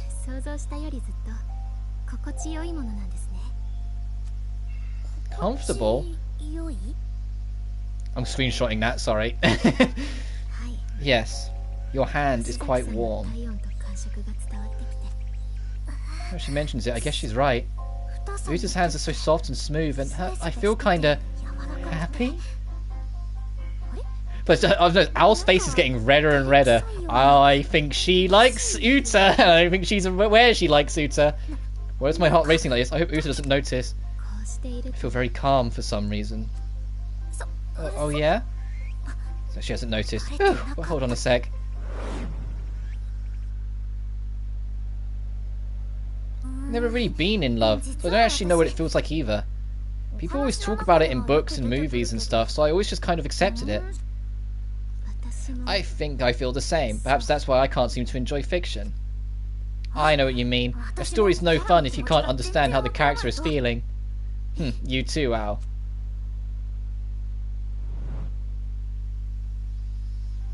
She seems really happy that I felt the same as her back then. Maybe if I can convey how I'm feeling to her, she'll be able to feel that again.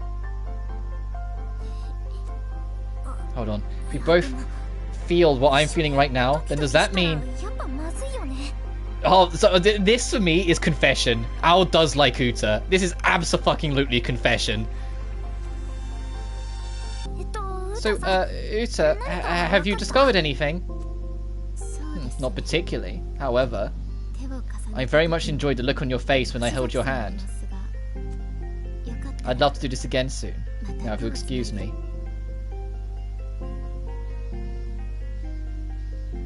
That was a close one. Still, seems like Uta has started smiling a lot more. Yay, Uta's level 6. She's finally got something for me to spend these fucking talent points on. Wave of Seasons. Support skill activation 5%. You have that.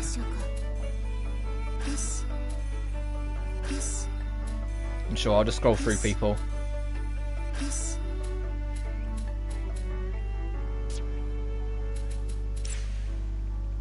Crit rate. Fragment slot. Defense. Okay. Is it going to be the fragment slot for all the attackers? Attack boost. Ailment resistance. HP up. Defense and HP. Attack, defense, HP, and fragment. Okay.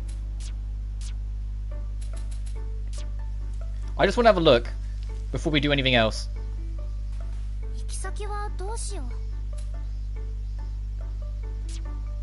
What the fuck?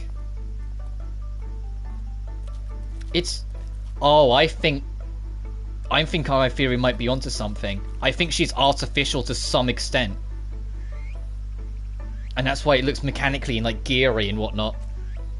You played well. But if you would get the better if you put a bit more feeling into it. Feeling? What kind of feeling? Well, the song is about someone who misses their family. Why don't you try to express your gratitude you feel for your parents? Gratitude?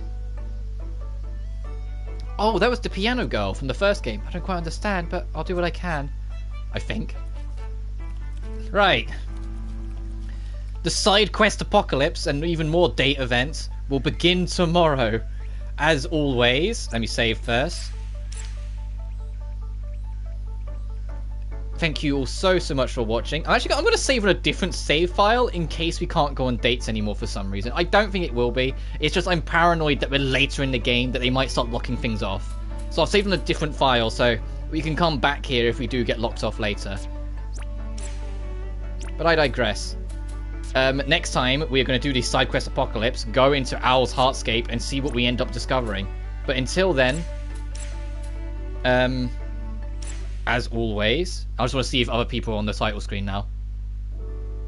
I want to see if Yuzu and Lime are around since we saved them. But until next time, thank you so much for watching, and you take care now. Peace. I'll let this screen linger for a second as as it closes down, just to see if they do show up.